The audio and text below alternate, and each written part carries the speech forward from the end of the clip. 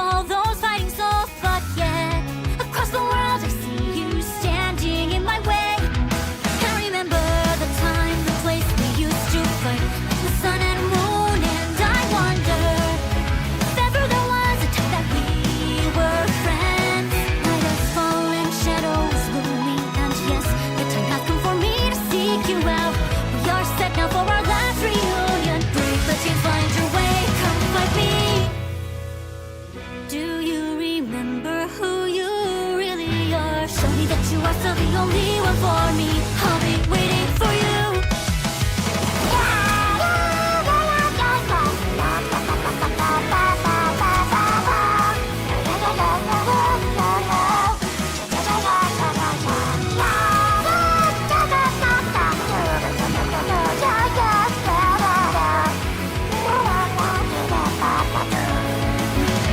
We will flash, no matter where.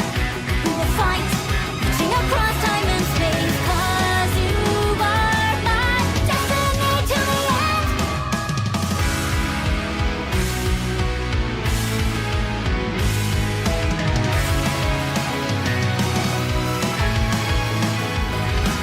Do you see the dawn, the flames burning brightly, shining on those memories? And yes, across the time I see you turning the tide. And do you see now, our time, our turn, we can still fight like the wind and the fire, and wonder no more. But now is the only time your heart is mine.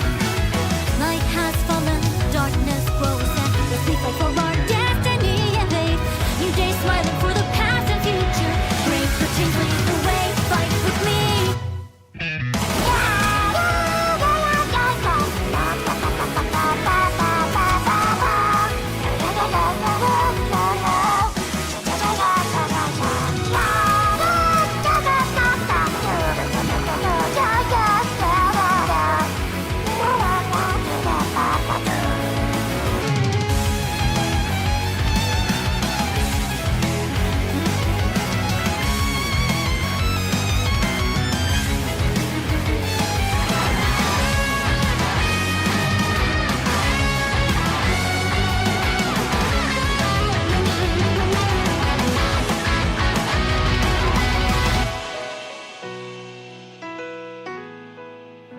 Show me that you are still the only one that matters for me. I'll be waiting for you.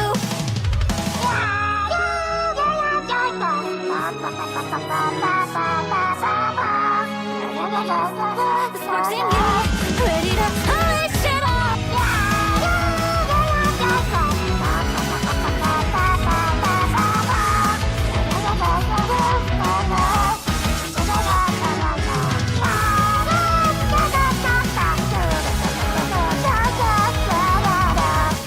We are rivals till the end of time.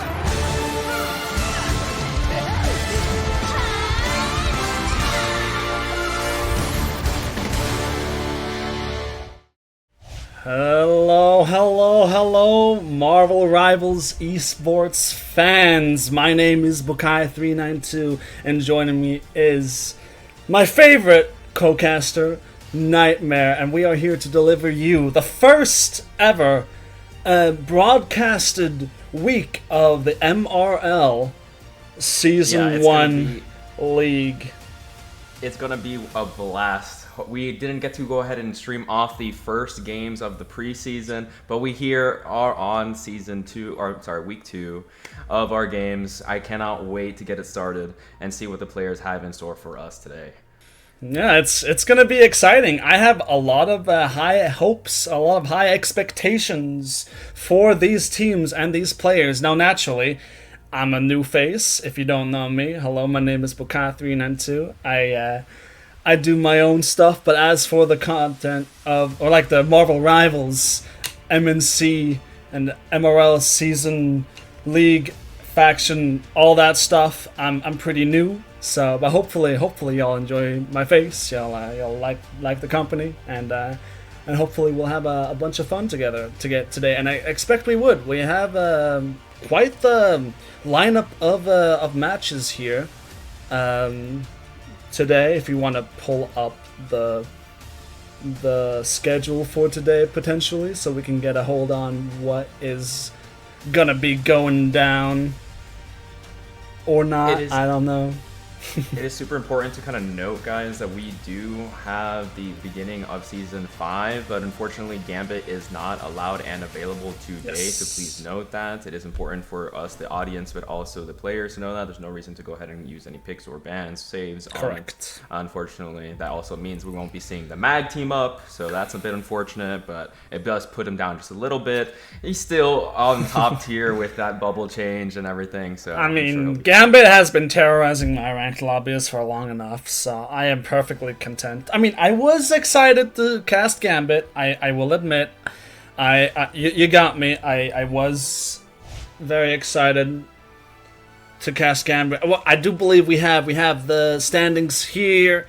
Alrighty, so Iridium and Black Viper are holding down the fort. At the top, both have a record of 4 wins and 1 map losses. 0 losses for these teams. Obviously, there has been 2 matches played already. There's only 1 week being played, so a lot can change. Obviously, the sample size is still pretty small, so I think it's unfair to point out like one team being a lot worse than the other, but there are already some battle lines drawn in the sand here, if you will, in terms of potentially what you would call the skill difference, if you will, in terms of these teams.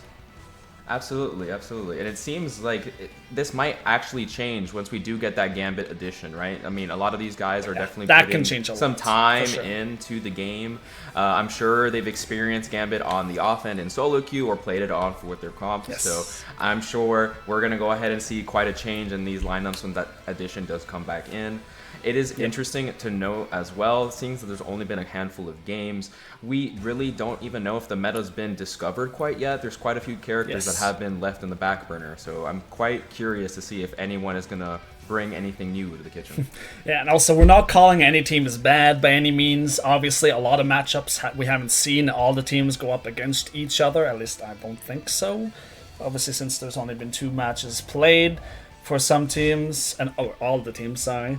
But like you're saying, not to talk too much about Gambit, but like that character, man, like I'm gonna have nightmares about that. Like the ultimate jump boost, speed boost, healing, ultimate increased ultimate charge gain, the explosions. Like I'm sorry, he can give that to everyone on the team. I'm like, and it combos with everything. It combos with everything.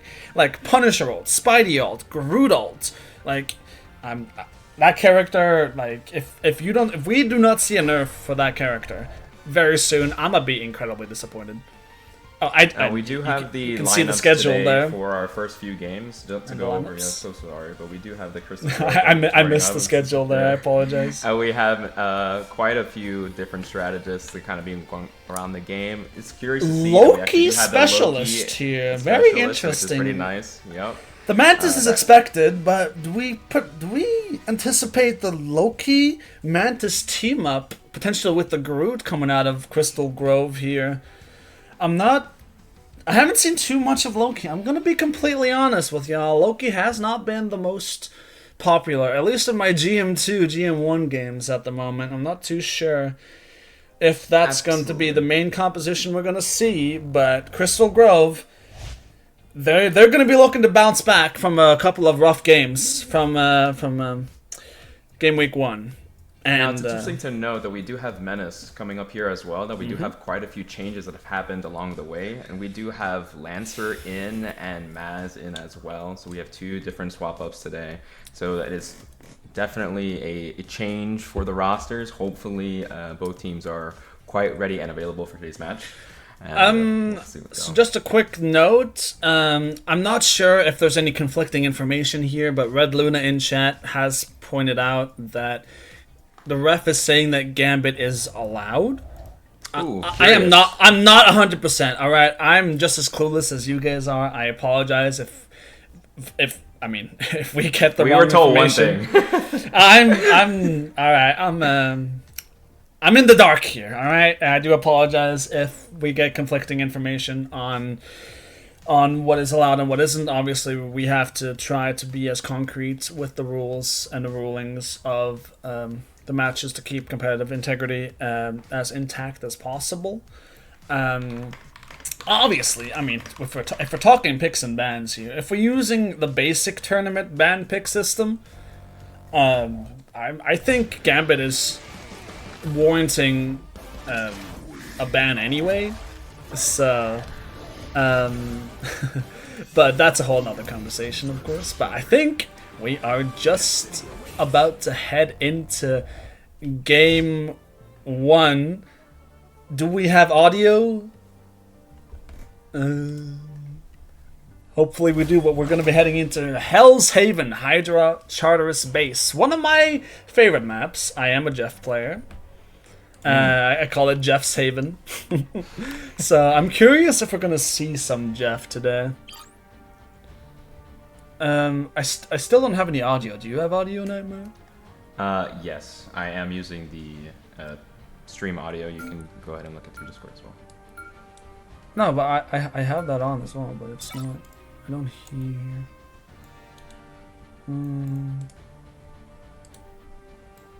Oh, there we go. I was on the wrong one. I got scared for a second. All right, I have the audio. We're good.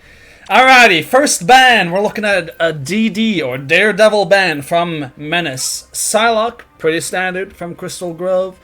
Anything out of the ordinary in particular you expect here, Nightmare? I'm curious, seeing as both teams have not decided to either save Gambit. I'm curious if they're gonna go ahead and ban it since they just saved Mag as well, right? I mean, it's that's quite what obvious to go in, right? It's like that's what I would imagine, and that's what I was alluding to earlier. That Gambit is way too strong. Like that ultimate is just way too strong to leave uncontested. I am curious if we're going to see the Jeff ban. I have seen Invis. Now, Invis is an interesting character to talk about. That character got giga buffed. And one thing that people... There is a Jeff ban, by the way. One thing that people don't talk about enough is the fact that Invis can use F not only to recall her shield, but also to use it on herself. And that is a very, very big deal. So it's no surprise that we see the Invis ban come out from Menace. And the Emma Protect has been the Mag Emma Protect. And the Gambit Protect. I do get to cast Gambit after all. Hell yeah. We get to cast the Gambit. I'm loving life right now. And on the other side... Mag ban here. Mag is protected. Crystal Grove. I was just about to talk about that. On the right side. So they protected Gambit, but they didn't protect Magneto. So they could just ban it on the other side too. So wait. I'm pretty sure this it's is only basic. protected for one team. No, is it just a tournament? I think this is basic tournament and tournament bans and picks, unless I'm mistaken. Meaning that all the bans are universal or global. So like, Daredevil is banned for everyone, Gambit is protected for everyone, etc. I think that's it. So this Emma Mag combo, the tank line, pretty standard, pretty run of the mill. As for at least season 5 Marvel Rivals goes.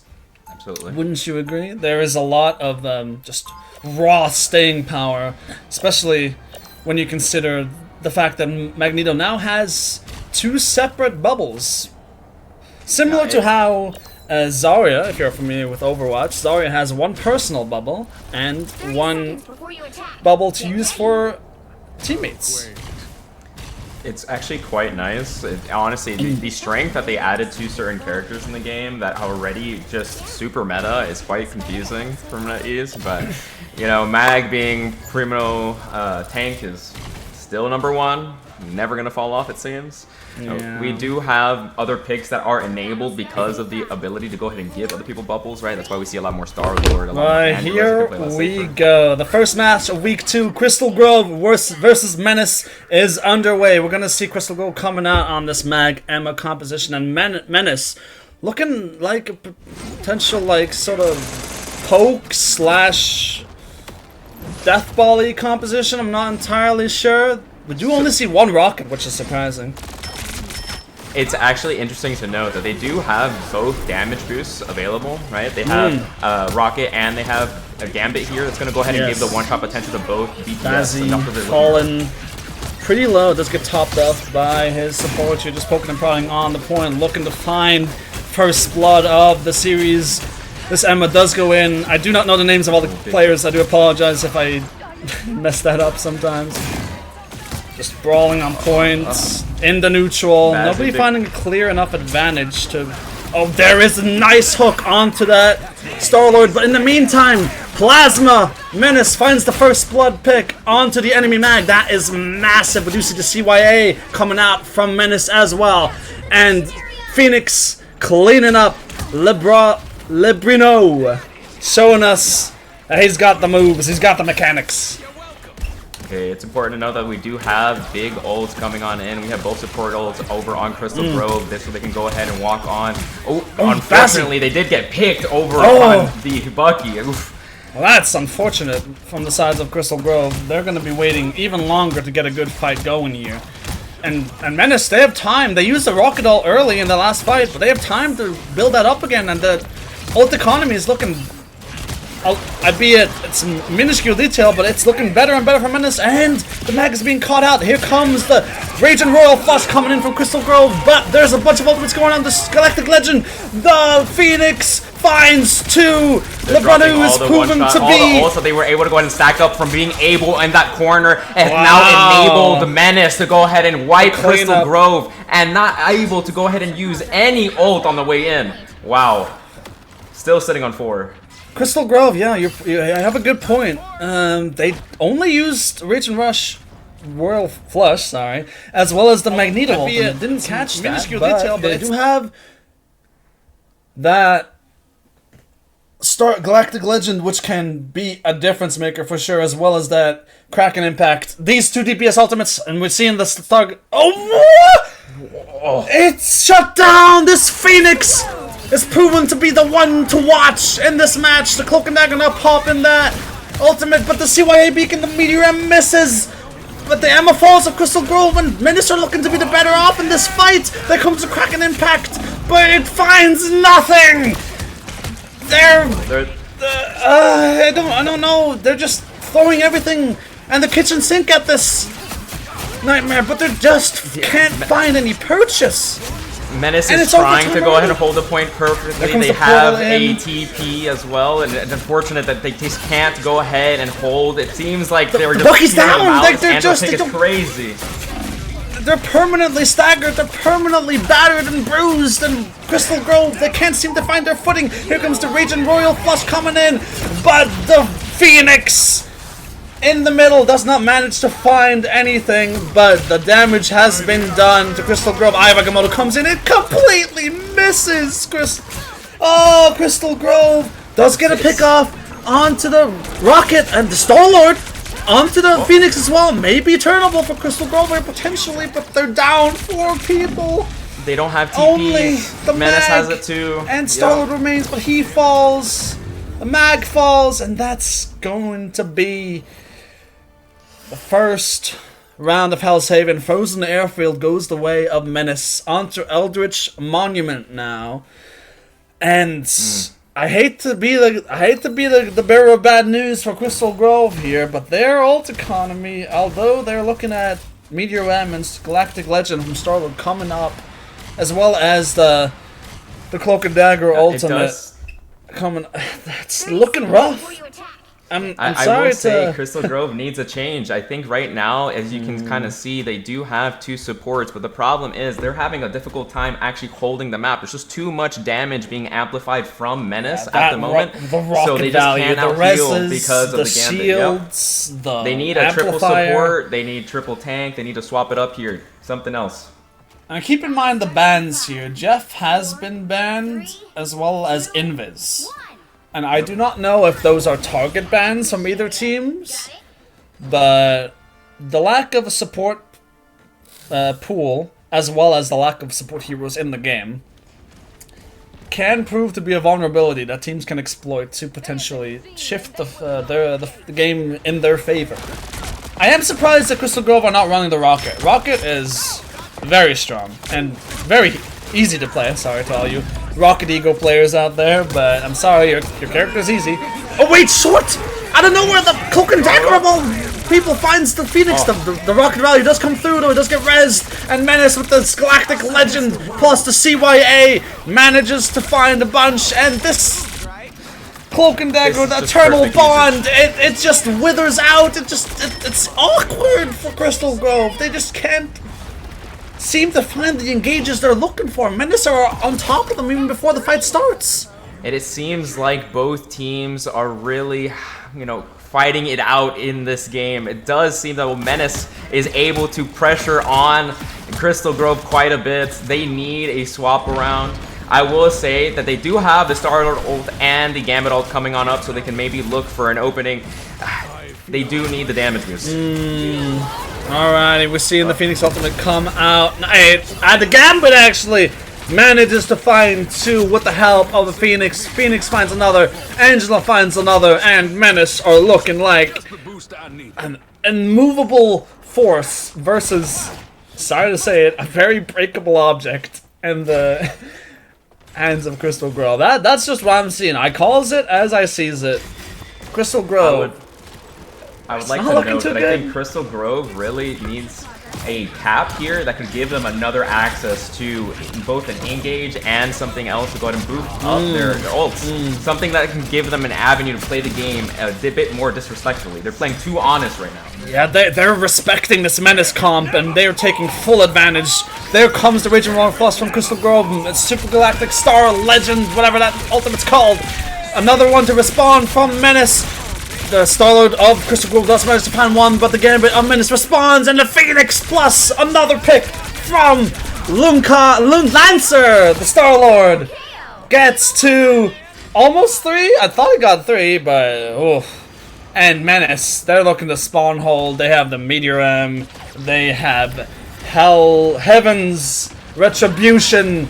There's no opening. We're seeing right there the CYA amplifier being deployed, and they still have this end song Inferno ultimate out of the Phoenix. It's just overkill. It's a bloodbath. They have a family, man. Crystal Grove, Menace, I don't know what to say. I don't know what to say without sounding like I am incredibly pessimistic towards Crystal Grove, but that was not pretty at all, Nightmare. I will say it seems like Menace's Gambit was able to give the royal flushing down the toilet for Crystal Grove, unfortunately. And now it's only been 1 game, and hopefully they can go ahead and pick it up on this next one. I will say they did end up going for that cap swap just a bit too late there at the end. They did swap Oh no, these stats. I don't want to look. I don't want to look. Please, avert your gaze. Crystal Grove fans, avert your gaze. Don't look at the 0-9 mag. I didn't want to say it, but I'm sorry. All right. I think we should note as a casting duo here that, you know, Crystal Grove, that's only been a week, man. A week for these guys to go ahead and get acclimated with the new meta. It seems like they haven't really changed too much. I mean, again, they added the cap at the very tail end of the game, but maybe they can go ahead and bring something else to the table. I will note they even had Thing open, right? Not really commonly chosen, but it would have stopped the Angela engage. It gives you guys something else to kind of play around. You guys even get vulnerability debuffs. It seems like this needs to be better saves on our end. We did even save Gambit, which I guess gives us the force to kind of you know, want to play the game out. But you have to think about it like this: if the enemy team, if you do your homework and you say like the enemy team has a good Gambit, but so do we. But do you have the wherewithal? Do you have the mindset to be like, their Gambit is better than ours? That character is broken. If we're not good enough to beat them in the Gambit mirror, we have to ban it, because there is no excuse. I mean, the esports scene for Marvel Rivals, and Marvel Rivals is a brutal game. If you can't compete in a mirror matchup with these super strong new heroes that are coming out, you have to give them the respect they deserve, because these characters, if controlled, if utilized properly, they will tear you a new one. I'll tell you what, you're not gonna have fun if you're up against a good Gambit player and you don't have an adequate response. And honestly, I don't even know what counters that hero, man. I don't know. I don't know that anyone really does quite yet, other than locking down Gambit, who has 2 cleanses. But here we are going on into our next match. Game 2, let's see. Not quite sure what the map is yet. We are picking as we speak. Obviously, it is Crystal Grove. It is loser picks, so they can choose between a convoy map and a convergence map here. The map pool is Ixgard, Tokyo, Hellfire Gala for convoy, and convergence. We got Empire of Eternal Knights, Intergalactic Empire of Wakanda, as well as Quinlan, which is the new convergence map. And we do see Yggdrasil Path, classic convoy map. Obviously, not a lot of new maps have been introduced in Rivals, since it's obviously still a very new game, but this is one of the tried and true convoy, one of the classics, if you will. Now, I'm wondering if Crystal Grove chose this because of familiarity, or if they're choosing it because of how they feel with Angela. Angela was a huge demon in their backline last game, and to be frank, this is one of her worst maps. Like, I will say there's not a lot of places for her to displace you in the form of getting off the map, but there's obviously potential for you to go ahead and combo and stuff like that. So I think that could give them that potential. Yeah, so you're saying that, and I agree with you. There is a few ledges, but I'm not convinced that the Jeff hover is gonna be serious. We do see an invis, which is expected. All similar bans. So, wait, am I seeing things, or was that an Angela Protect from Menace? Menace, who are not picking the map, by the way. They think apparently it's an amazing Angela map, or maybe Plasma's just the best Angela in the world. We do see a Jeff. Yeah, so I was fooled. I was bamboozled. I was debated. There is no Jeff. Unlucky. Guess I'll have to keep waiting for that. Emma ban, going with the same. Oh, and I was going to note this. So the only reason that you would go ahead and save Gambit and save Angela is because of the combo. So for those of you that don't really play Angela, okay, the speed boost is insane. It's actually really hard to go ahead and drift with her. However, the ult, if you can gather everyone and combo that with Gambit and just get all the explosions together, it's an insta-kill. Super big wipe. Indeed. And like I say, like this ultimate, it combos with everything. The extra damage, the ultimate charge, like gain, the extra gain you get, the jump boost. First time we see an ability that actually improves your jumping capability, which I find to be pretty funny. Like it gives you so good mobility, as you're pointing out with the Angela combo. It can also combo well with pretty much any offensive ultimate in the game. It's like, what were they cooking? What was Guang cooking when they made this character? I don't Menace understand. is looking for the triple tank hold. They are going to try to utilize the new Penny buff with Penny Rocket with yes. triple tank solo Star-Lord. Now I'm curious as to how they're gonna wait. No, Menace are on attack. Now, guys, don't forget in the chat. Go ahead. Their prediction is up, so go ahead and predict on. I forgot game, about the please. prediction. I am so sorry, but the prediction is live for the second game. I'm assuming it was for the first as well, but I completely forgot. That is my, that's my bad. But it is up now as well. But let's talk about these compositions. Obviously, the triple tank from Menace. The Goat's composition, I'm not convinced is that relevant, but triple tank. The 3-1-2 or the 2-1-3 composition with 1 DPS and 2 supports. It's pretty relevant. No, they actually swapped off for Penny so they could give everyone the health packs. That's what it was. They wanted the 50 instead of 25. So they are playing the Phoenix, the I was about to say classic, more standard 2-2-2 composition with this Gambit. Crystal Grove on the other side. Oh my goodness! Bazzi is finding the pickup already onto the Emma, but he gets hooked in and immediately gets traded out. And he wasn't rezzed. Trading attack as well. Oh no! Plasma! This Angela Valiant. Angela Demon. What the? They are able to go ahead and lock them out of the room here. You can see as Angela's permanently playing LOS, she can never go ahead and get stopped from them. This mag is so old, man. It takes so long for him to get back to the fight. And the Menace, there's only been half a fight, but they're already close to capping. And this Angela is so oppressive. They can displace, they can ruin, they can bully.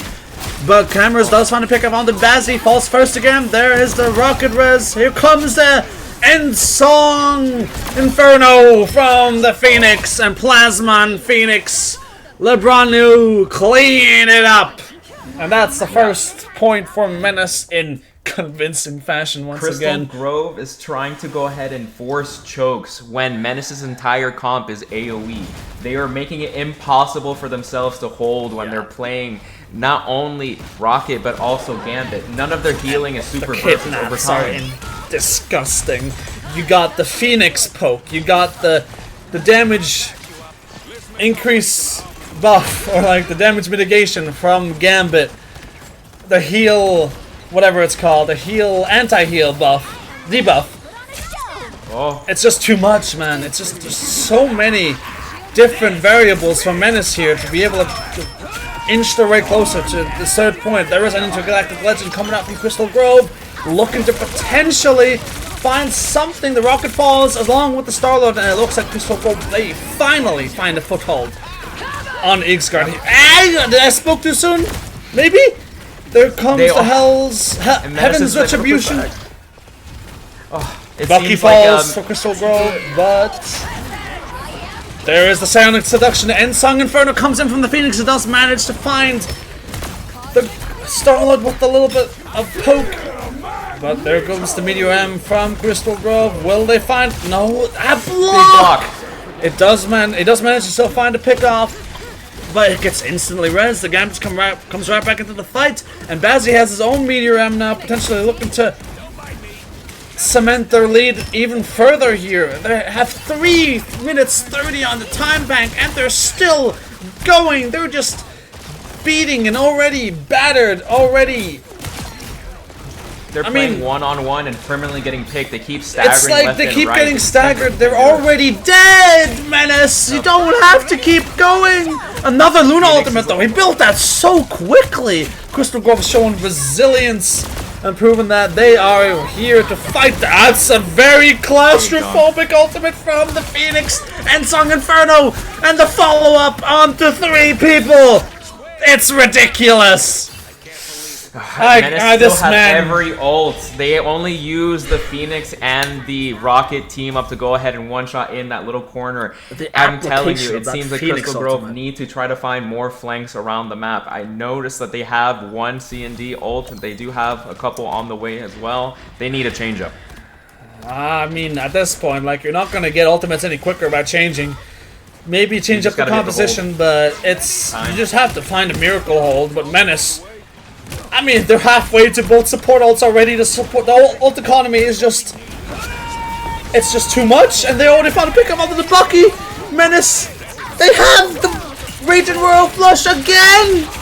They built it again! There comes the Meteor Amp! Ooh!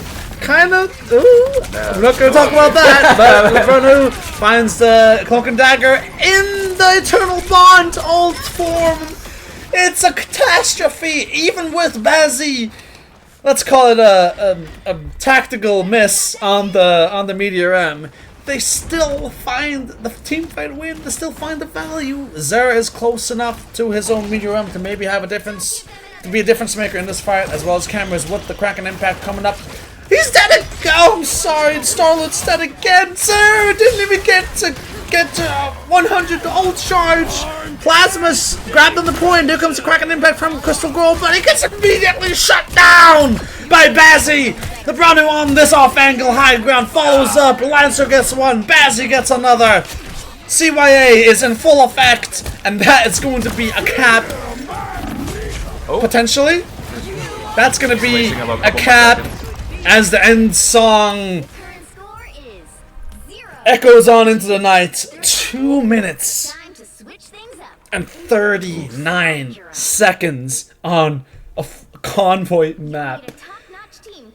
I mean, it's looking rough. It's looking rough for Crystal Grove, I will say. It's hard to not talk about how dominant of a showing that is on convoy, which is very hard to cap, usually pretty hard to cap all 3 points with time remaining. Not only did they cap with time remaining, they capped with almost 3 minutes. Nightmare. That is unheard of. Yeah, and I am really sad to say for the enjoyment of the viewers here, but this is not looking close. No, so just to point out, okay, it's really important to look. Short keeps swapping over to Rocket, okay? He wants to play it, but notices he's obviously giving jump pack and he's giving health pack to everybody, okay? But he can't lock it in because the Menace has been playing Phoenix. They can't mirror because their own DPS aren't playing it, and they're not playing to go ahead and shoot down. But why is the Phoenix forcing them to not play Rocket? Like, I feel like it's just... You're just throwing by not playing Rocket in. Absolutely. I mean, I agree that you should go ahead and match a lot of time here, especially with the walkout. It seems like Grove is able to go ahead and walk forward, but they're playing on high ground, trying to position forward. It seems Menace like just controlled the card right away.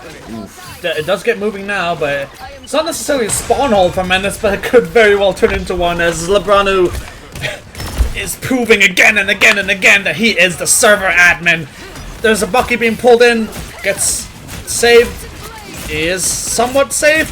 Zero does find a pickup on his opposite number in Bazzi. That Gambit team up is pretty impressive. And Plasma is safe. Crystal showing life. They were able to go ahead and pass Fuzzy, getting her out part around the corner now. Oh. Technical difficulties. Alright, I think we're good. Lebranu, pick up onto Emma. Zer follows. Plasma kills Zer. Plasma into the back line. This guy just has no fear. He's touching the spawn door. Oh, and then he carries out. Yep. Touch the spawn door challenge. Plasma says, "I'll oblige happily." And Menace. We were just talking about how good Crystal Grove were doing, and then they just. And the question really comes in, how does Crystal Grove find an answer? They need a pick of some sort to go ahead and win the map. But how do you do it when Andrew's terminal out of your backline? Raging Royal Flush coming in from both teams. The Ensign Inferno coming out from Menace. No support ults in response for Crystal Grove except the Gambit, but it's not really considered a defensive ultimate. I think here comes the Hellish that Heaven's Retribution, I keep saying the wrong word. The CYA beacon also coming online from Menace. Cloak and Dagger. The ultimate's over. Zero finding nothing with the Meteor M. Does live, but here comes the Galactic Star Legend from the Star-Lord. Armed and Dangerous to crack an impact, but it gets instantly shut down by Bazzy. And for all the ultimates that Crystal Grove have had, the Meteor M, the Kraken Impact, the Eternal Bond, it's not enough. Even the Gambit ult as well. 4 ults invested. And here comes the Silent to the Seduction, the one ultimate they have remaining, Crystal Grove. The Phoenix ultimate Ensign in front of finds nothing. Here comes the Meteor M to counter the Galactic Star Legend of LeBron! Bazzy finds the backline. Gambit and Phoenix follow up. Everybody's getting a piece of the pie here, and Menace are looking to live up to their namesake. They are a menace for Crystal Grove anyway, as they're looking for a quick 2-0 in this best-of-3 series. Oh yeah, it's looking very dire for Crystal Grove as they try to go ahead and make it over the cards. Even now, it seems like they can walk. Gambit ult online, Rage and Royal Flush. Zero finds a pickup onto the opposing Gambit, but it just gets rezzed. The rocket value is too much, and he comes right back with his own Rage and Royal Flush, and they're just running over them. He goes too far, he overextends though. Cameras finds a pick. Is it going to be enough? There's so much pressure. The CYA damage boost. It's like, as soon as this ultimate is online, you just can't win. And Phoenix, it's too good. And they have Insung Infernal as well. They have the Star-Lord Galactic Legend. Granted, Crystal Grove's ult economy doesn't look terrible. They're coming up on the Kraken Impact as well as the Rage and Royal Flush. Oh, does get pulled in. Here comes the Meteor M from Crystal Grove. Kraken Impact. Eternal does find Angela, but it gets rezzed! Whoa, it gets rezzed every time! And the Unsung Inferno plus the Meteor M from Menace, they respond in kind and deliver a decisive gut punch to Crystal Grove's structure. They got Thanos snapped out of this game, out of this map, out of this series! And that's a domination, full hold, whatever you want to call it. That's as... Unfortunately, that's as bad as it gets. Like, the only reason this map wasn't over quicker was because Menace was on attack first. I'm sorry to say it, but this game would have been over with in a very quick fashion. But I digress. Let's talk more about Menace. Consolations to Crystal Grove. Were very well played. Deserve to be highlighted for what they did well. Not necessarily only for what they did bad. But Menace. This team. Huh? Wow. It's really interesting to Lebronio didn't die. He didn't die. He didn't die. How do you die when you have 2 frontline tanks that are buying all the space and a res beacon for them as well? You always have a wall right for you. The res, the rocket value, man. It's there every single fight. It's always there. It's so oppressive. And even though I hated on the rocket players, I said your hero was easy to play. Cloak and Dagger is easy to play as well. That does not mean that the value for playing the hero is not there. A hero can be meta and easy at the same time. No, and if anything, it's a good thing that meta heroes are easy to play, because that means that everybody can. Well, that's controversial. Well, it's different. We don't have to go into that, but yeah, let's talk more about Menace. This Phoenix, man, Lebronio. Still trying to figure out how to pronounce that name, but they put on a clinic. And everyone thinks that Phoenix is on the lower end of DPS. Like we tend to forget about her just because she no longer has a Beyblade tech. When you think about it, when you go and play in solo queue, when you play in comp, what do you really typically see? You see Phoenix compared into either the Hela or into the Rocket, things where you can actually destroy stuff, right? But you're always playing Hela Namor, Bucky, MK, DD. Like, I mean, Phoenix usually, is traditionally she was prime. taking the place of Hela as this like hit scan like oppressive. Like if you don't play Hela, you play Phoenix. If you don't play Phoenix, you play Hela. It's like it's a tit for tat almost. It's like it's hard to say which one of them is better, depending on the meta, depending on the balance patch. But well, yeah, it's actually interesting to note that. I think the reason why people are using Phoenix now is because of the instant one-shot, right? You don't have to worry about the Hela going up and then she's just throwing down a million ults, whatever. This can give you different avenues, which is why I really liked Menace's comp. They utilized Gambit's ult to the fullest by giving not only, obviously, Mag the team up, but you're giving your 2 DPS that can go ahead and utilize it to its fullest and kill multiple people just along with the ulti.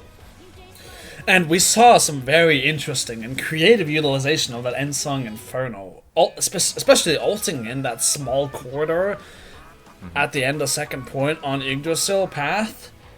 I've never seen that ultimate being used like that before, but just because the cast time of the Ensong Inferno being Phoenix is in a state of invulnerability, and the fact that the enemy team basically cannot respond to the dive, the Phoenix diving down at instant damage, the one shot you're saying it like, and she can one shot even when she's not in her ultimate as well with damage boosts, even without damage boosts. Honestly, like character is, I feel like they've been overlooked a little bit, but oh for sure they are shining in this new patch, and LeBrano is proving exactly why Phoenix should not be overlooked.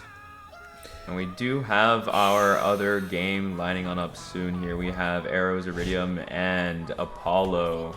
Just waiting.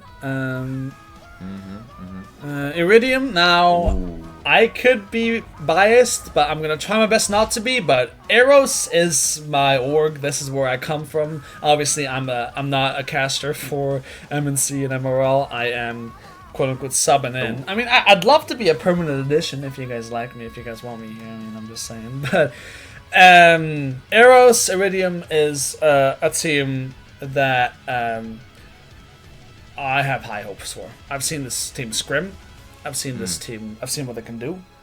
I'm familiar with all these players. They had some roster changes, some accepts. I've had some scrims, new players come in, but the core, Nesmond, Red Luna, those two in particular, their skill ceiling is immense. And I have some extra knowledge just because I know these guys and I've been I played with them a little bit. Like I said, their skill ceiling, their capacity to carry games on their own, especially Nesmond on the Magneto. Whew. LeBron, I'm telling you, he is the prime example of a steadfast, reliable tank player. And Magneto is Mr. Reliable. Don't get it twisted. He is. He is the Reinhardt of Marvel Rivals. He is the tank. No one go ahead and verify that on X-Men 97, okay? Like, don't go ahead and quote him on that. But yes, Mr. Reliable. No, I'm by no means no comic book nerd. All right, I'm not gonna. Oh, please don't cancel me, please. But yes, I will say it is. It's a huge thing right now to be having Magneto with a double bubble, right? The big thing is you were able to go ahead and sacrifice your own bubble to go ahead and give it to your support, to give it to your DPS so they can either pop off, live. Now he has one for himself. Who do you really turn on? He gives it to this other tank. You're fighting double bubble frontline. You give it to your support and him. I mean, Mag was already strong, but the second bubble is just icing on the cake. And it's like you think you can Jeff ult somebody, they don't have any defensive cooldowns, and then there's just like 15 all at once. And it's like, I don't care. But the prediction, I see the prediction is live. Use your channel points. Bet, Gamba, Gamba, Gamba. Use those channel points. Predict which one of these teams you think is going to take the W. Let me just double check. We're having a change. I'm sorry. It seems like we're having roster Get change. Lost and Millennium playing against each other because the other two teams are playing. Yep. Okay, so we're going to be casting. We're going to have a different team on the broadcast. Ooh, Storm. All right, Get Lost. Storm. Maybe potentially seeing the Storm Jeff team up, the Jeff NATO, maybe. I'm hoping. Well, she does give aura now for everyone being 12% instead of 10, so she effectively just gives everyone the Mantis buff, right? It's really nice.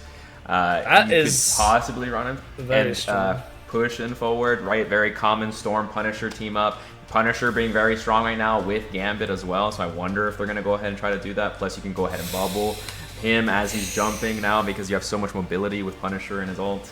Crazy. Is he jumping or is he more like punching the ground with his back and... I would like to think he's deadlifted. he's just like deadlifting his mechanic tentacle. We do have a pause. Hopefully it's nothing important. Hopefully there's nothing bad happening. Or like there's nothing... Ooh, and the Hawkeye. Okay, now... Alright, let's take a look at the lineup. Sorry, I'm all over the place. Venom... Good. So, Venom cap specialists on Millennium. With Loki Luna backline. Loki... Fucking... Sorry. Traumatized from Loki Luna. The early seasons. Loki Mantis. Yup. Now, this is going to be the game that I think I'm going to have the most fun with. And the reason I got to say that is because if they have a Hawkeye and a Loki right now, it's very common that I've seen for the Loki Gambit duo because of the fact that you can go ahead and not only damage boost everyone on the team, but you can do so effectively twice on over. Hawkeye's new buff really effectively makes him do quite a bit more damage, right? He obviously gave you that one shot before, but now he's way more prone. Everyone. And now, if you have double damage boost and he just pops his ult, he doesn't even gotta miss. He's just gonna hit and perma connect, right? I will say that the only other character I really want to see is Groot. Groot. That's a character we didn't see too much of last series. I'm curious because I mean I've seen a lot of Groot in my ranked games. A lot of people wanted to run the Groot Mantis combination. I've seen a lot of Mantis being banned in pro play recently, but we are in Get Lost versus Millennium. What do we expect on Hell's Haven in terms of bans and protects? We're seeing Jeff hovers. Yeah, I think Jeff is a pretty obvious one. It's pretty free to go get you off the map in this game. Yeah. I mean, I'm a Jeff connoisseur, and if you do not ban Jeff against a good Jeff player, you are going to have a bad time on this map. Interesting to note, there's so many other strong strategists in the game, so maybe they just forego it out completely. Ooh, Angela ban. Okay. I mean, if they don't have a designated Jeff player, that would be fine. Angela and Invis. Venom. Pretty standard so far, in my opinion. I think that's... Oh, this is Venom, Protect. Was Get Lost the dive team we saw, or was that Millennium? I forget. Either way, I'm pretty sure Get Lost can play dive either way. Both teams can whip that out. On this map, it easily gets a lot easier, I would think, with the availability to damage boost, right? The one-shot potential result. Ooh, the Groot pick. Let's go.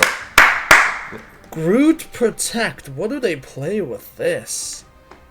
I mean, Bucky or like Hela, Phoenix, obvious answers. Star-Lord ban, sorry. There's always the tried and true. They might... I'm thinking Millennium might want to go for the Hela Namor team up here. That is pretty oppressive, at least in my ranked games. It applying, of course, this healing reduction effect, which is we see a lot more and more in these new Daredevil for Koga, I believe, correct? Or not Koga, I'm sorry. So Koga's the Iridium. This is a different team, but regardless, we have a Daredevil Protect and the Bucky. I was thinking that they would protect the Bucky with the Groot, so we're looking at that sort of combo, and Angela as well potentially with the Groot, looking to double stack those ultimates potentially. But the Daredevil, yeah, we can talk about that. Daredevil, oh my goodness, this character, more than anything else, like counter dive, incredibly oppressive against dive. This character, very strong.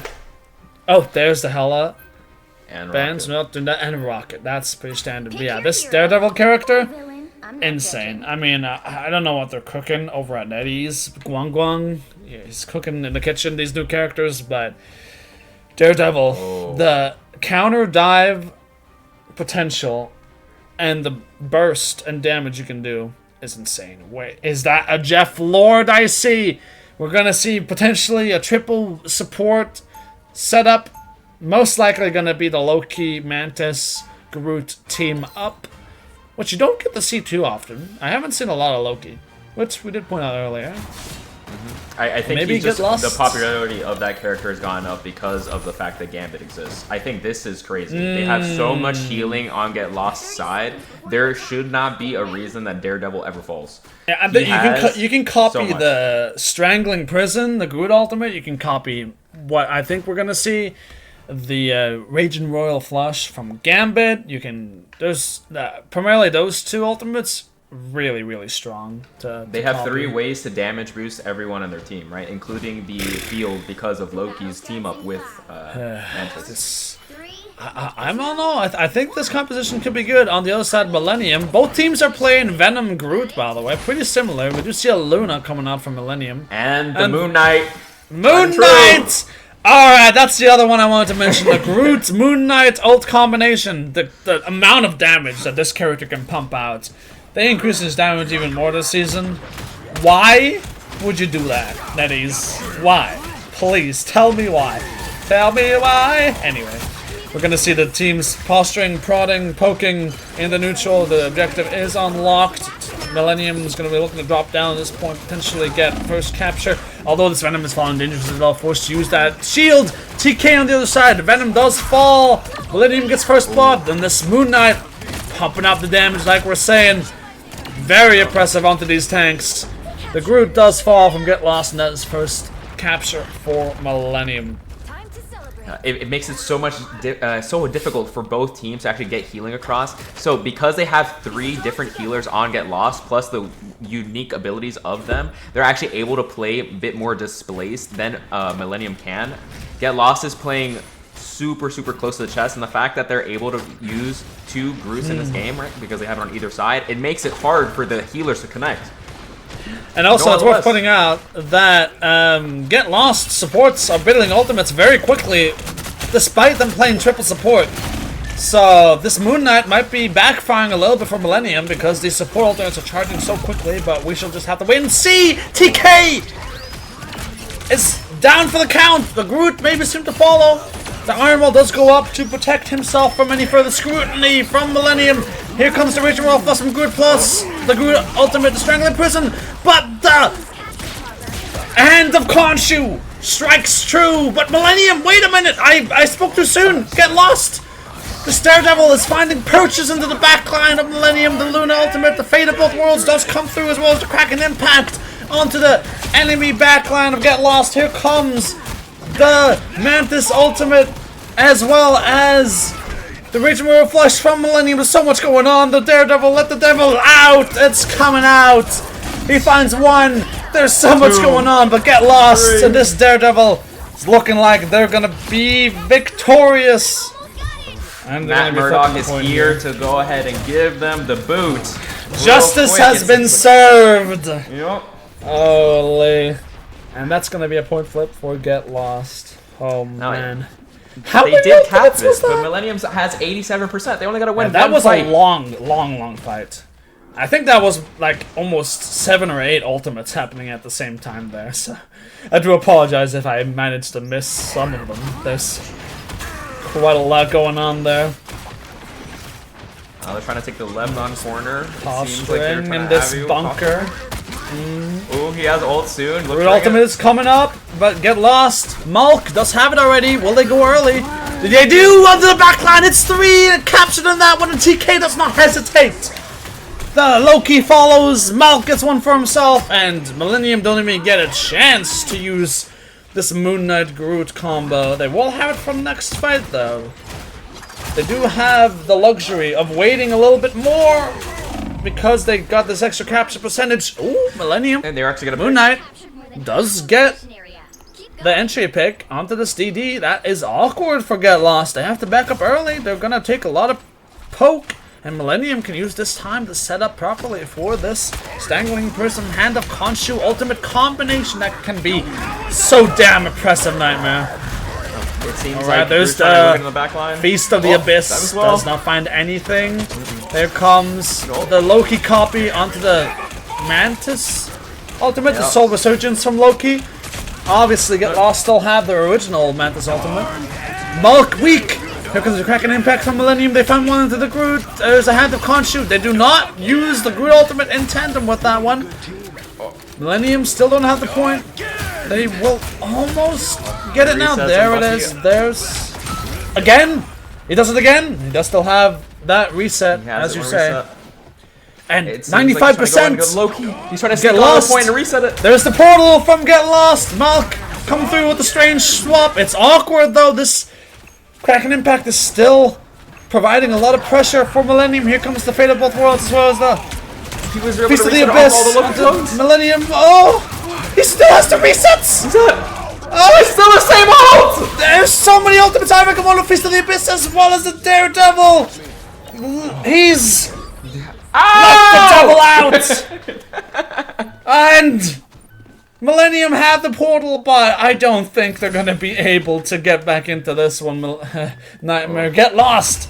No, they're going to save it. We have a competitive series on our hands. They turned that script right upside down. The turntables have tabled, as some people would put it. And that's going to be the first point for Get Lost. Frozen Airfield up next to you. We still have yet to see Super Soldier Factory points. So hopefully we'll be able to get to see that one as well. That's my personal favorite point.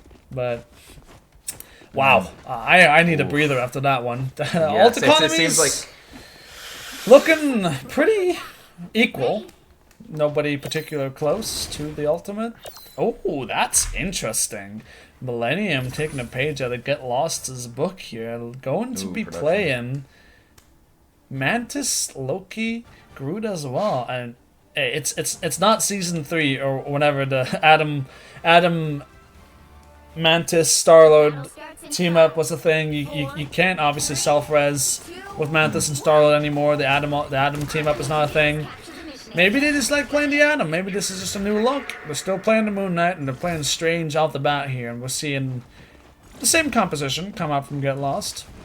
There's no Gambit from Millennium. Kind of refreshing, though. Honestly, the Atom pick could be good. I think that they try to go ahead and wipe. They want to make sure that the group can go ahead and get any value, and then once they do so, they just res and immediately turn over the fight. Daredevil could be so oppressive onto this backline. They don't know. They're forcing out the green early. There's a sleep connecting, though. Telex showing them who... Sorry, that's the other Mantis. Apologies. Millennium's Mantis proving that they have the mechanics to hit that. Millennium's Moon Knight does have the Hand of Khonshu ultimate available. Potentially using that in tandem with the Groot ultimate soon to be online for Millennium. Oh! Loki uses the Soul Resurgence potentially, or copies the Mantis but doesn't get to use it. Soul Resurgence coming up from both teams now, and Millennium looking to start the round off exactly how they started the last, with a solid fight win. Walking up. First captured. Does not decide to invest anything except the Soul Resurgence. Meanwhile, Get Lost not only used the Soul Resurgence, Loki ult, which did fail. The Lord of Mischief, God of Mischief, sorry. But I also used the Strangling Prism of Malk, this Groot ultimate, which is so important for his combos, ult combos. But Millennium in an incredible spot. They have 5 ultimates. They can cycle these ultimates, and they can turn this into multiple teamfight wins if they play this correctly now, man. Yep, and it seems like both teams are really trying to go ahead and push the hold, but Millennium has pushed the hold in the back line. The Bucky falls early, didn't quite have the Kraken impact, but that's not what you want to see if you're a Get Lost fan. The Venom forced to shield early. The Feast of the Abyss was used. Oh my god, I didn't even see.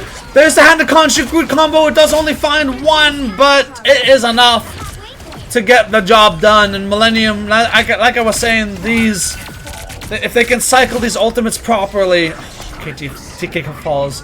If they can cycle these ultimates properly, they're going to be looking at. Ideally, you would use 2 to 3 ultimates per fight, so you would always have 3 or 4 for the next fight.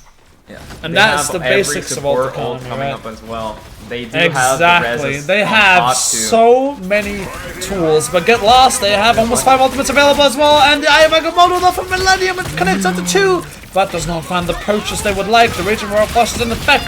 The Soul Resurgence coming out from Millennium's side. Get lost almost has it as well. Soul Resurgence. They copy the Mantis as well. The Karma. Oh my god, the resets. Oh! Again! Does he find the Kraken Impact resets? He does! Again and again and again! The Strangling Prison is good! The Kraken Impact is good, but Millennium are in... Oh! The Cormac Revival! He reses everyone! Absolutely everyone!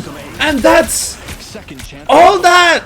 And they're closer to their ults. We have Groot Teabag walking up. He's gonna have Strangling Prison soon. He's gonna teabag on them. Nightmare is gonna do it. I can see it. They do have Soul Resurgence in response. I guess Get Lost side. I'm not sure if it's gonna find too much, but let's see how this fight plays out. He catches 2. There's a Soul Resurgence from Get Lost. Will they be able to live through it? They will. That ultimate is not the strongest, but it gets the job done in terms of keeping everybody healthy. Get Lost! This Bucky potentially finds another reset. Does not. Here comes Soul Resurgence from Millennium looking to close out this round. Hand of Khonshu. Got a Mischief coming out from Loki. Raging Royal Flush being copied. Eye of Agamotto into the back. It hits at least 2, maybe. There's a Strangling Prison from Get Lost. We're all over the place in this fight. But Millennium are coming out as the better side. It looks like this is last fight.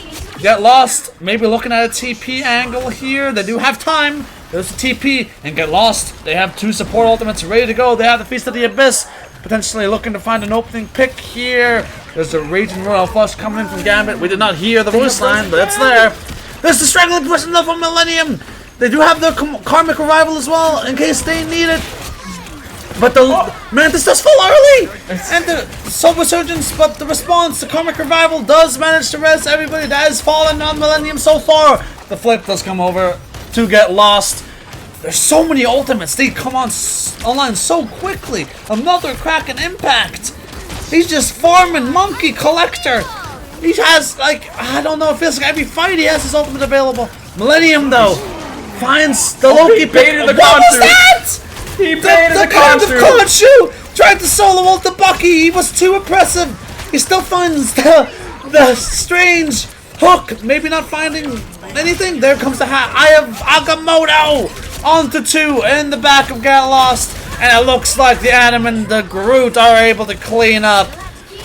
Doesn't even have to use the Loki. Got a Mischief ultimate. And that is gonna be round 2, going over to Millennium Frozen Airfield, and what a series! Night and day compared to the first series we had today. We are definitely in for a treat. They were able to go ahead and hold some ults on their win there for Millennium, so I'm curious if they're like going I said, they do still have the God of Mischief, right? which is gonna be Teabag on soon as well with the Strangling Prison. So it's quite possible that they can go ahead and let it rip early. There it is. I told you. I told you this map, this point is my favorite, and there's a reason for that. I'm a Jeff player, and Get Lost potentially showing me why it's my favorite map. This map. Yep. The reason Super Soldier Lab, or whatever it's called, in particular, this map is very good for Jeff. It's all about the kill box. The range you have to fall, or the time you have to fall before you get killed with the Jeff ultimate. So when he spits you out, if obviously the earlier the enemies die, the better it is. And the kill box, the kill plane as it's called, is very high on this map. And it's also very accessible. Edge is obviously right next to the point there. We see the Venom now diving in. Agony does elect to use the God of Mischief. Has not used his ultimate yet, of all wanted copied, but the Teabag is teabagging on him. Strangling Prison comes out. Agony may be used to copy ultimate. I didn't see what it was. Oh, but Monkey Collector is onto them. Agony was able to go ahead and copy the Gambit ult. Gambit, yes, of course. Classic. Here comes the Raging Royal Flush coming in. The Hand of Country response from Millennium. Get Lost, have every ultimate in the book. The combination! Big lamp save. Wow! The Strangling Prism plus the Feast of the Abyss. A lot of damage, but the Loki Green manages to mitigate a lot of it. The Soul Resurgence coming up from both teams. And Jeff! It's Jeff time, baby! How many does he find? Not sure if he found any, actually. Malk uses the grenade to find the Mantis. TK finds one onto the Loki, and that's gonna potentially be a flip for Get Lost. Unless the Groot Teabag has anything to say about it, but this Wolverine is tearing him apart. Groot is a terrible thing to play against in this game, right? In this map even in particular. They can't walk forward with the walls. Then you have Jeff trying to teach you off on the side. It seems like Get Lost is going to have trouble here, but honestly, they have a good amount of pressure already from their percentage. I'm surprised we're not playing Angela, actually. Oh, in this map. Sure. Oh, I believe Angela's banned. Oh, Angela's bad. That's my bad. Alright, there's a Raging Royal Flush coming in from Millennium, but the kidnap! Wolverine death! We do see Millennium, Get Lost using the Strangler Prism. Millennium respond with their own, and Millennium are coming out the better man, the better team. Out this one, the Strangling Prism War, the Groot Wars, and are they staggering the Wolverine potentially? Not particularly advisable considering he was on the point. Maybe we'll just go chalk that one up to just missing the Wolverine, but I digress. Exactly the same capture progress. Yep. Just about. We're all tied up again here. I'm wondering if Agony's gonna go ahead and try to combo with Gambit for that one shot on Magneto. Ultimates available for both teams here. We have the Jeff. It's Jeff. We have Gambit, Raging Royal Flush, Loki copies something, but it's TK. It happened again. The Loki Jax. If you know, you know. And the Wolverine kidnaps Groot. Get Lost, finish the fight in style, but the Loki Jax, once again he copies something, but he just doesn't get to use the actual ultimate he copied. Again! Wow. Yeah. The Loki Ajax. Able to go ahead and get a decent percentage of going back and forth. This is fighting tooth and nail for this percentage. But wow, they still have the Jeff ult over on Get Lost. They also have the Groot can be very oppressive with the Strangling Prism, but Millennium do have the Meteor M in response. They will be looking to potentially eat the Mantis in the Soul Resurgence ult. Wait a minute, Millennium! He does fall off the ledge as well, but the Wolverine does find the Groot, but in response, Monkey Collector onto 2. It's Jeff is coming out. Meteor M was you. What the hell was that? Was that he He didn't get him off the map, but he's gonna kill him eventually, and it's looking like Get Lost with ultimates to spare. Oh! Do we call that a C9? I don't think we do. No, I don't think so. I think the fight was over. That's gonna be Get Lost. Lots of ultimates not being used. Mantis on Millennium still had the Soul Resurgence. Might have been a miscommunication issue there with Millennium. They might have been too scared, but regardless. That is going to be Get Lost. Taking the first map here in a best of 3 series. Monkey Collector, 34, 8, and 6. Very impressive on this Wolverine pick. Oh yeah. I will say Monkey Collector was able to go ahead and have 3 different swaps off, I believe, at this game. They were able to play Bucky, Wolverine, and they played Daredevil earlier. They are definitely adapting to what Millennium is able to go ahead and play. They did kind of, obviously play with a little bit of cheese off on the map, But other than that, I have no clue what's happening with that Mag and the Wolverine kidnap there at the end. That was an interaction, to say the least. I think the Wolverine almost made the Mag clip out of bounds of the map. Because he was in the pillar, But I digress. That's something that I don't have too much knowledge about. Wait, is this the no, this is a different map? Central Park! We confirmed it. It's gonna be Central Park. Go. Millennium picking Central Park. Another convergence map. Yes. Yeah, I'm really looking at the wrong feed. This Alrighty, here we go. Map is a demon for things like Penny Parker. So I'm wondering if that's even copable here for players, especially with her newest buff. Right, adding it so that people can have the overheal, right? They can go and heal over time on her webs. She's just obnoxious overall if you really got to play around off her mind. The healing on the webs as well. Like, was that really needed? Like, why do we have to buff that? I don't know, man. I think I'm gonna suspect she's getting more buffs before she gets nerfed. But anyway, I don't know. But I, as a Jeff player, I want to point out this map is very, very good for Jeff. Like, this is the best convergence map, I think, in the game for Jefferson. This map is very hard to... It's very hard to avoid the It's Jeff ultimate in particular because of the small chokes, the sort of street phase on the second point, ledges everywhere. Spawns are pretty close in certain segments. And we haven't talked about this, but the forbidden tech, the forbidden Jeff tech, not so forbidden anymore, but it is a feature. Yep. You can bring enemies into your own spawn. You don't get the final hits or the KOs, but they die all the same. That's what matters. So, and of course, we do see the Jeff ban. Yeah, exactly. Invis and protect and Gambit. Invis protect. Angela as well. They do not want to get pushed off the map. Although Invis is capable and is also very sneaky, being the fact that she has the capability of going invisible. Daredevil ban away. Yeah, they're banning all the displacement. You're noticing it in the game that everything that has a pushback, they've taken it off the map except for Invis, right? Except for Invisible Woman, but that's more so just because Invis is in a broken Prime state support right now.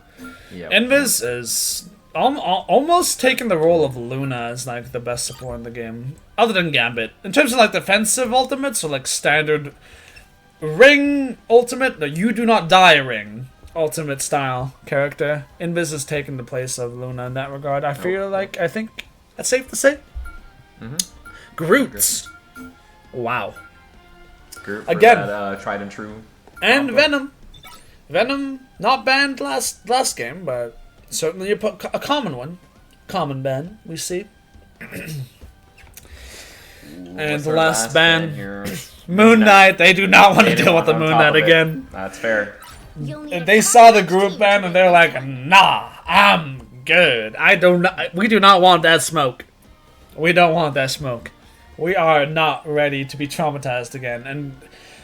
And fair point. I mean, I've seen Moon Knight being banned a little bit in my ranked games, and as much as it's interesting to know, it's hard because you have to play with Groot. Like, if both teams are playing Groot, you have all the walls. How are you ever looking at the Ankh either when they're bouncing and you're all clustered together? Exactly. It's super easy. I hate the Groot mirror match, by the way. That I feel I'm looking at a hedge maze. All right, how the hell am I supposed to play the game when both Groots I feel like are like Ooh, TK on the penny for get lost. I'm excited. They're going for the triple tank hold, triple hit. They're playing goats. Is that actually?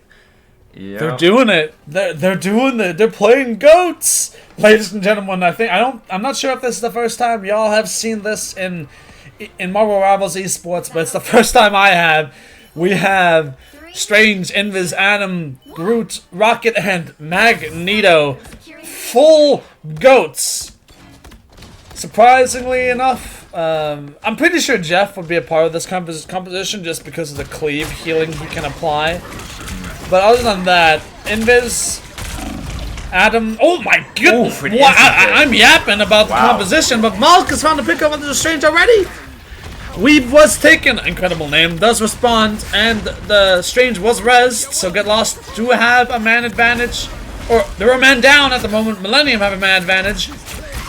And then Namor, Hell and Namor, we haven't talked about this. Hell and Namor team up, very impressive, is open, and Captain America being very annoying in the back. Groot barely surviving, but Millennium looking to start off this map strong again with an early cap onto this first playing objective. the perfect comp into what Get Lost is trying to do. By playing the double poke and they have the anti-heal team up, they can abuse the fact that they have triple heals, and so effectively they're not doing the job that they were setting out to do at all. Like, the fact that NetEase are introducing more anti-heal aspects to these team-ups, to these new characters, is a sentiment to the fact that they do not want to see a 3-3, 3 tanks, 3 supports composition.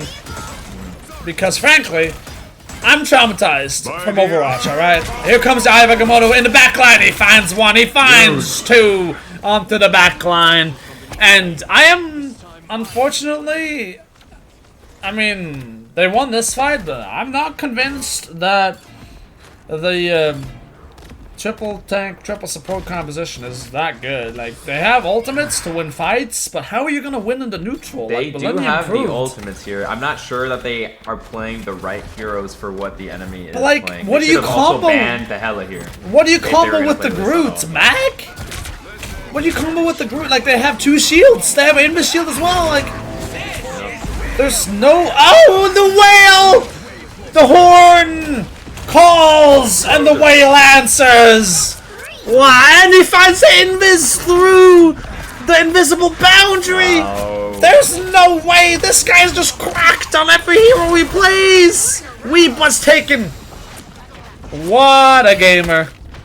What a gamer. Surely. And Get Lost, they're not even playing Mag anymore. Okay, they're playing Star-Lord now, but Star-Lord doesn't necessarily combo with Groot either. What the hell are they gonna use with this Groot ultimate? Excuse my language. What are they gonna combo with it? The grenade? The Groot grenade? It seems like the main thing that they're trying to go ahead and combo at all and Adam's dead! Has to use self-revive just to... And the Hella passive kills the Mantis of all people. Millennium not even able to go ahead and use any of their ults. They don't need to. They can go ahead and just walk down, Get Lost simply.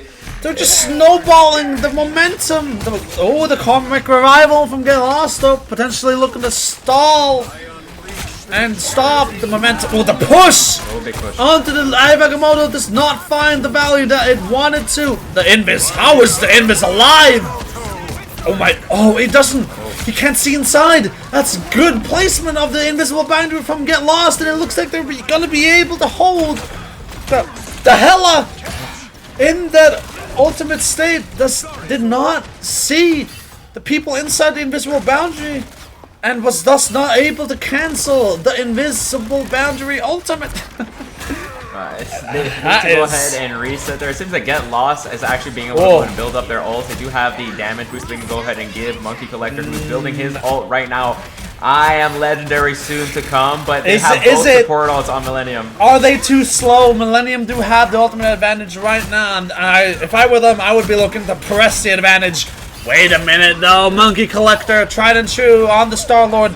Trying to pick it onto the Namor, does get instantly res, but that buys Get Lost time to get these key ultimates online. The Intergalactic Star Legend, as well as the Soul Resurgence of Mantis coming online. Strangling Prism as well. Soul Resurgence being used in response to CYA. Here comes Agamotto from Millennium onto just 2. It does not find a purchase. And Millennium, they're being torn apart from Get Lost. Looks like they finally found the composition that is able to break this Millennium setup. Oh, Cap. Oh, is he staggering him? Nice. Game from Malk as he's showing him who's boss on the group. Oh, they even have Karmic Revival soon after, and they just won this fight. They only have 1 minute and 30 left. They can go ahead and obviously play for TP off next fight, but Millennium have to go ahead and find a combination. It seems like the cap pick isn't working too well for them here. They've wasted quite a bit of time to try to walk up. They wouldn't use a team up, but to no not too avail. sure what Millennium are trying to do with this composition. Fighting now, brawling. The Morris the Groot's in the team. Sorry, he's getting healed up. Not too much care put into him from the side of Millennium. Looking at him now, but Millennium, the Strange is taking a lot of poke damage early. There's the team up, the more Hala team up. He does fall, the Strange. He had the Eye of Agamotto. Karmic Revival does come through to make sure there's the invisible boundary. To make sure that Millennium stay topped up. Keep in mind, Karmic Revival is still in effect. Everyone's being rezzed. And potentially Get Lost have the capability to completely flip the script here, but Millennium is answering back! Every single ultimate is being used! Eye of Agamotto, Freedom Charge, CYA, Soul Resurgence gets shut down! Get Lost use every ultimate! They have the capacity of using every single ult in the game being used, but it just wasn't enough! Yeah, it's not enough, Nightmare! It was important that TK didn't get picked when he did. They were forcing the Karmic Revival because of it, because he still had the Eye of Agamotto, so they thought they had to ult early in order to get an effect out of it. He even had to go ahead and swap to Mag because of this. Mag. Yeah. Being utilized, and surprisingly enough, Captain America, right after you said maybe it wasn't working, it worked. Maybe a reverse caster curse there coming up. Oh, wait, the Mantis? I did it again. I did it again. He dies as I say that. Alright, yeah, okay, I'm done. Yeah. They're able to go ahead and hold now. There's only 50 seconds left, 45 soon. It seems like the teams are not able to go ahead and really untouched from Millennium without getting touched by the walls. One good fight, but the terrain is awkward here. I hate the terrain here. Oh wait, the Strange finds the item, but the response, Monkey does find one on the teabag. Here comes the the invisible boundary to respond. CYA, Horn of Proteus onto the Mantis. Groot falls from agony. The CYA is not being broken. Adam res. Karmic Revival. They have it on this fight. They can touch. He's setting up for it. No, maybe not. That's somebody else. That's the Wolverine. But they have to touch soon, and I'm not sure they're going to be able to get a proper setup for the Karmic Revival and fight on the point at the same time.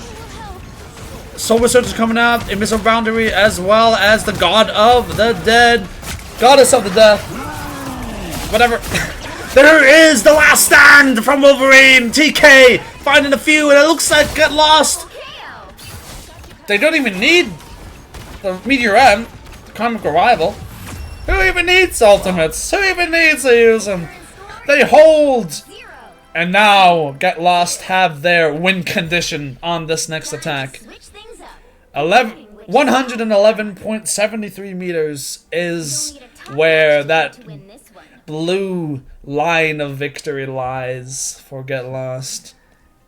Oh, that is a good fair push. You know, obviously they made it all the way, but here we are now. Like, we need to go ahead and make sure that we have an answer for this Namor and Hela on the push-in, because leaving that open and not playing it themselves.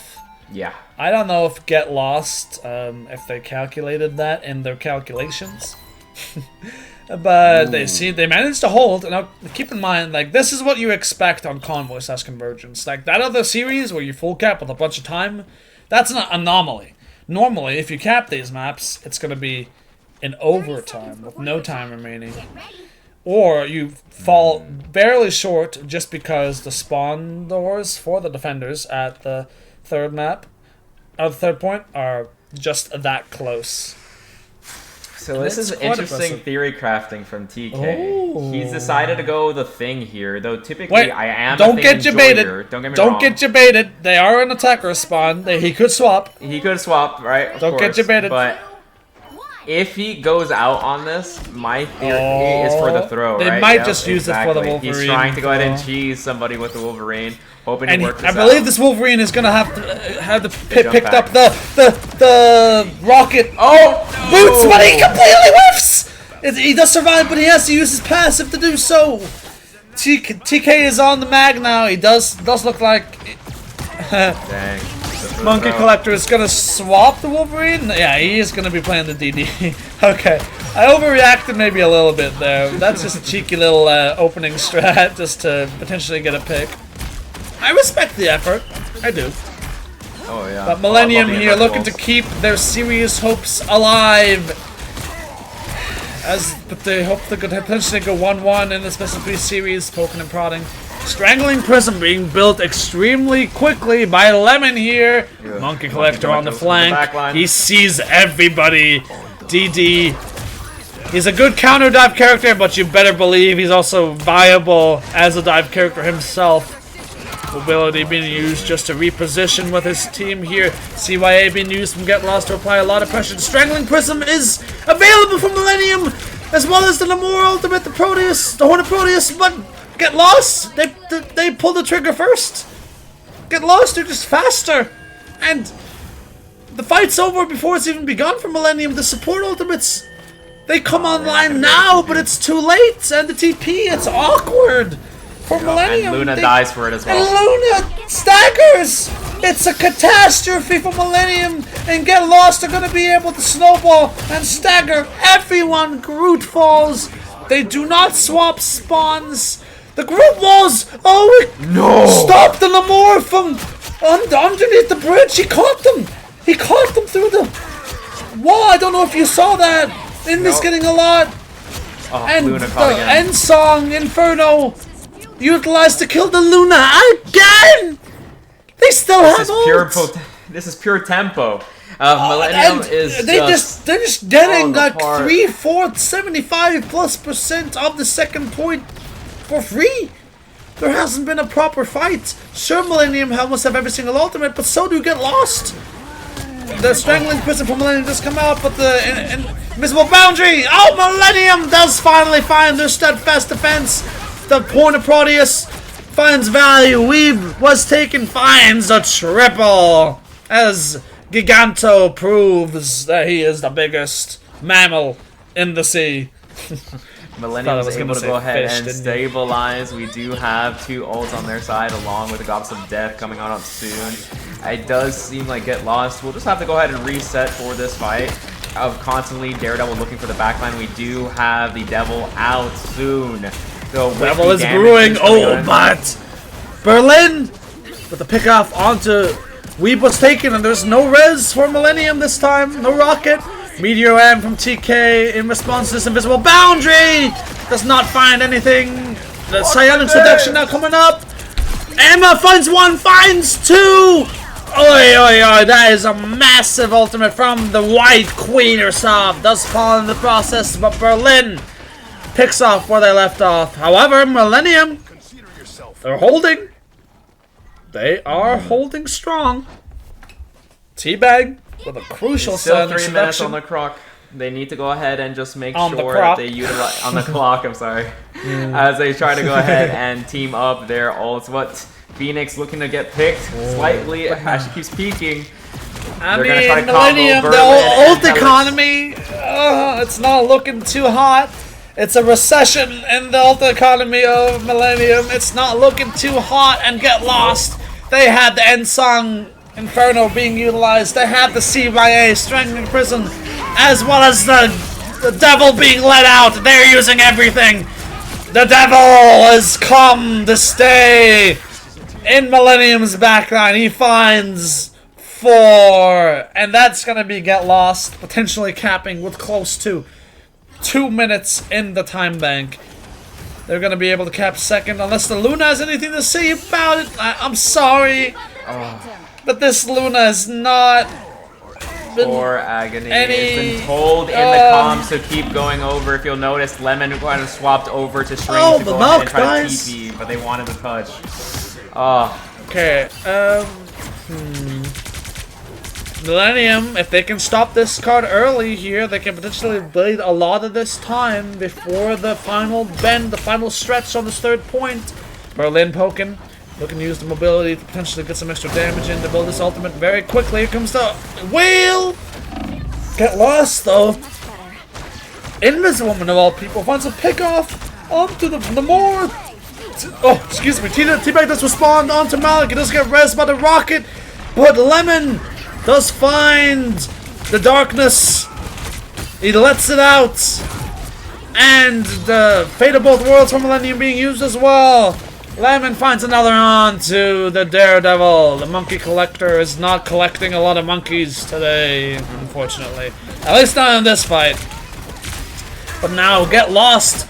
We could call that an eco push, if you will. Millennium used a lot of ultimates, and Get Lost, they used basically nothing. They're coming into this fight with 5 ultimates, strangling Prism.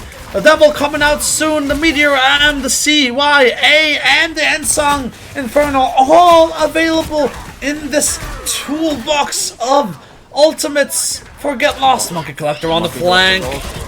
Oh, he's onto the back, onto the Ala, forcing the bird out. Here comes the Invisible Bound from Millennium, but it just gets burnt down.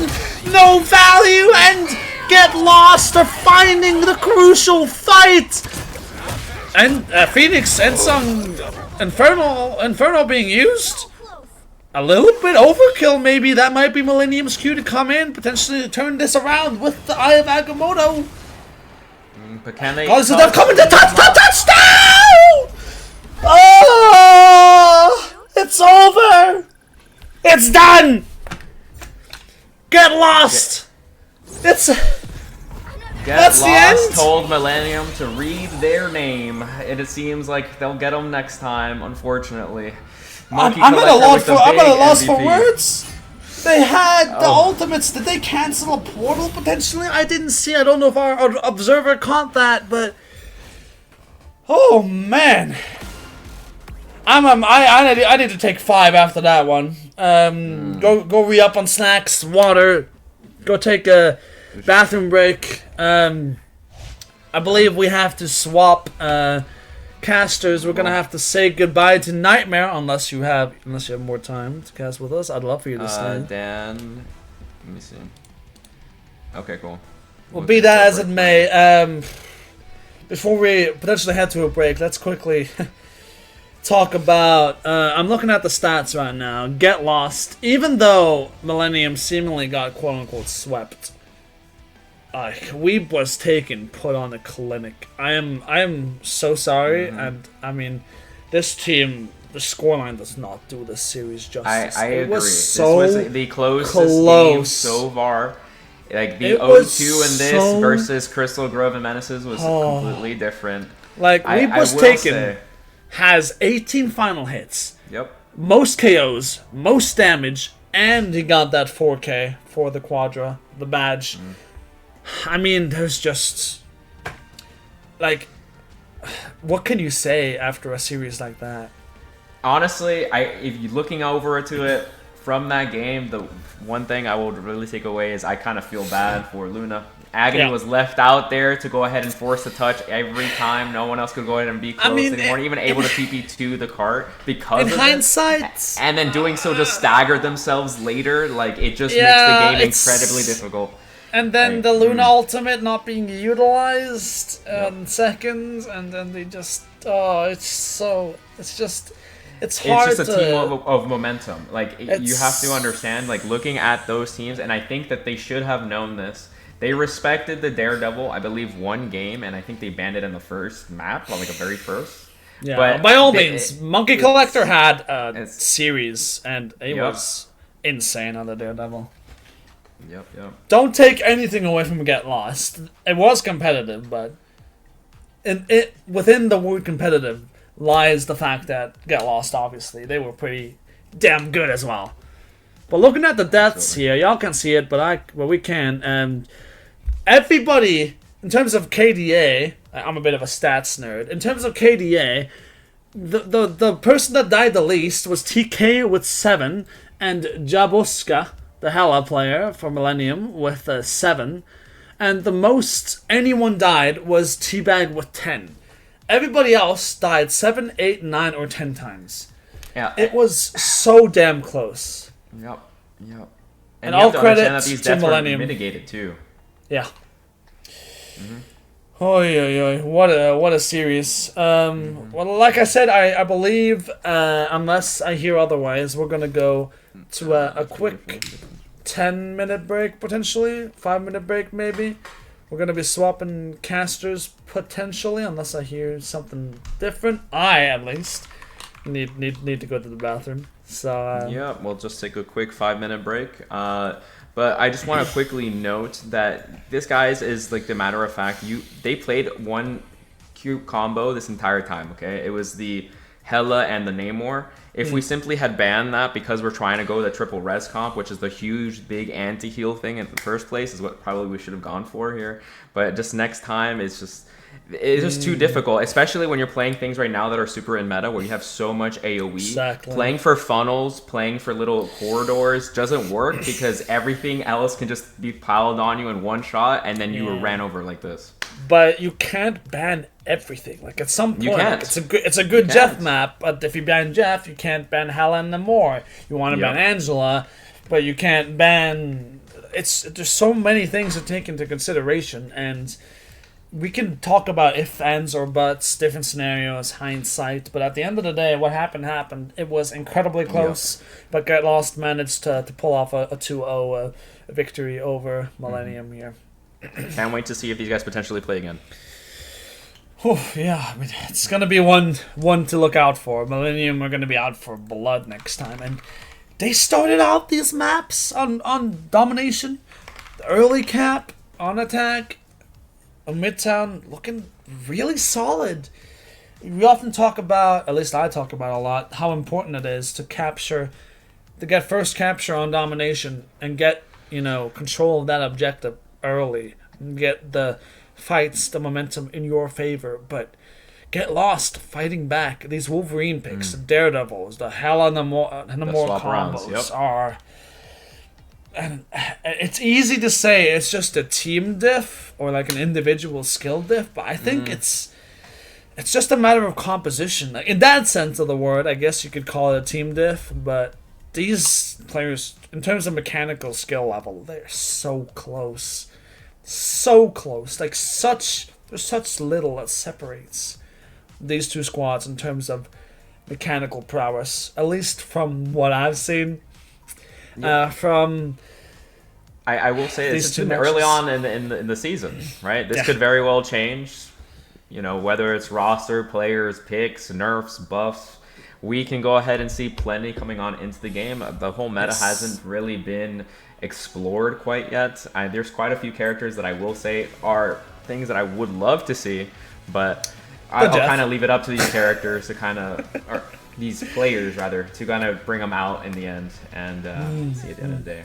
Like, one low-key thing I've ever seen is just the Magic Gambit combo right now with her ult. Oh, Magic man, Gambit. Spicy. We haven't seen any Magic. I have not seen it, and I'm telling you it's cheese, but it's funny. I've seen a lot of good Magic and Gambit combos, or just Magic and Gambit players in my ranked games, and I'll tell you what,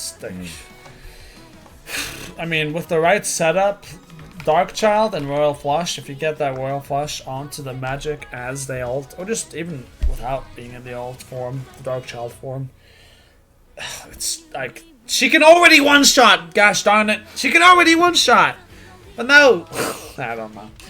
I mean, alright, thank you guys, we appreciate it, and we'll be heading off to a short break right here.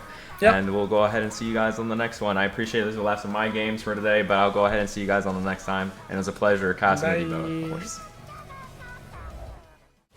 course. Albeit it's a minuscule detail, but it's looking better and better for Menace, and the mag is being caught out. Here comes the Raging Royal Flush coming in from Crystal Grove, but there's a bunch of ultimates going on. The Galactic Legend, the Phoenix finds two. The brother who is proven to be. Also, they were able to go ahead and stack up from being able and.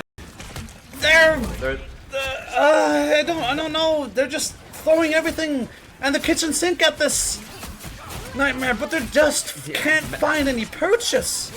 Menace is trying to go ahead and hold the point perfectly. They have a TP as well, and it's unfortunate that they take the Rocket and the Star-Lord onto the Phoenix as well. Maybe turnable for Crystal Grove potentially, but they're down 4 people. They don't have TPs. Only the Menace mag has it too. And Star-Lord remains, but he falls. The mag falls, and that's going to be very strong and very easy to play. Sorry to all you Rocket Ego players out there, but I'm sorry, your character's easy. Oh wait, short! Out of nowhere, the Cloak and Dagger of all people finds the Phoenix. The Rocket Rally does come through, though it does get rezzed, and Menace with the Galactic Legend plus the CYA manages to find a bunch, and this Cloak and Dagger, the Eternal Bond, it just withers out. It's awkward for Crystal Grove. They just can't seem to find the engages they're looking for. Menace are on top of them even before the fight starts. And it seems Gambit ult coming on up so they can maybe look for an opening. They do need the damage boost. Alrighty, we're seeing the Phoenix Ultimate come out. The Gambit actually manages to find two with the help of the Phoenix. Phoenix finds another, Angela finds another, and Menace are looking like and the Phoenix plus another pick from Lancer, the Star-Lord, gets to almost 3. I thought he got 3, but and Menace, they're looking to spawn hold. They have the Meteor M. They have Heaven's Retribution. There's no opening. We're seeing right there the CYA amplifier being deployed, and they still have this end song Inferno ultimate out of the Phoenix. It's just overkill. It's a bloodbath. Okay, so they are playing the Phoenix, I was about to say classic, more standard 2-2-2 composition with this Gambit. Crystal Grove on the other side. Oh my goodness! Bazzi is finding the pickup already onto the Emma, but he gets hooked in and immediately gets traded out. They're already close to capping. And this Angela is so oppressive. They can displace, they can ruin, they can bully. But Cameras does find a pickup on the Bazzi. Falls first again. There is the Rocket Res. Here comes the end song Inferno from the Phoenix and Plasma and Phoenix. Lebranu, Clay. So many different variables for Menace here to be able to inch their way closer to the third point. There is an intergalactic legend coming out from Crystal Grove, looking to potentially find something. The rocket falls along with the Star-Lord, and it looks like Crystal Grove, they finally find a foothold on Ixgard here. Bucky falls for Crystal Grove, but there is the Psionic Seduction. The End Song Inferno comes in from the Phoenix. It does manage to find the Star-Lord with a little bit of poke. But there goes the Meteor M from Crystal Grove. Will they find? No. A block! It does. You don't have to keep going. Another Luna ultimate though. He built that so quickly. Crystal Grove is showing resilience and proving that they are here to fight. That's a very claustrophobic ultimate from the Phoenix. End Song Inferno and the follow-up onto 3 people. Region Royal Flush again. They built it again. There comes the Meteor M. Ooh. Kind of. Ooh. I'm not going to talk about that. But Lebranu finds the Cloak and Dagger in the Eternal Bond ult form. It's a catastrophe, even with Bazzi.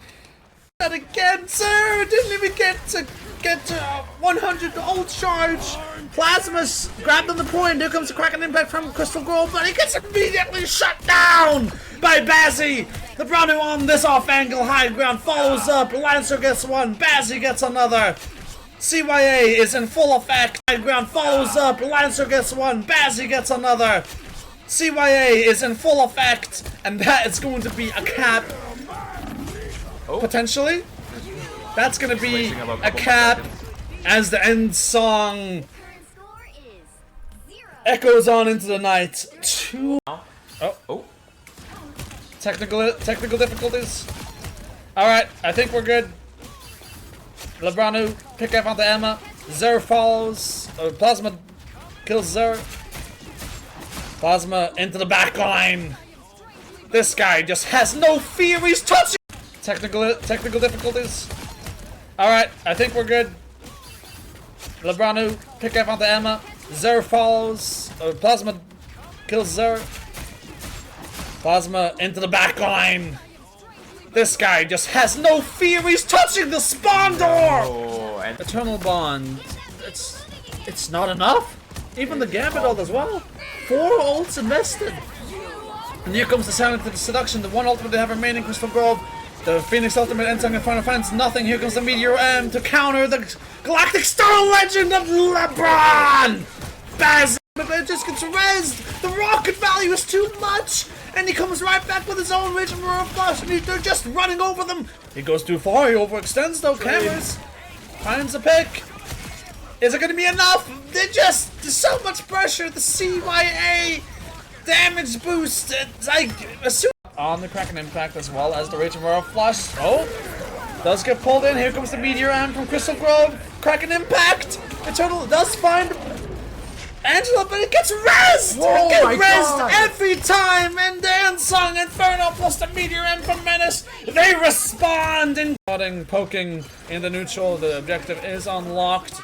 Millennium is going to be looking to drop down at this point, potentially get first capture. Although this Venom is falling dangerous as well, forced to use that shield. TK on the other side, the Venom does fall. Millennium gets first blood, then this Moon Knight pumping up the damage like we're saying. Get lost, here comes the Mantis Ultimate, as well as the Rage and Mirror Flush from Millennium. There's so much going on. The Daredevil, let the devil out. It's coming out. He finds one. There's so much going on, but get lost. And this Daredevil is looking like they're gonna be victorious. The Loki copy onto the Mantis Ultimate, the Soul Resurgence from Loki. Obviously, Get Lost still have their original Mantis Ultimate. Mulk weak. Here comes the Kraken Impact from Millennium. They find one into the Groot. There's a Hand of Khonshu. They do not use the Groot Ultimate in tandem with that one. Millennium. Obviously, Get Lost still have their original Mantis Ultimate. Mulk weak. Here comes the Kraken Impact from Millennium. They find one into the Groot.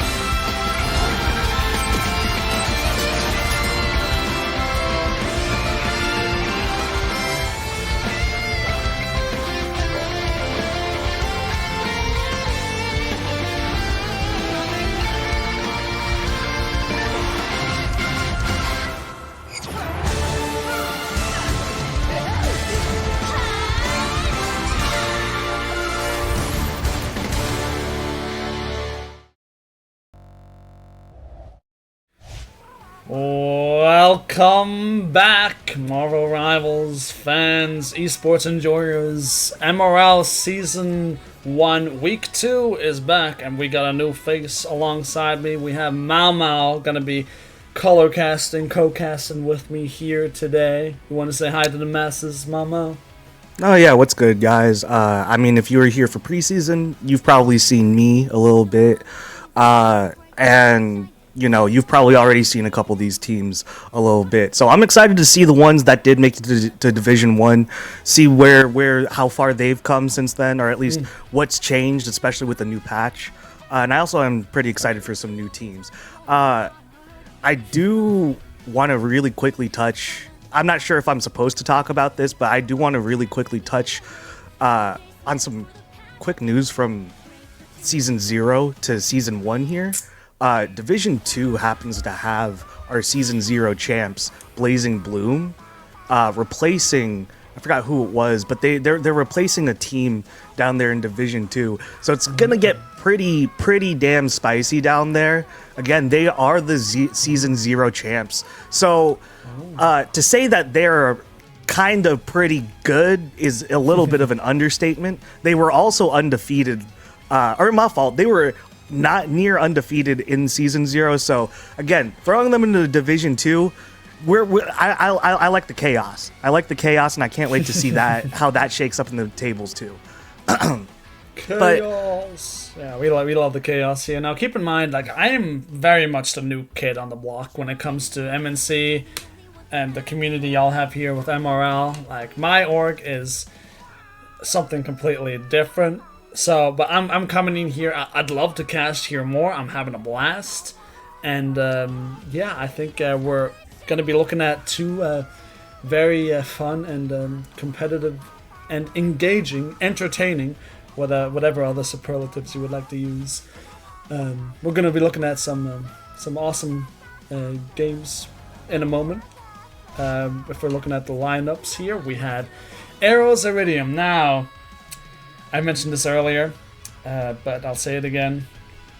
I am slightly affiliated with these people. Arrows is my org, or like the brother slash sister slash parent organization of Championship Leagues, which is the one that I am for the most part affiliated with. So I have played with a few of these people, and I do have specifically quite a lot of knowledge on a few of these players. I haven't seen a lot of Matt 07 and White Rabbit, but the rest of these guys, I would consider them the core of Iridium. Nesmond, Luna, Ravenloft, and Koga.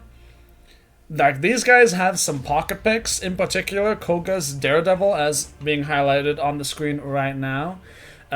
Looking very solid. Nesmond's Groot, and also his Magneto in particular. Very, very good. Luna, playing Invis, obviously got buffed this season. Invis is her particular favorite character. One that I quite like as well. And of course, a tried and true Hela, along with Thor. No, like I said, I haven't seen a lot of Matt 07 as well as White Rabbit, but Thor is a character that I haven't seen a lot of. And of course Luna, which is pretty standard. And as for Apollo, I'm less familiar with them, so I don't know if you have some extra spicy details to add about this team, Malmo. Well, no, this is actually, both of these teams here are actually going to be new teams coming into the league. So for Apollo, or I know just as much as you do about them. But they're running Duck Awesome and Waldo at the tank slots, Pokey and Mo at the DPS, and I'm gonna say that's King or Kang. I'm gonna assume that's King as well. If that's a female, I apologize. Maybe they like them. Yeah, it could be. King. It could. I mean, even it could also just be initials K and G. My fault. So by all means, let us know in chat what we're getting wrong here or what we're getting right. We have not been informed in particular how to pronounce these names. So if there are no vowels in your names, it's not gonna be particularly easy for us to know how to pronounce your name in particular. So we do apologize in advance if there's anything that we do mispronounce. No, yeah. By all means, we try our best to respect all the players here, but very quick mention. Effort's going to round out the Apollo roster right there. Effort, Luna. We didn't get to really talk too much about that, but as far as I know, I don't know if we're still or if Menace is still doing this thing where those portraits are not actually reflective of their mains. You said the Daredevil pocket from... I do know that Koga has been practicing that, so I can confirm. The scrim it could have changed. Yeah, it could have changed since then. That it might be one of their characters that they do indeed use. But, we can't really take anything for granted. On top of that, there's a lot of... just a lot of good... There's a lot of changes to this season. Yeah. That kind of allow you to really step out of your comfort zone. 100%. So, we can see whatever. We can really see whatever. Just a FYI, channel point predictions, I believe they are live. Use your channel... Wait, they're not live? Are they live? They're supposed to be. But your points and all that. Another thing, it says Get Lost and Millennium on the top left and top right of your screen. That is wrong. It's supposed to be Iridium versus... Oh, I'm such a bad caster. Hold on. Where's the... versus Apollo. It's supposed to be Iridium and Apollo. There we go. That looks better. For the time being, we're just going to have to deal with that. Yep. As Team Ryer so aptly puts in the Twitch chat here, we had the wrong banner, but that will be sorted. In the meantime, let's go ahead and talk about these bans and protects. We're seeing Hell's Haven, a domination map. We've seen the same map 3 times in a row today. 3 consecutive series. We've seen Hell's Haven, and pretty standard bans and protects, I think, for the most part.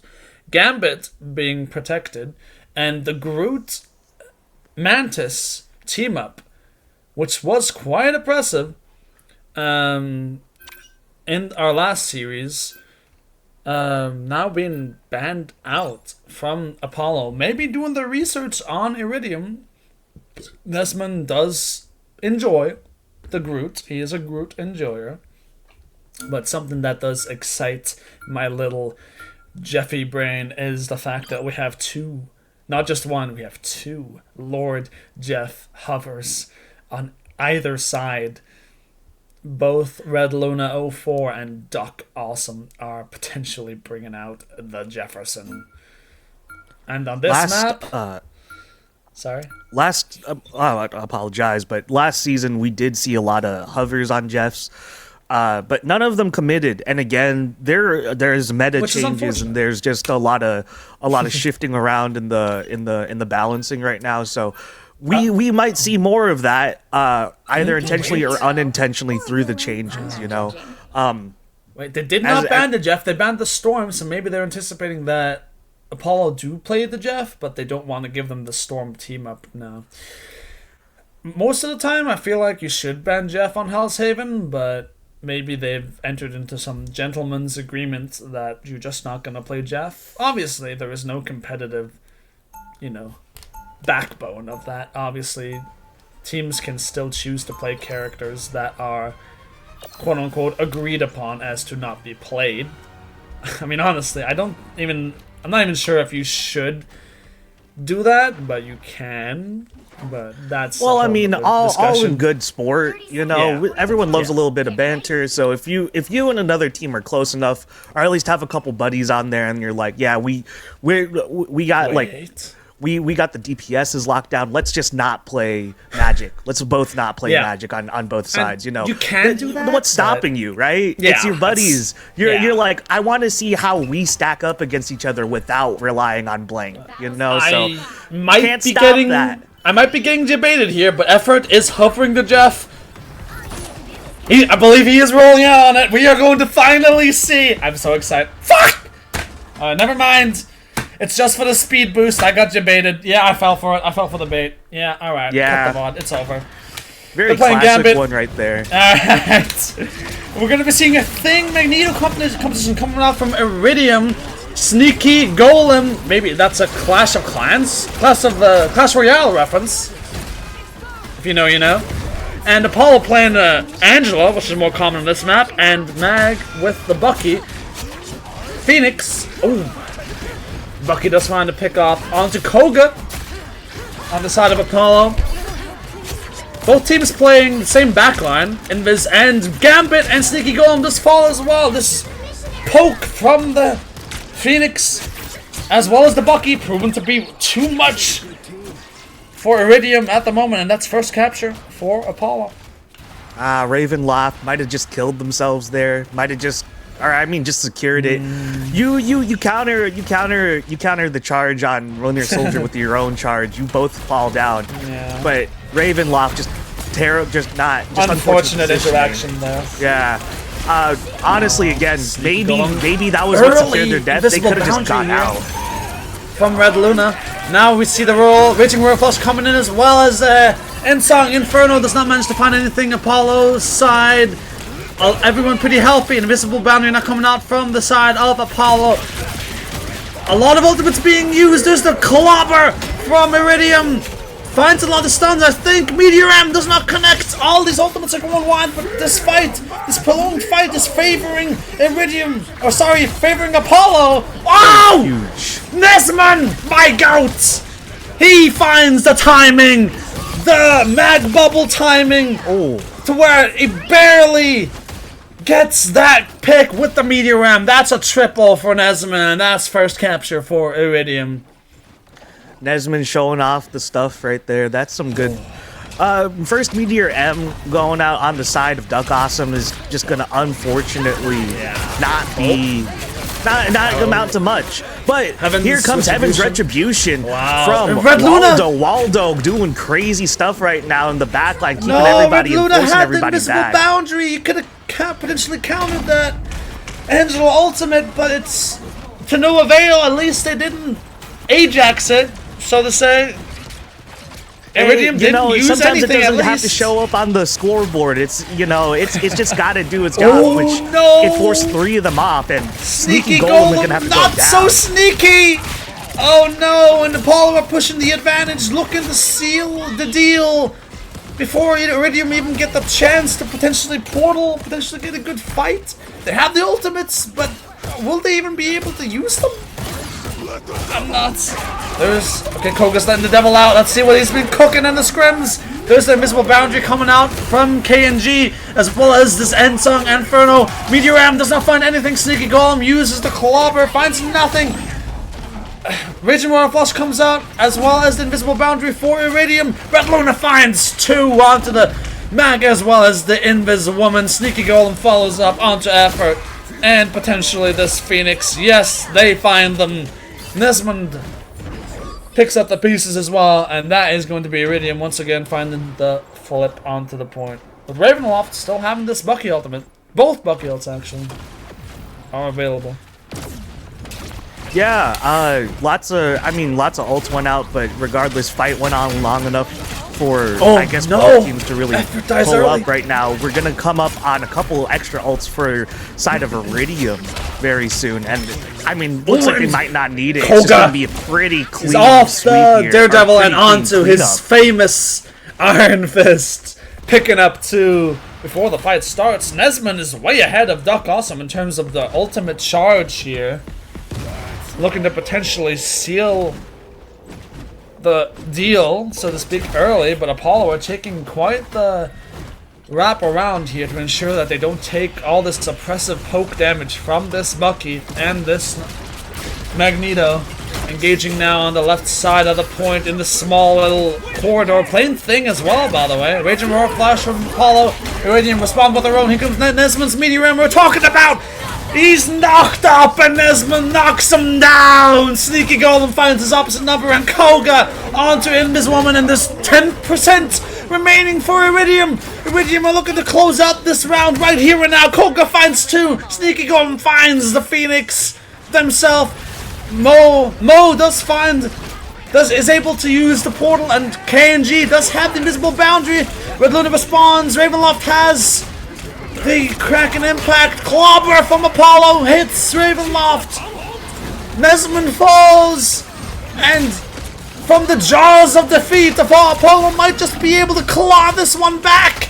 Koga's looking to find something with this Living Chi ultimate, but everyone is so healthy, they just don't die. Sneaky Golem is clobbering and clobbering, but Ravenloft, he finds 2 in the middle of the chaos. Sneaky Golem finds 2 as well, and Koga, they're just the sustain.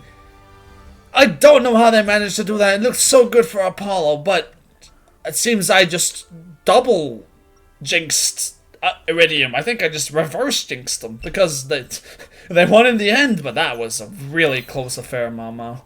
Wow. Well, actually, I do want to point out the pick from Ravenloft was exactly what Sneaky Golem needed. Sneaky Golem was actually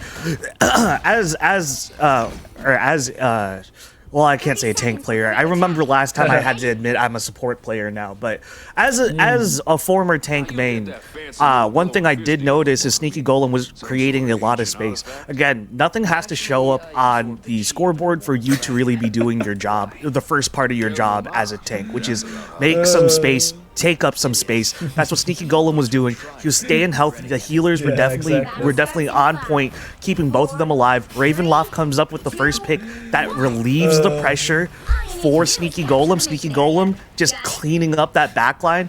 They can't really do much damage left to him. There's no other tank to really contest. It was just an excellent falling of the domino effect, essentially. This Golem costs 7 elixir, not 8, as Koga so rightly points out. Clash Royale reference once again coming in as the fight does get underway. The point still not quite unlocked, but Iridium are positioning underneath the high ground here in the bunker, looking to potentially get priority on the objective. A lot of ultimates online, both Raging Royal Flushes from the Gambits online, Invisible Boundaries as well. Cracking Impact from Iridium coming online, but Koga falls. Mo does also fall after he does find a pick on to Koga. There comes the end song Inferno from Apollo, as well as the Invisible Boundary. Red Luna times that to perfection. Invisible Boundary comes out just before the Phoenix Ultimate hits the ground. Effort though with the Gambit. Oh, White Rabbit uses the Raging Royal Flush, but instantly gets destroyed. Effort finds the initiative with this early Gambit ultimate, and they take the point off the back of that effort. Bad pun. Apollo not needing any of their ults. Coming up on 3 right here, gonna come up on 2 more after that. I know for a fact King and Jashi are going to probably, more than likely enough, stay up and do enough healing and damage to go get their ults within this next team fight. The ult economy is looking really good for Apollo right now. Iridium's gonna have to do a little bit of catching up. They used a lot last fight, and Sneaky Golem, not so sneaky, almost falls. Oh. This Hulk, though, has to use the Monster Hulk form, but he gets look at that health bar! It just gets melted, but he's still alive. And Jashi with the end song Inferno. There's the whack-a-mole. There's the ragdoll. I don't know what to call that, but Waldo finds one. And Doc Awesome finds his opposite number. Jashi finds another 3-piece for him onto Ravenloft. And Iridium didn't use anything there other than Sneaky Golem's ultimate. Coming up on 5 now, but Apollo are playing this expertly. They're gonna have 3 ults to match. Yeah, Apollo's gonna have 3 ults to match. Iridium does have 4 coming up on 5 actually. So Apollo does now have the back foot on this, albeit the fact that they do hold on to it. Invisible Boundary goes out, Raging Royal Flush as well. 2 different ults on the side of Iridium. There is Chi Chong Kwang Hong. My fault. God damn. I got that wrong. I didn't do the intonations. Oh, it's not. I mean, it's equal now, but Iridium, they don't have the point. Apollo looking to capture almost 99%, going into overtime since Sneaky Golem uses the clobber on the point, finds Duck Awesome with that. Koga finds effort, but it's at the cost of that 99%. Like I recently mentioned, Apollo are looking to ult dump in this last fight to potentially get that over the line. However, they did use quite a lot of ultimates. Same goes for Iridium though. Looks like we're going to be looking at a neutral fight with almost no ultimates going into this potentially last fight of a second round of domination. Sneaky Golem doing exactly what won them the fight, or won them the round last time, and just taking up space and focusing exactly on just being a nuisance, doing the damage. Yeah, it's not going to kill immediately, but eventually it does, and eventually it whittles down everybody in the backline as it did in that last team fight. And as right now, Waldo is going to have to get whittled down by Ravenloft. Inferno, oh my goodness, both the backlines of Iridium fall like cards in a card house. The Phoenix knocks him down, and Apollo, last fight. Oh, that's awkward. They're all caught underneath there. I don't think it matters. Iridium can't TP. They choose to keep that ultimate charge, and that's going to be second round going over to Apollo. Just as quickly as we were talking about that fight and setting it up, and Apollo, they finished it. Yeah, and now we're going into this third round. Duck Awesome does have the Meteor M. Pretty equal ultimate economy, all things considered. Apollo looking to come up on 3, maybe 4, 5 ultimates actually. And Iridium, yeah, no, this is gonna be I predict it's going to be a pretty hectic opening fight for the first capture of this point here on the aircraft carrier. You should know by now that I'm far. Now, aircraft carrier. See, aircraft carrier, this one is pretty interesting. This is the one with the breakable wall. Yeah, because the maps change. The map changes. And then you have a map morphing. Well, that is the gimmick of the entirety of them, all three maps, right? Yes. Morphing, I believe. So, but the morphing on this is literally a whole room change. It's not elevation as opposed to last point. This one right here. At 55%, the map completely changes, and that can throw a lot of teams off. A lot of teams can be caught in rotation, so to speak. More so the map rotating, so to say. But anyway, let's go ahead and jump into the first team fight here. And Ravenloft uncharacteristically falls early to Mo. He had the Kraken impact, but the Kraken is not impacting today, it would seem. Royal Flush goes on the offensive for effort, forcing out the early invisible boundary from Red Luna. Sneaky Golem using the clobber on the point. Only finds the stun onto Waldo as Mo goes into this Goddess of Death form, looking to potentially catch somebody with the ultimate. Koga falls close to his own ultimate. Red Luna dies as well after the invisible boundary is down. That's going to be a two-piece for Mo, and maybe first capture for Apollo. But here comes the Kraken impact back from spawn. Can he find it? No! The invisible boundary stops him from killing Mo, and he responds with a kill of his own onto Ravenloft. Nesmond does find the meteor rim onto Mo, who obviously expended that ultimate. Waldo is... Look at the Hulk mechanics on this man! Wow, he's got the juggle. Here comes Koga, though, with the devil being let out. The Ensong Inferno does not find the purchase, and Koga is on to the backline. The point is not flipped, and Koga is going crazy. He gets 3. Will he get 4? Give it to him. Oh, they didn't give it to him. Unlucky. Now Koga finally showing off a little bit of that Daredevil. Daredevil's still strong, even with all the changes. They added so much healing in general to this game. They added healing to DPS characters. They added healing to tank characters. This is, by all means, not going to completely change a game, but it definitely supplements your healers and allows you to play way differently, as well as way more aggressively, not only from the side of a healer, but every other role as well. And we are seeing it right now with Koga sticking to what was really good last season, in my opinion, with that Daredevil, and just showing exactly why he's still a new character. And obviously, with all this anti-heal coming up, even though there's a lot of healing in the game at the moment, that is an inherent buff for all these anti-heal characters and abilities. As we oh no, Sneaky Golem!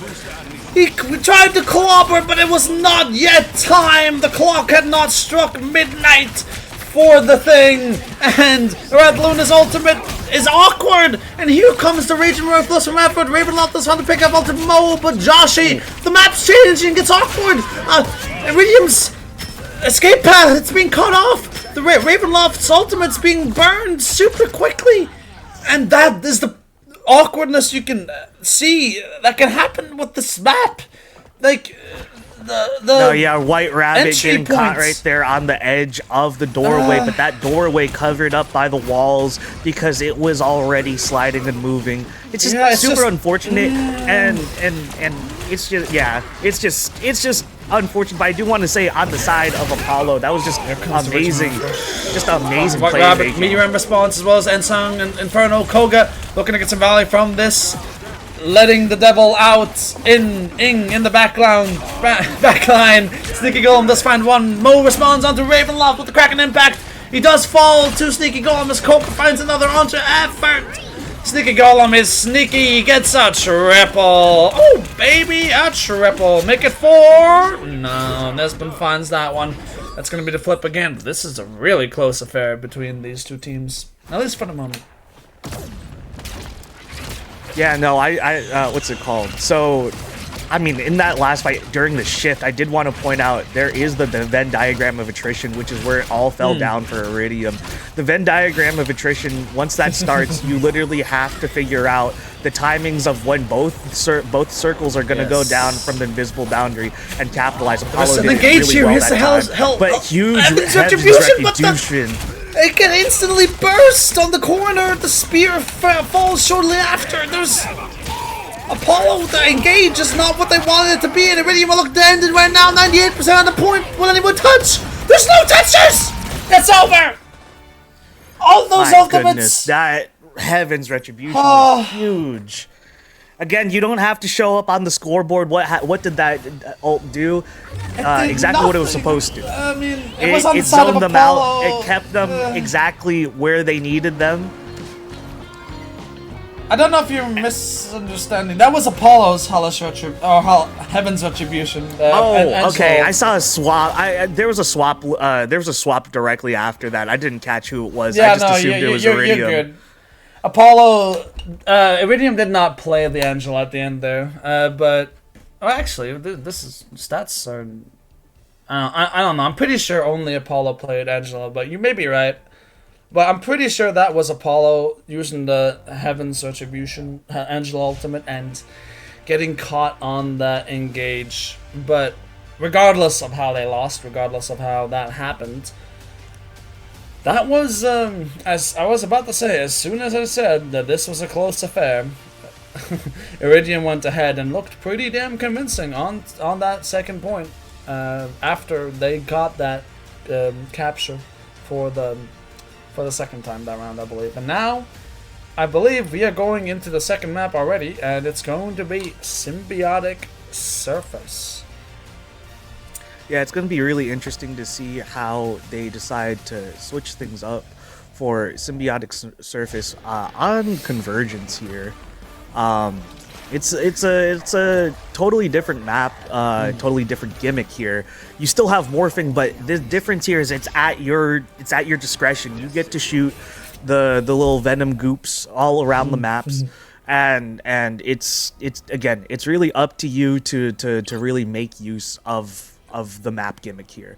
This is something that can mess you up, much like the moving rooms. But this is something that again is completely on you to control. You can use it to save yourself. You could use it to screw yourself. It's again, definitely. As they say in the industry, this is a skill issue. It's a skill issue if you die to it.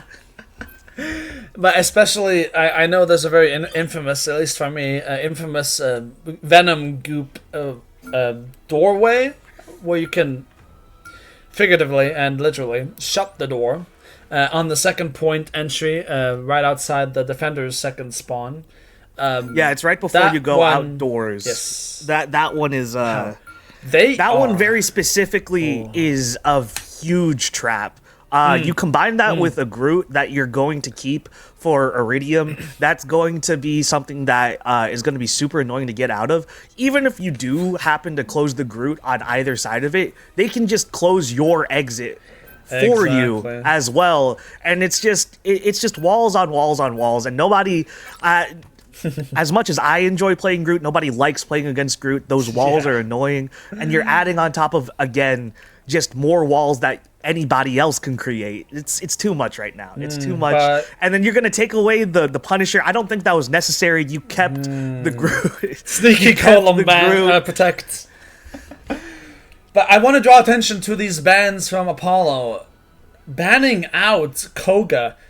The two heroes he played, Iron Fist and Daredevil, are being banned.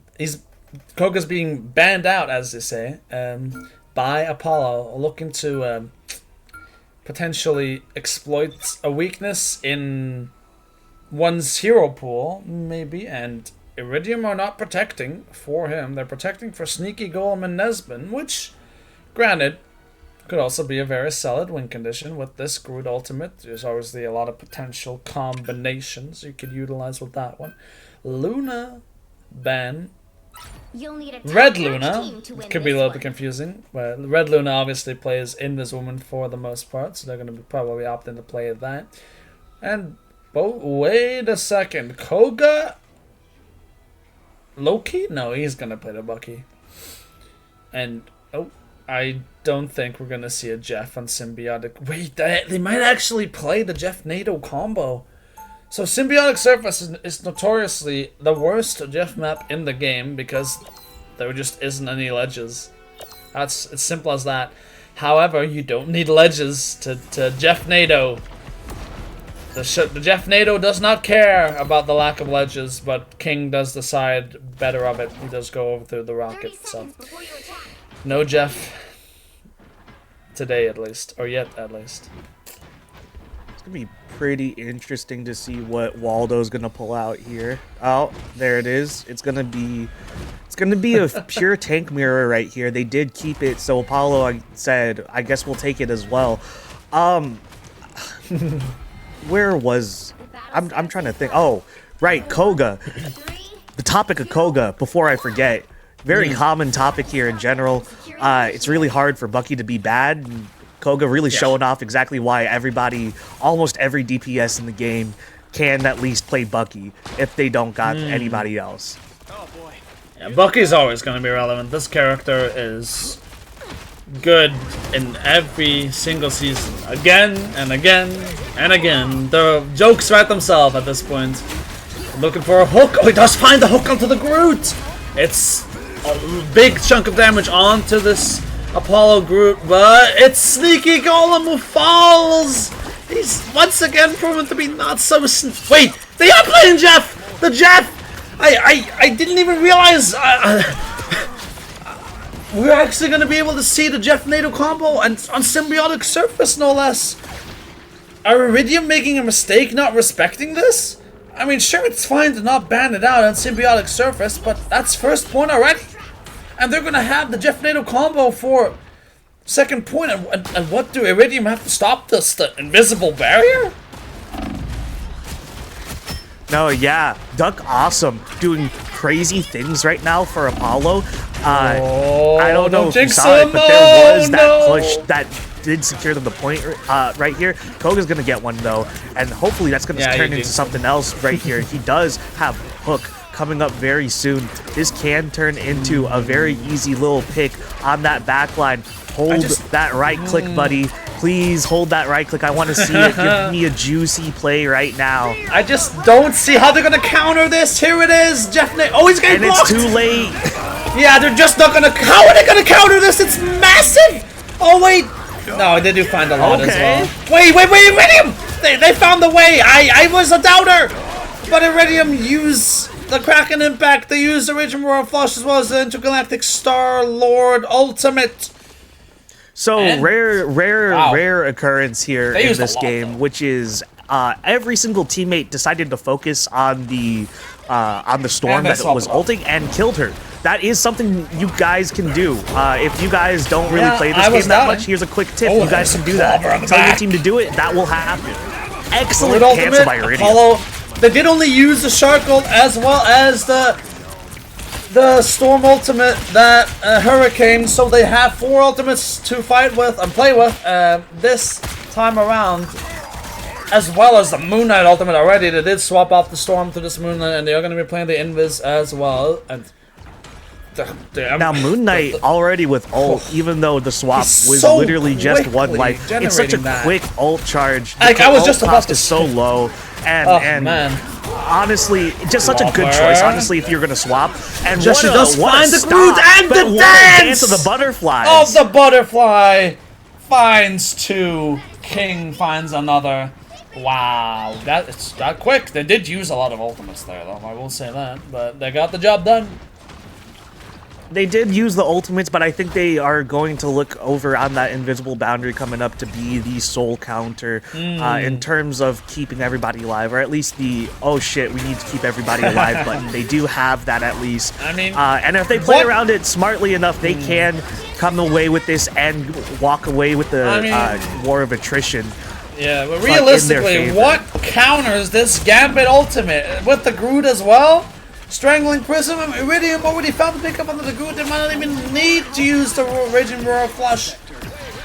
They're just winning the neutral at the moment. So many low health bars for Iridium though, but Red Luna's doing an excellent job of keeping them alive. Here's the Hunt of Khonshu coming out from Joshi. Here's the combo. There's the Kraken Impact into the Strangling Prism. He finds the reset.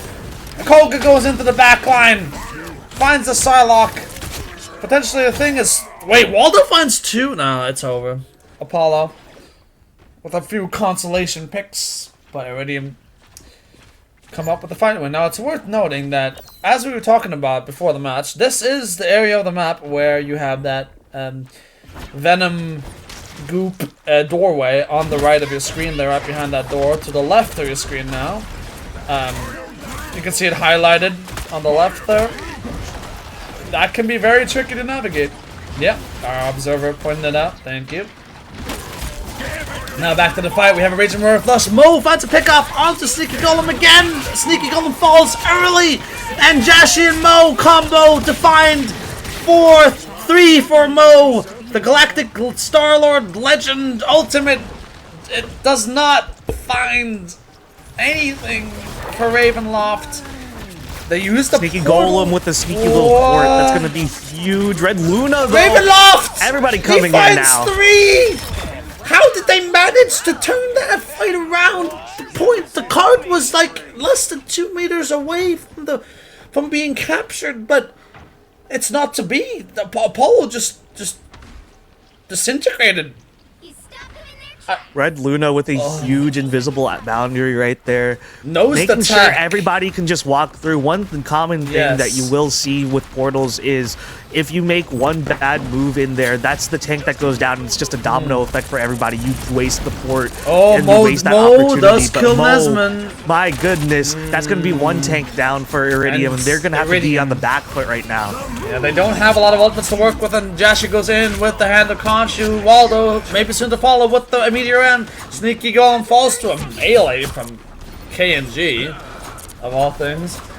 And Iridium would be rather optimistic to say that they have a firm grip on this, but Koga might be able to prove otherwise. Oh, there's Waldo though, with a pickup on the Koga, shutting down that Kraken Impact Ultimate. Legendary, the Galactic Star-Lord Legend Ultimate. Ravenloft does not find any purchase with that. Once again, the invisible boundary. Are Iridium overspending here? The Raging Roar Flush coming out as well. Ivan Gum. No hits. 2!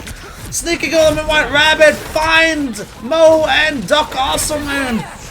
Are Iridium going to do the impossible again? Waldo finds Red Luna. There is a portal from Apollo coming in. Jashi swapping to the Strange. We are in overtime at the moment. There are no ultimates currently available, and I think Apollo are going to be able to win out this neutral. Now, I said it before when a few team fights ago, actually a lot of ults ago, when KNG was the sole ult holder, that's all they needed. Apollo showing off exactly what I meant. Y'all showed up a little late for me, you know. I'm trying my best on the color, man. I'm not the greatest player in the world. I'm just trying to show a little insight. And you know what? Y'all are vindicating me right now. Y'all just vindicated the hell out of me. Thank you, KNG. And thank you, Apollo, in general. Huge stuff in general. I do want to bring, what's it called? Oh, Duck Awesome! Finds My Nesman. goodness. The snowball is immense for Apollo right now. The pressure. This Gambit. Especially with that mag team up. That was Gambit huge artillery right there. And Mo and Jashi are just going to clean that up right now. This is almost last Iridium fight. gonna just have to sit in the spawn.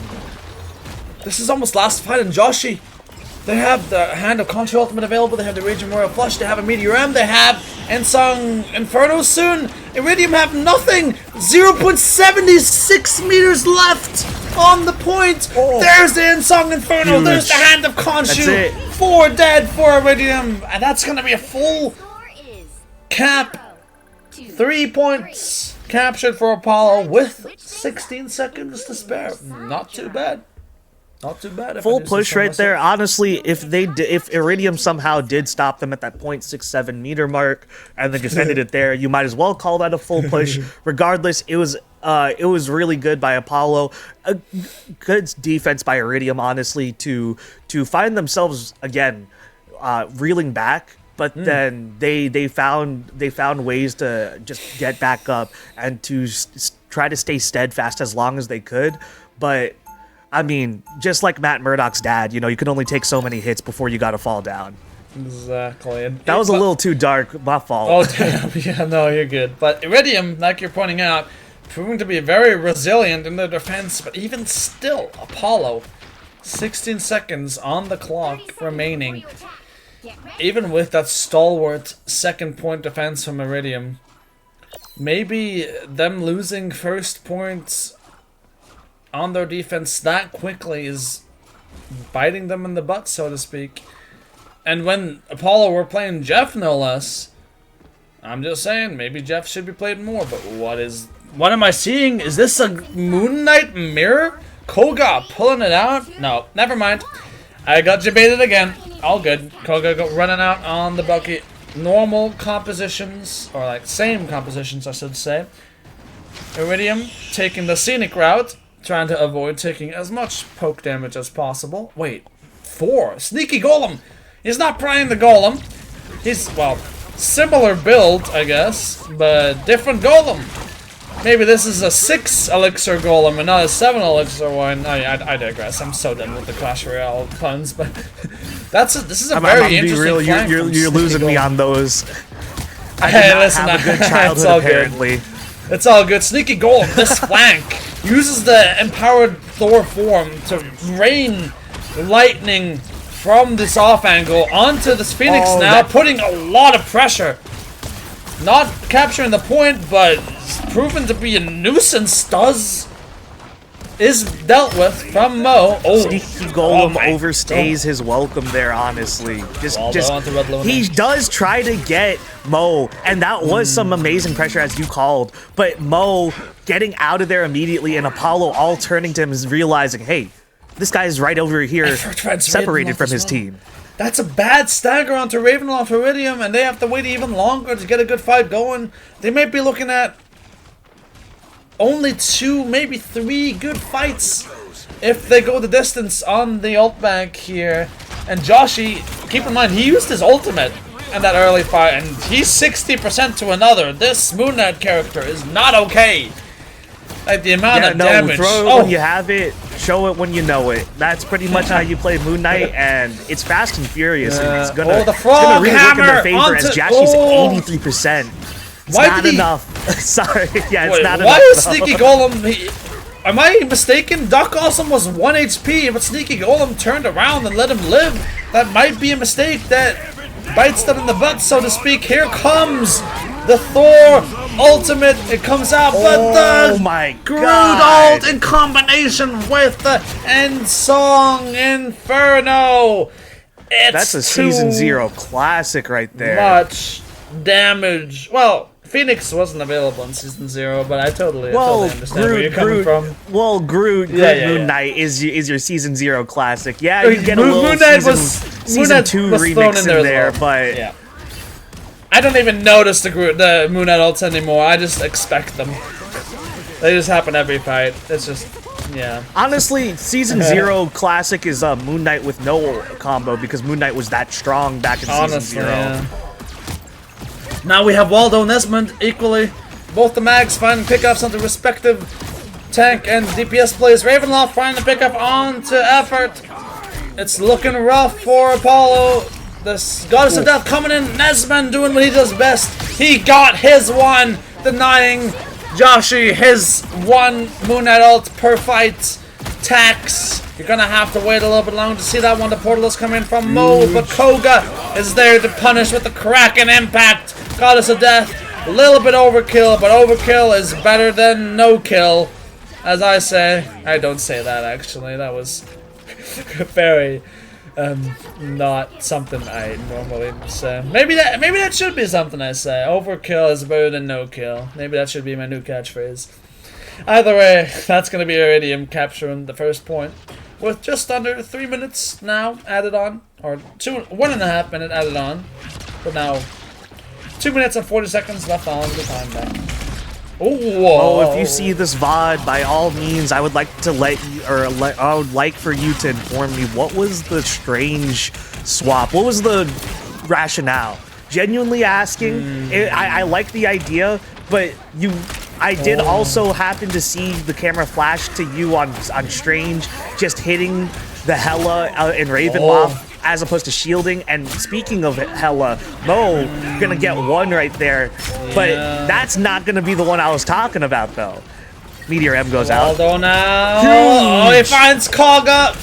Sorry, but Ravenloft does respond. That was opposite number. Ravenloft equalizing the fight. 4-on-4 now. Ravenloft on the flank, pretty weak, is able to get topped up. There's the Feast of the Abyss coming in from Sneaky Golem. Onto another type of Golem. Maybe this Golem is a little bit more elixir heavy. He's proven that he can do the business. Has to be forced to use the shield to keep himself alive. Here comes the Raging Roar Class in response from Effort. Gambit ult. Invisible Boundary from Luna, as well as the Meteor from Nesman. Does not find the purchase, but Koga uses the Kraken Impact, finds Joshi, but Joshi responds with his ceremonial Moon Knight ult every fight. Mo uses the Goddess of Death as well. Joshi swaps to the Phoenix, by the way. Ravenloft now uses his own Goddess of Death, and KNG responds with their Invisible Boundary of their own. Duck Awesome uses the wall to wall Nesmond to death. And Sneaky Golem falls as well to Mo, who's having quite the game on Symbiotic Surface today, I will say. He is popping off. Faring well on defense right now. They do have only 1 minute left on this clock, as opposed to Iridium, who was holding this area for what was it, about 2 minutes-ish before they finally got the point. And Iridium just having a slightly easier time right now. Or my fault. Apollo having a slightly easier time on defense right now. So Ravenloft early. Iridium's gonna want to respond right now. That huge Raging Flush. Oh, Koga finds one, but Jashi on Apollo. It's 13 seconds remaining. They have 10 seconds to touch. Sneaky Golem does get on. Pretty damn sneaky, if you ask me. But will he be able to live? I think he has to trade his life for this one. Wait, the OT! The OT! It doesn't proc! The OT only procs in the last 3 seconds! They didn't get it! Iridium's final gambit did not pay off. That's so unfortunate. That ult, is that a miscommunication? Is He went into so early? huge, but oh no! Sneaky Golem, he was sneaky, but he went and touched too early! And that's something you can't afford. You die 1 second too early like that, with 2-3 seconds left on the clock. Oh my goodness. Oh yeah. Just unfortunate.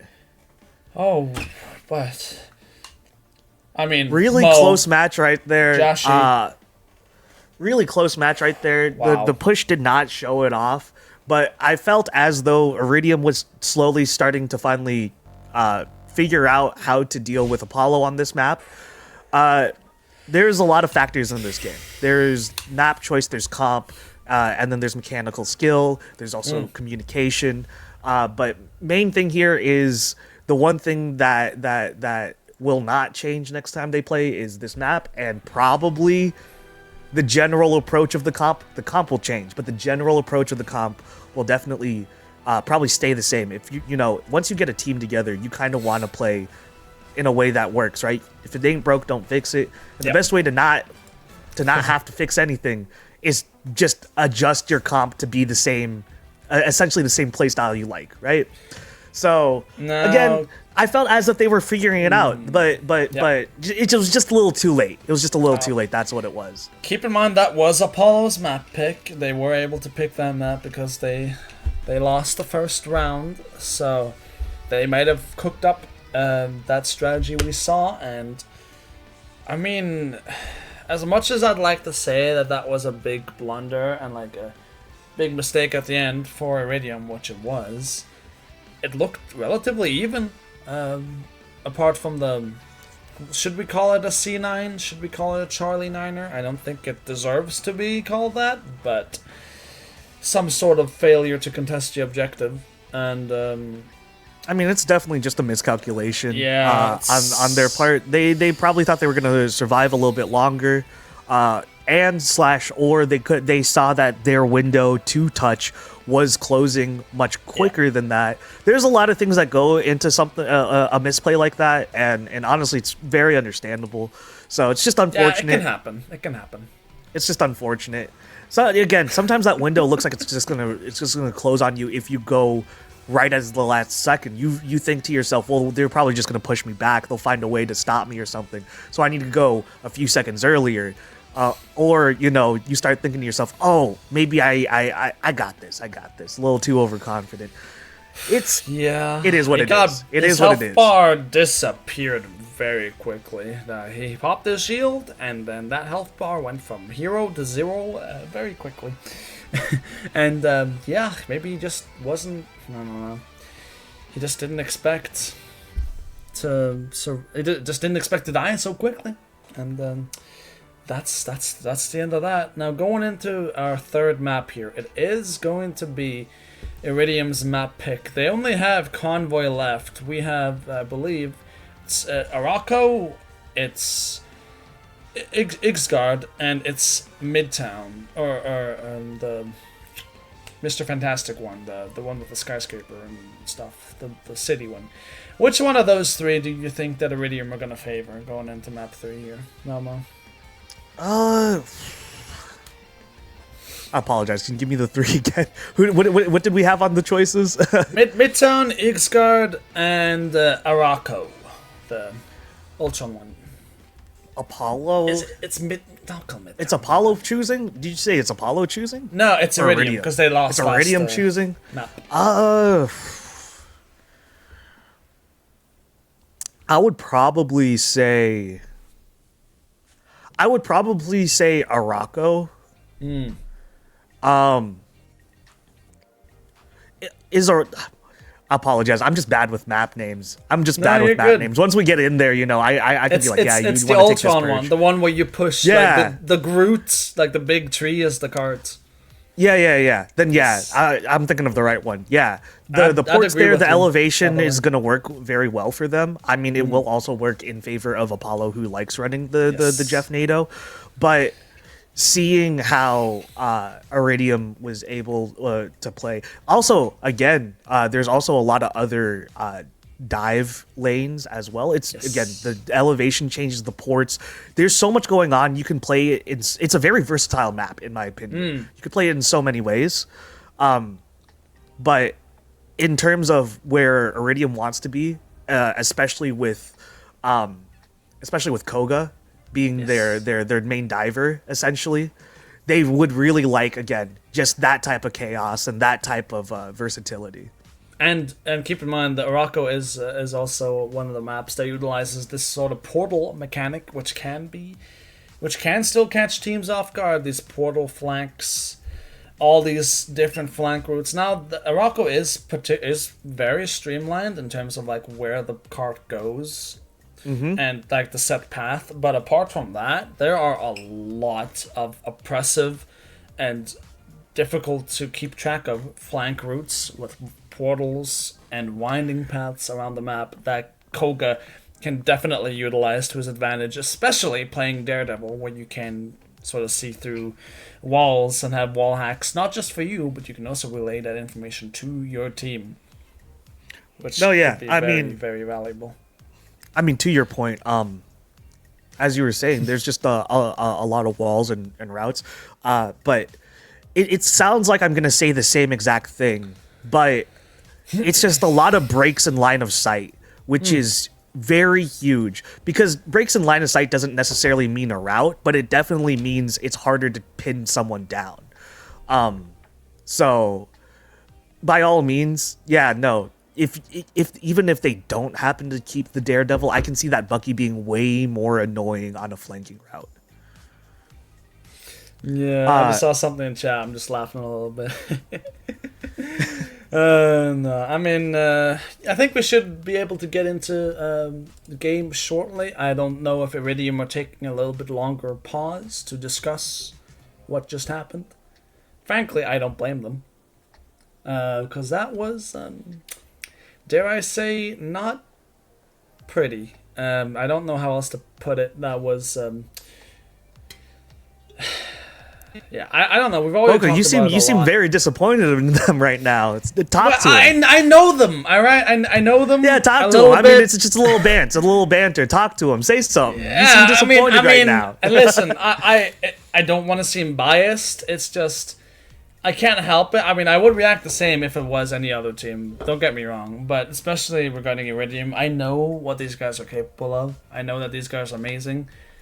And even though it might seem like it was an individual issue, when I saw it, I said it might be an issue with communication in particular, and that's what I think happened. A lapse of communication, a lapse of judgment. Like, I know that it was hectic, overtime came quickly, but you have to be able to back up your Venom in those sort of scenarios if you know that you just don't have the time.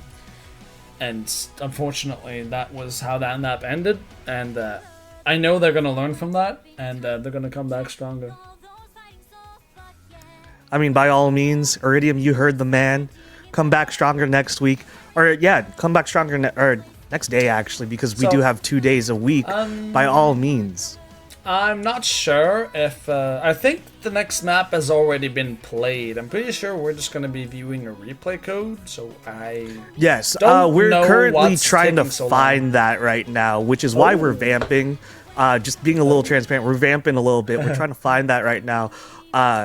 So, by all means, you know, again, hopefully next time, next game we see, by all means, hopefully it does fix. But however this plays out, you know, you said it, you expect more out of them, right? Yes. You expect more out of them. I hear the drums of war. I hear it looks like we're going to be getting into the match. I hear gameplay too. It sounds like we don't. It sounds like we don't have to vamp anymore. We don't have to speculate on what's going to happen, and what will happen will shortly come to pass, as we are going to see. I believe that is the sound of Ixgard. Midtown! I know the maps. It's Convoy, baby. It's Midtown. I was right. It's called Midtown. Yeah, I should never doubt myself ever again, because I know the maps. And now, by the way, huge first ban for Apollo. I do want to point out. TD being banned out again. I was saying that they did want, regardless of the map choice, though, or I wanted to say, regardless of the map choice, Iridium would want to save at least Daredevil, or as we see here, the Iron Fist. So thankfully for them, this might turn out a little bit better for them. We are gonna see Koga on one of those, on that Iron Fist most likely, right? Yes. Now I am seeing in chat that this map, in Red Luna's own words, it's gonna be cinema. So I'm expecting great things. You've heightened my expectations, but I will point out, if I haven't already, do not spoil anything. If you do, you're a poo-poo head. I'd appreciate it. And if you do spoil the outcome, yeah, I mean, I'm not gonna say anything more about that, but don't be a butt about it, alright? That's all I'm gonna say. So Psylocke ban is pretty standard. No, yeah, Psylocke, yeah, it's very common. It's just to a point now that I kind of don't see why in this league specifically. I mean, I get it. There are some really nasty Psylocke mains, and also Psylocke is just pretty strong, but. Again, it's just to a point where I don't see why. There's just a lot of other divers too that are just bigger threats. Again, a la Koga Daredevil. There are a lot of other Daredevils too that can really kill it in these leagues. Like, again, there's other divers that I feel are currently just a bigger threat. But yeah, I guess you're right. Perma banner. It's been that way since day one, right? Teams are gonna ban that character anyway, so I might as well just make a mutual agreement to just never play that character. But going into this, as they walk out, we're gonna be seeing, is this goats for Iridium? Do my eyes deceive me, or is this a dive style of goats with Captain America and Venom with Adam? Pretty mandatory in goats, I'd say, and Loki and Rocket, Invisible Woman. This is interesting. Now it doesn't have to be a full dive, but it definitely is a quick response. Yes, Magneto was the final ban on Apollo's side.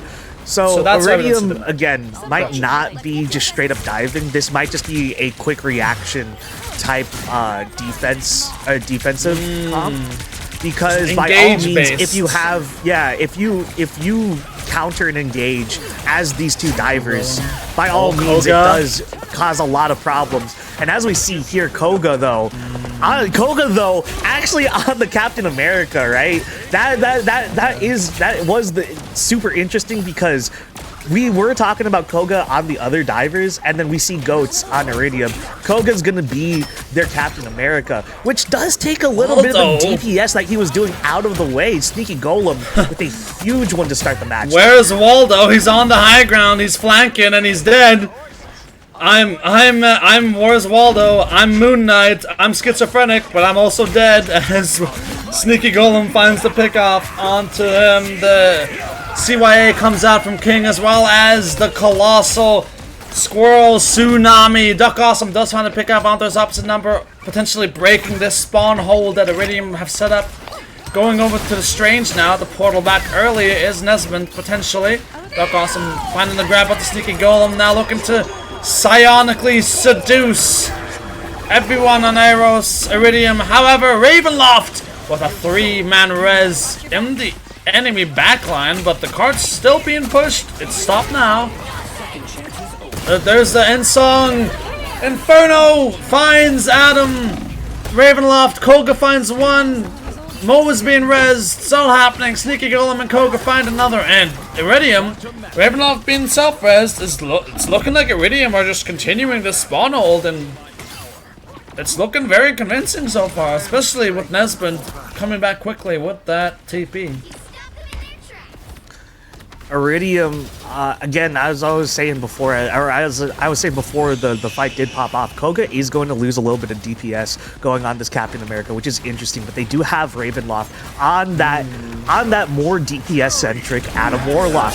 Here goes Final Judgment. Oh, there it goes. But it just gets canceled. That's that. There was a judge, there was a jury, and there was an executioner, and then there wasn't. It fell apart. But as you were saying with the Captain America, I feel like they're trading the damage output for the sustain that this Captain America provides. That ultimate functions very much like a defensive, like a support ultimate, as well as just the most annoying ultimate to deal with on an individual level for Captain America himself. Just to stall, just to be annoying.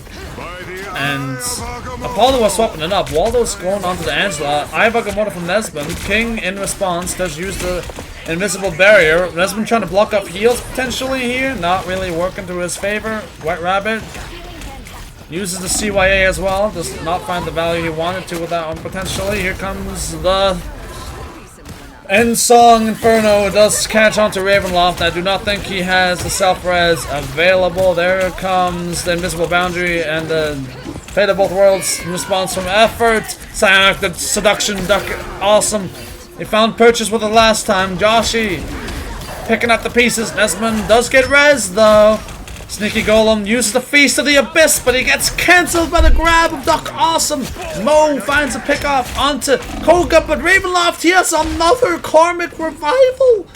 He builds it again. This spawn hold, call it that. I don't know if you can anymore, but there's 10 seconds remaining for Apollo on this attack. Iridium are so difficult to remove, and Sneaky Golem is dead, but he's rezzed again. There's the Heaven's Retribution onto the backline of Iridium, but it's not finding any purchase. Koga dies early. Ivagamota onto the card, as well as the CYA beacon being deployed for White Rabbit. Sneaky Golem finding 2.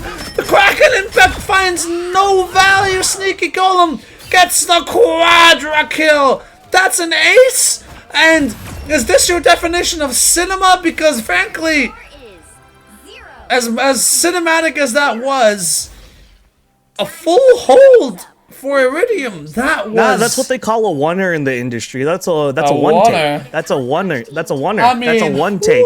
Can we get the scoreboards really quick? I want to see the deaths on Iridium's side. Wow.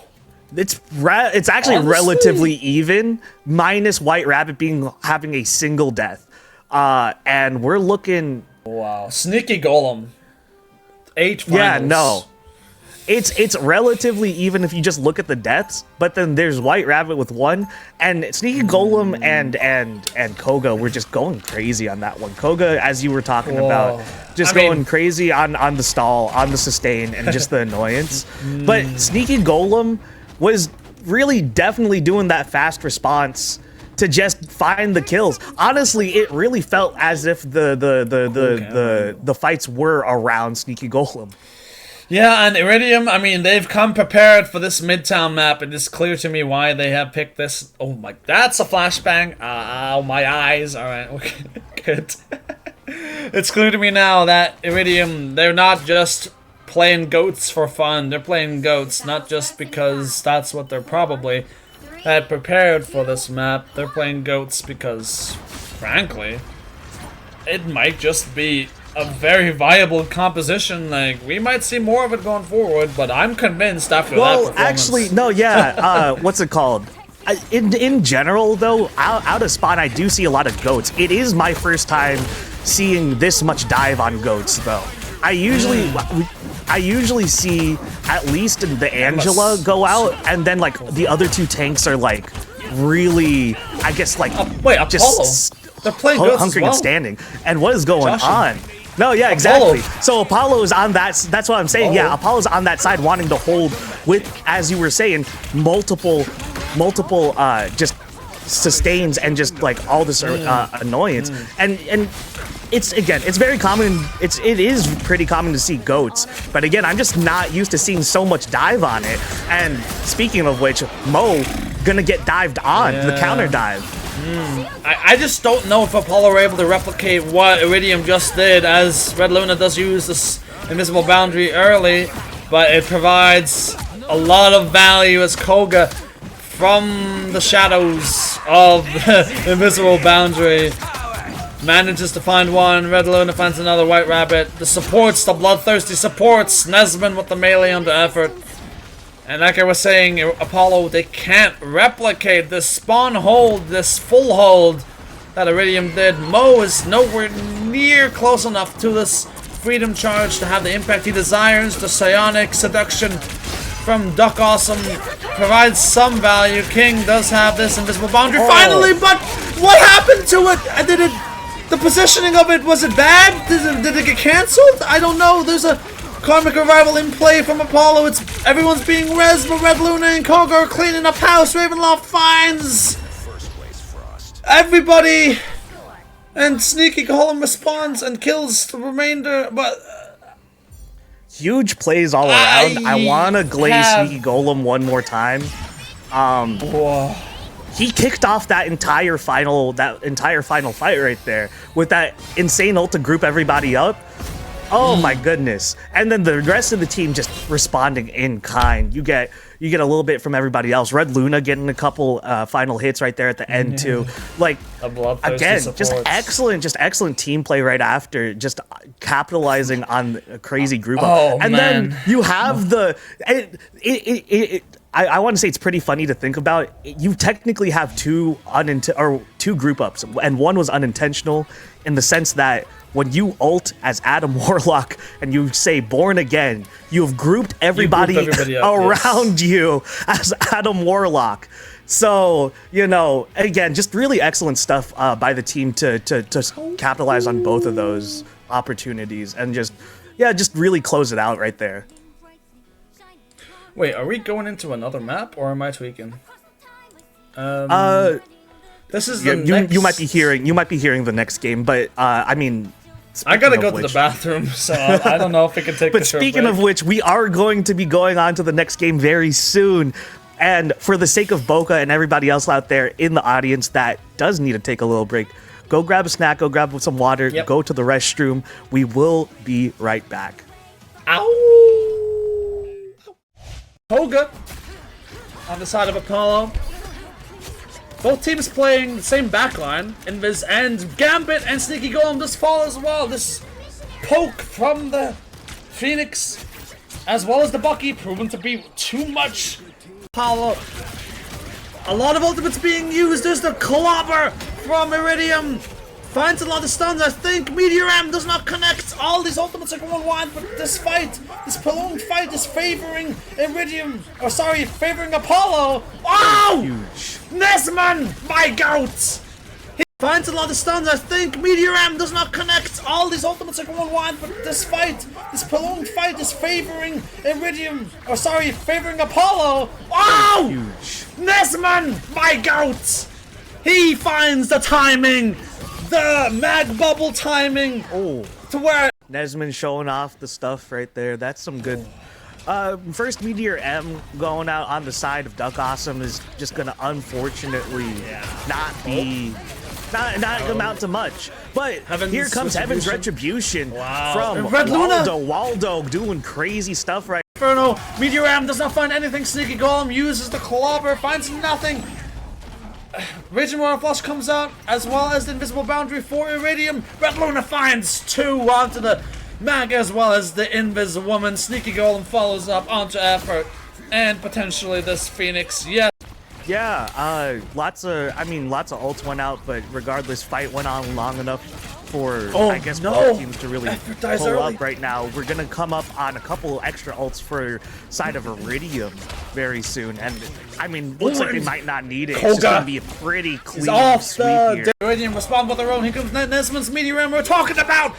He's knocked up and Nesman knocks him down. Sneaky Golem finds his opposite number and Koga onto Invis Woman, and there's 10% remaining for Iridium. Iridium are looking to close out this round right here and now. Koga finds 2. Sneaky Golem finds, looking to find something with this Living Chi ultimate, but everyone is so healthy, they just don't die. Sneaky Golem is clobbering and clobbering, but Ravenloft, he finds 2 in the middle of the chaos. Sneaky Golem finds 2 as well, and Coke, they're just from Apollo, as well as the Invisible Boundary. Red Luna times that to perfection. Invisible Boundary comes out just before the Phoenix ultimate hits the ground.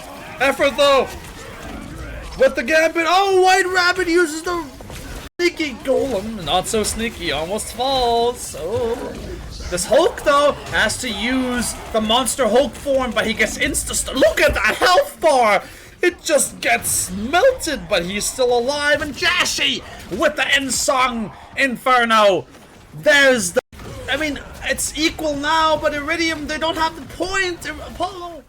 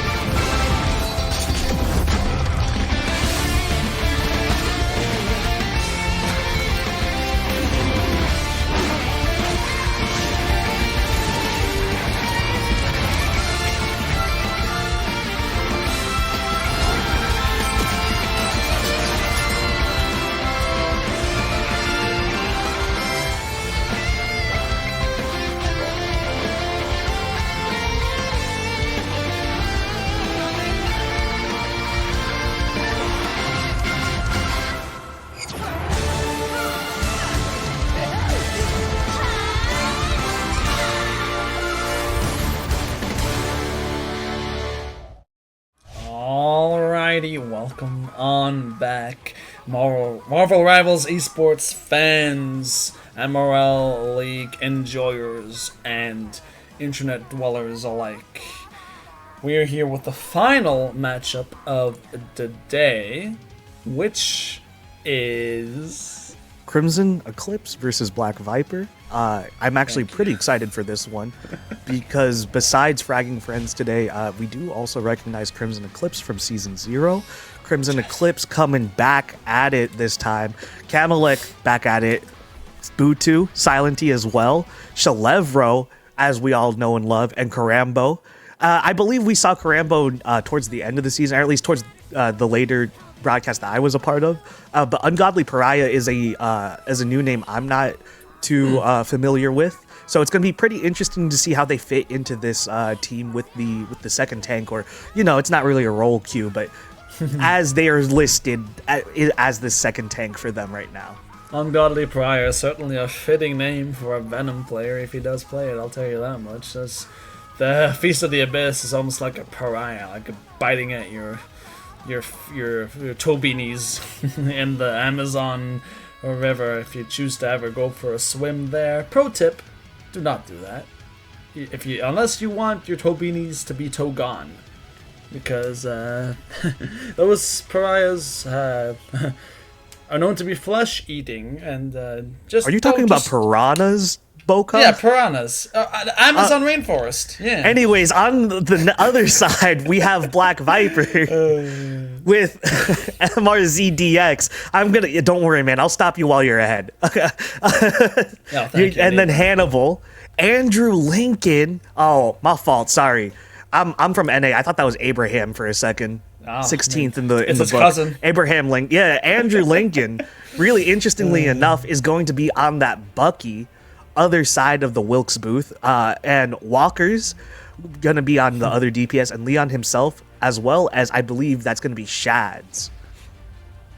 Wow. Or Leon again, I'm just saying, if you guys got initials in your name or periods and whatnot, let production know ASAP. We will get your names right next time we see y'all. Luckily there is a vowel in that one. Shad's.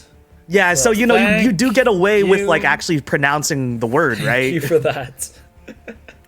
There is a way for me to know somewhat how to pronounce your name, despite I don't know. I mean, how many different ways can you pronounce a name? Like, I mean, it's all up to interpretation, in my opinion, in a few cases. It can be tough for people and casters alike to know exactly how you want your name to be pronounced, but I digress. We're going into a new domination map. The first time we see a new one, other than Hell's Haven, it's going to be the Celestial Husk domination map. Not my favorite is showing map, off a Winter Soldier, and by God, I will just say this: if I've seen you in Season 0 and I know you've played a Winter Soldier, I'm excited because I know every single Season 0 Winter Soldier we've seen is crazy. They're clip farmers. So Shalevro, if you can get that is someone to look for in this match. No, I'll take your word for it on that one. Angela being banned and the Gambit. Yep, I mean, well, we were seeing that one coming. I mean, I feel it's a little. I feel as if we haven't seen enough of it. Gambit's just so strong in general, but I mean, do you if think both teams aren't playing it? Yeah. Yeah. Adam Protect. Oh, that's something. That's the first time we've seen Adam protected, and they do let the Psylocke come through, and Mantis ban. So potentially Black Viper doing their homework, as Butsu and Camille are hovering the Groot Mantis team up, which is quite impressive. Captain America. Now these are some bans and protects that I was not particularly expecting to see today. So maybe we have something very specific in particular in store for us on this domination map. Bucky, pretty damn standard. As Black you pointed Viper, out. interestingly enough, just banning Mantis, even though Shad's highlighted it, right? But I will say they probably did their homework, because I believe Crimson Eclipse was one of the teams that did get to run a Mantis, or at least kept getting it banned out too, last season. So I guess they did do their homework. But a Groot keep right here is really interesting because they're not the ones highlighting it right now. Taking a while to protect that one. They might have been a little bit unsure what to protect there, and obviously they don't know what Butu is hovering, but they might be playing right into the hands of Crimson Eclipse here. I'm not too familiar with these teams, so Black Viper, they probably have a Groot player. I mean, it would warrant Groot being played considering they protected it now, so. And the Halaban. Obligatory Halaban, unless you want to play against very strong team up. I'm not judging. Are we gonna... Are they not playing Groot? What am I... Maybe they just banned... Maybe they just protected something to protect it, but... Not playing Groot when you protect it is unusual. Especially considering what we can see, the enemy team hovering the Groot Lord. Essentially protecting for the enemy, which is not advisable then again. I mean, surely you should know that Crimson Eclipse have a good Groot player, and 30 seconds before you I don't know. I'm just talking in hypotheticals here. No, yeah, like I said, it seemed like Black Viper maybe did some homework, but maybe not enough if they're gonna let Butu run free. But you know, I'm also pretty interested in seeing this triple support. This triple support, no second DPS type. And we've seen it a couple times last season too, but this is I don't know, new season. It's always just a question as to how well it still holds up. Alright. We're just gonna be taking the scenic route, looking to go high ground. Not quite starting the fight, just poking, just prodding, just trying. Okay, we got an engage coming in from Hannibal. I'm still learning the name. Chevalo, the Bucky, find the pickup onto the bag, but he does get rezzed by the rocket. Beacon, just poking the neutral. Not really a lot going on. Yeah, Hannibal trying to go in and out. The posture. My feed's frozen. I apologize. Oh, I got you. It looks like he's getting grabbed. The Bucky has to pick up onto the Psylocke. Is a pretty good one. And there's a hook. It misses. And it looks like it's going to be Crimson Eclipse picking up first capture. Ooh, mechanics on display there. Oh my. You talked about some good Bucky play. Thank you, man. Thank you, Shalevro. See, this is what I like. This is what I like. Whenever I get to talk nicely about a player or a team, or a comp that I see, whatever it is, I like to talk very nicely about them, and I like to see them delivering. Shalevro gonna be the one to capitalize right there, get a couple kills, or at least a couple final hits. Excellent stuff from Crimson Eclipse. All right. Posturing now with the Venom ult. Oh, the combo! The Feast of the Abyss with the end song. Inferno only finds the Atom, but he has the self-res available. Here comes the Meteor, and he finds the Shark, who was ulting, by the way. Now it's Andrew Lincoln's turn. He finds one, he finds two, he finds three with the Kraken impact. Four with the Bucky ultimate. If these weren't pre-recorded, you would have thought that Andrew heard me talking about Shalevro and how clean his Bucky was, because it always feels so personal whenever that happens too. And not only do I love seeing whenever I talk nicely about a player, then they show out. I love seeing the other side show out too right after. What a response! Get the get back, as if you will. Get the counter punch. Looking, Silent Seduction does come in. Hannibal, though, does find a pickup onto Crimson Eclipse's Invisible Woman. Does get instantly res with the Karmic Revival, as well as both the tags being brought back to life with this Adam Warlock ultimate. Oh, the Bucky, though, does die, and the Karmic Revival is not in play anymore, unfortunately, for Crimson Eclipse. It's going to be tough for them to sustain in this fight now, especially with... Oh! Endsong Revival maybe come a little bit short. It maybe hit some sort of debris, a branch maybe from the tree. Kraken Impact. Now there's the Jeff ultimate. It swallows the Kraken Impact. Or maybe it died. No, it didn't swallow. Now it does. It swallows the Phoenix. Good target. probably won't be able to find the finish, but... Oh. That's unlucky. Black Viper is still controlling the point now.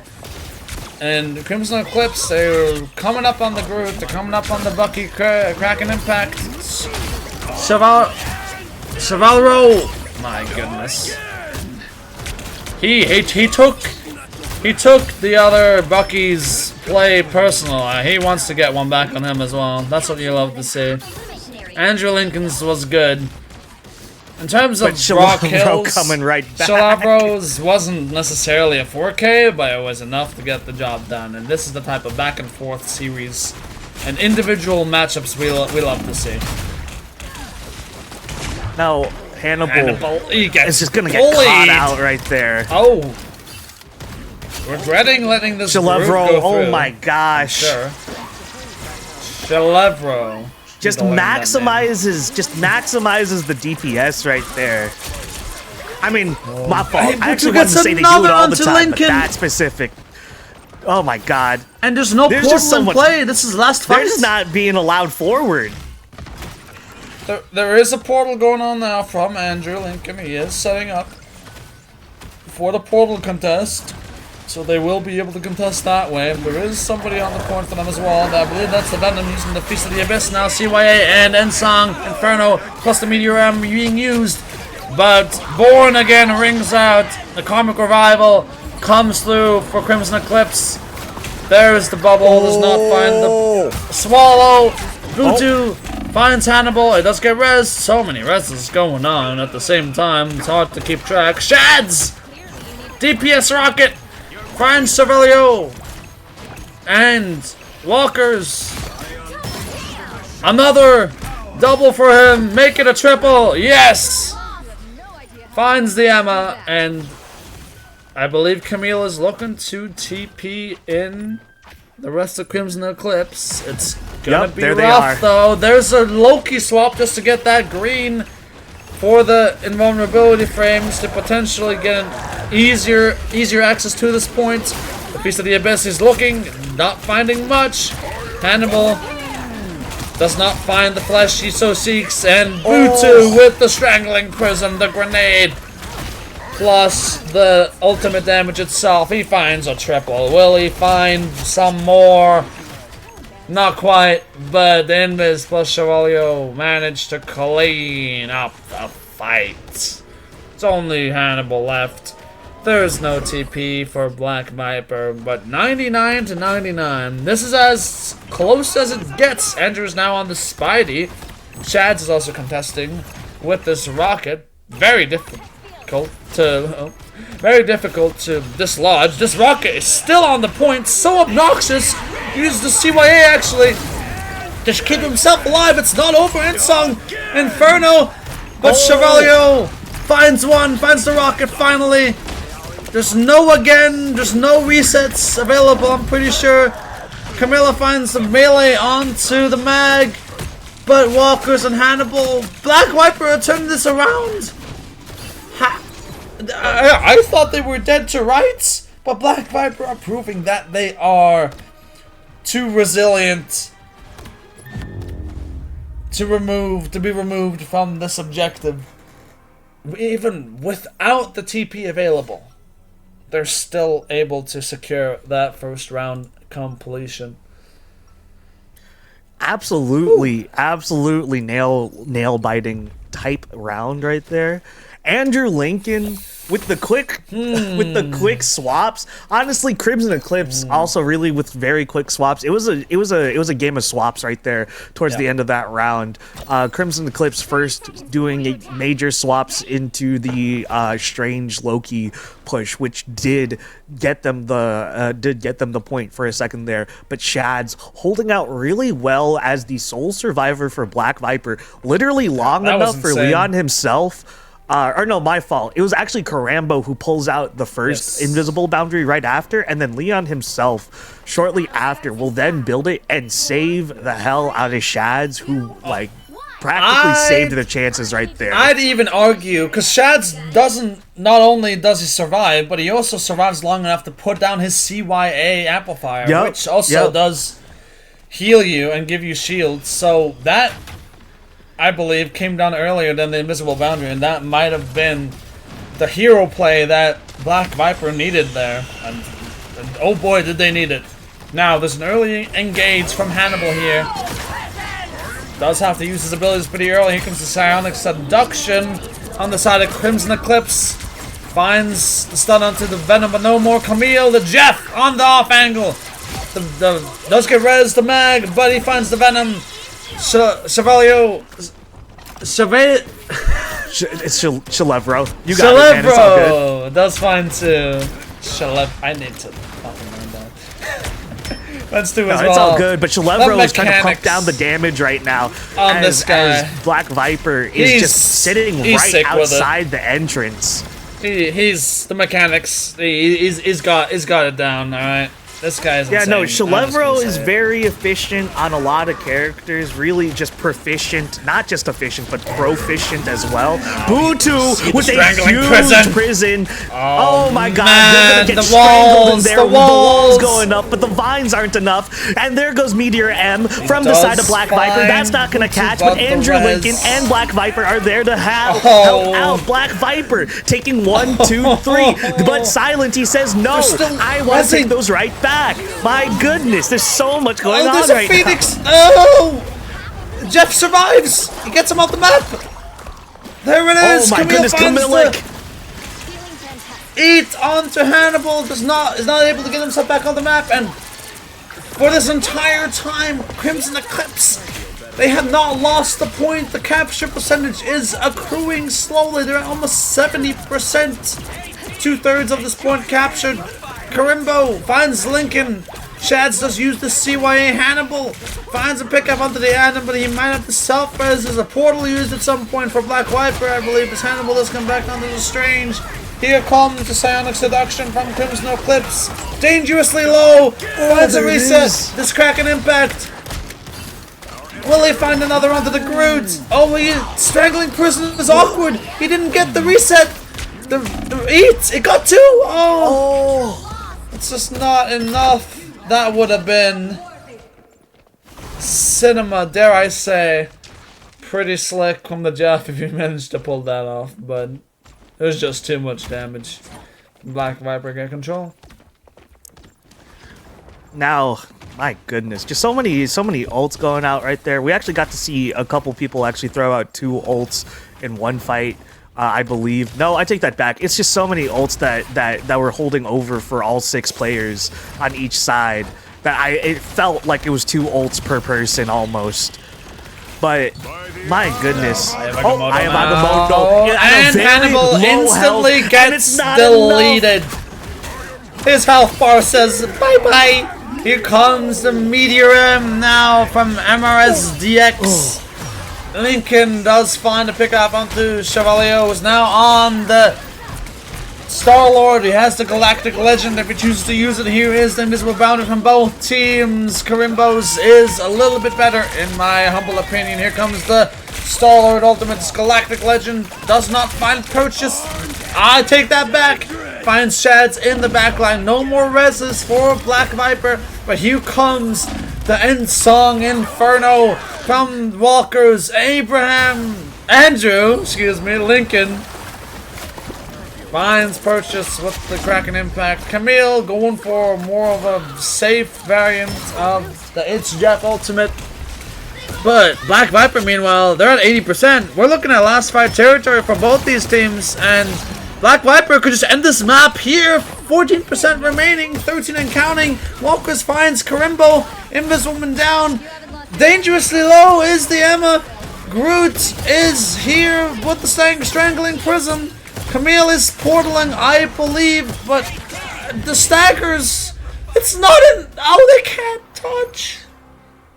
The portal was there, but they can't touch. It's all over, and Black Viper are gonna secure the point off of the back of a heroic performance. I believe they were down 99 to like 20%. They brought that back from the death to secure themselves that map win. They brought it back. Wow. So, So Crimson Eclipse would actually come in there with a decent lead. It wasn't 99-0 or 99-20 both times, but I believe it was much closer in the first round. But Crimson Eclipse would take 99% first, and Black Viper, for some reason, somehow, some way, finding themselves with backs against the wall, that is what activates them, apparently. That is their win condition, because that is exactly how they won both times. Again, back against the wall, 99% in overtime. Nothing else for them to do besides, we have to take this and hold it for the rest of this time.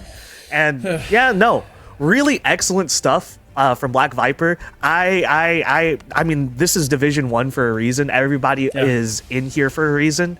So, am I going to say, did I expect more out of Crimson Eclipse? I mean, definitely off of my bias from watching Season 0. Yes, I did. However, I will say this is a very welcome surprise as well to see that Black Viper, they're proving that they belong. So it's really interesting stuff. Shalevro, still doing Shalevro things.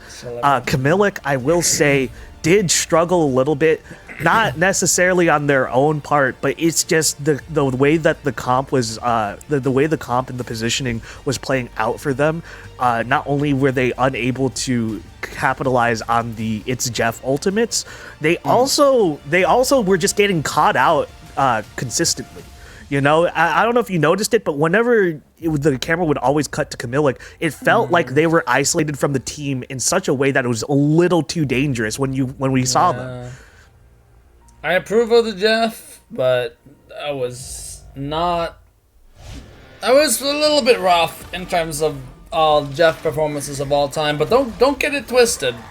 That was a pretty close map for my standards, at least. And don't get it twisted. Both teams are proving that they belong here, not just in the Division 1, but in this league in general. They are here to provide not only the best form of entertainment, but also some really, really good Marvel Rivals gameplay.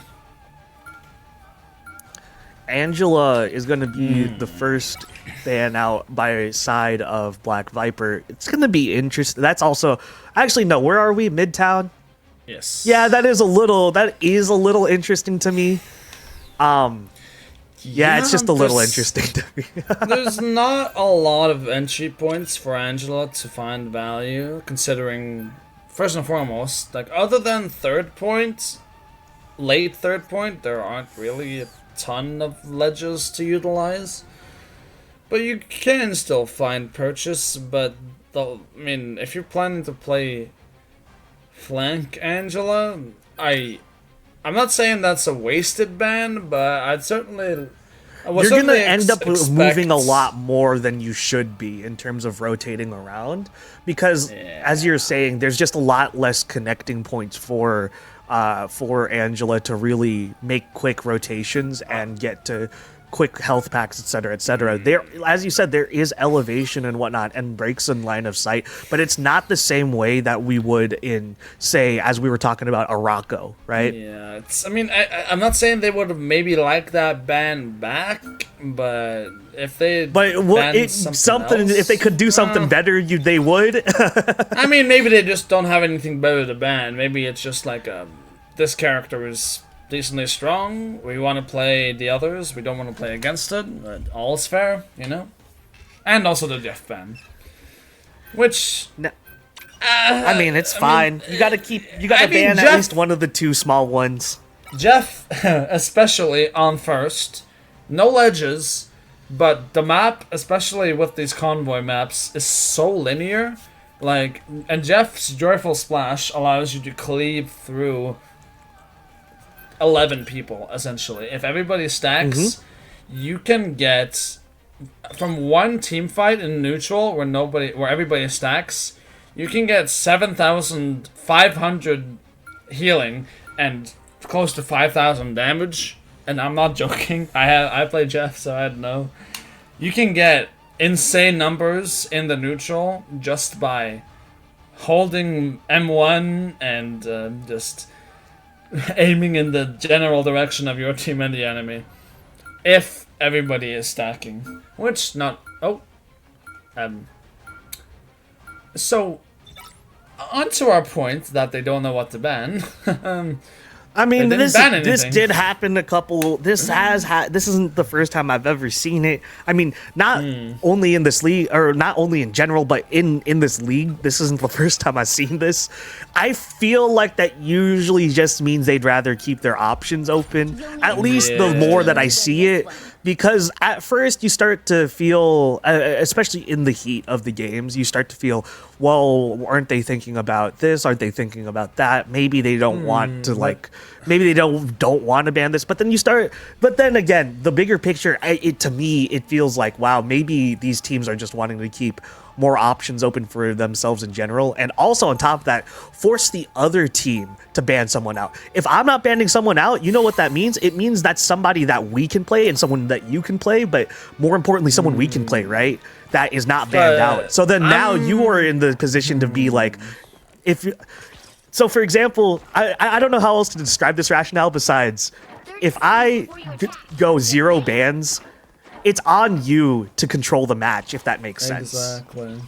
So, but then again, you do give your opponent a lot of leeway in terms of that is true. How that they is play true. the game and how to, how to control them you can play your game, and we will counter you. Essentially, is what you're trying to say. But I'm very surprised. No Hela, no Namor, even though there were no bans of these said 2 characters. Strongest team up in the game, arguably.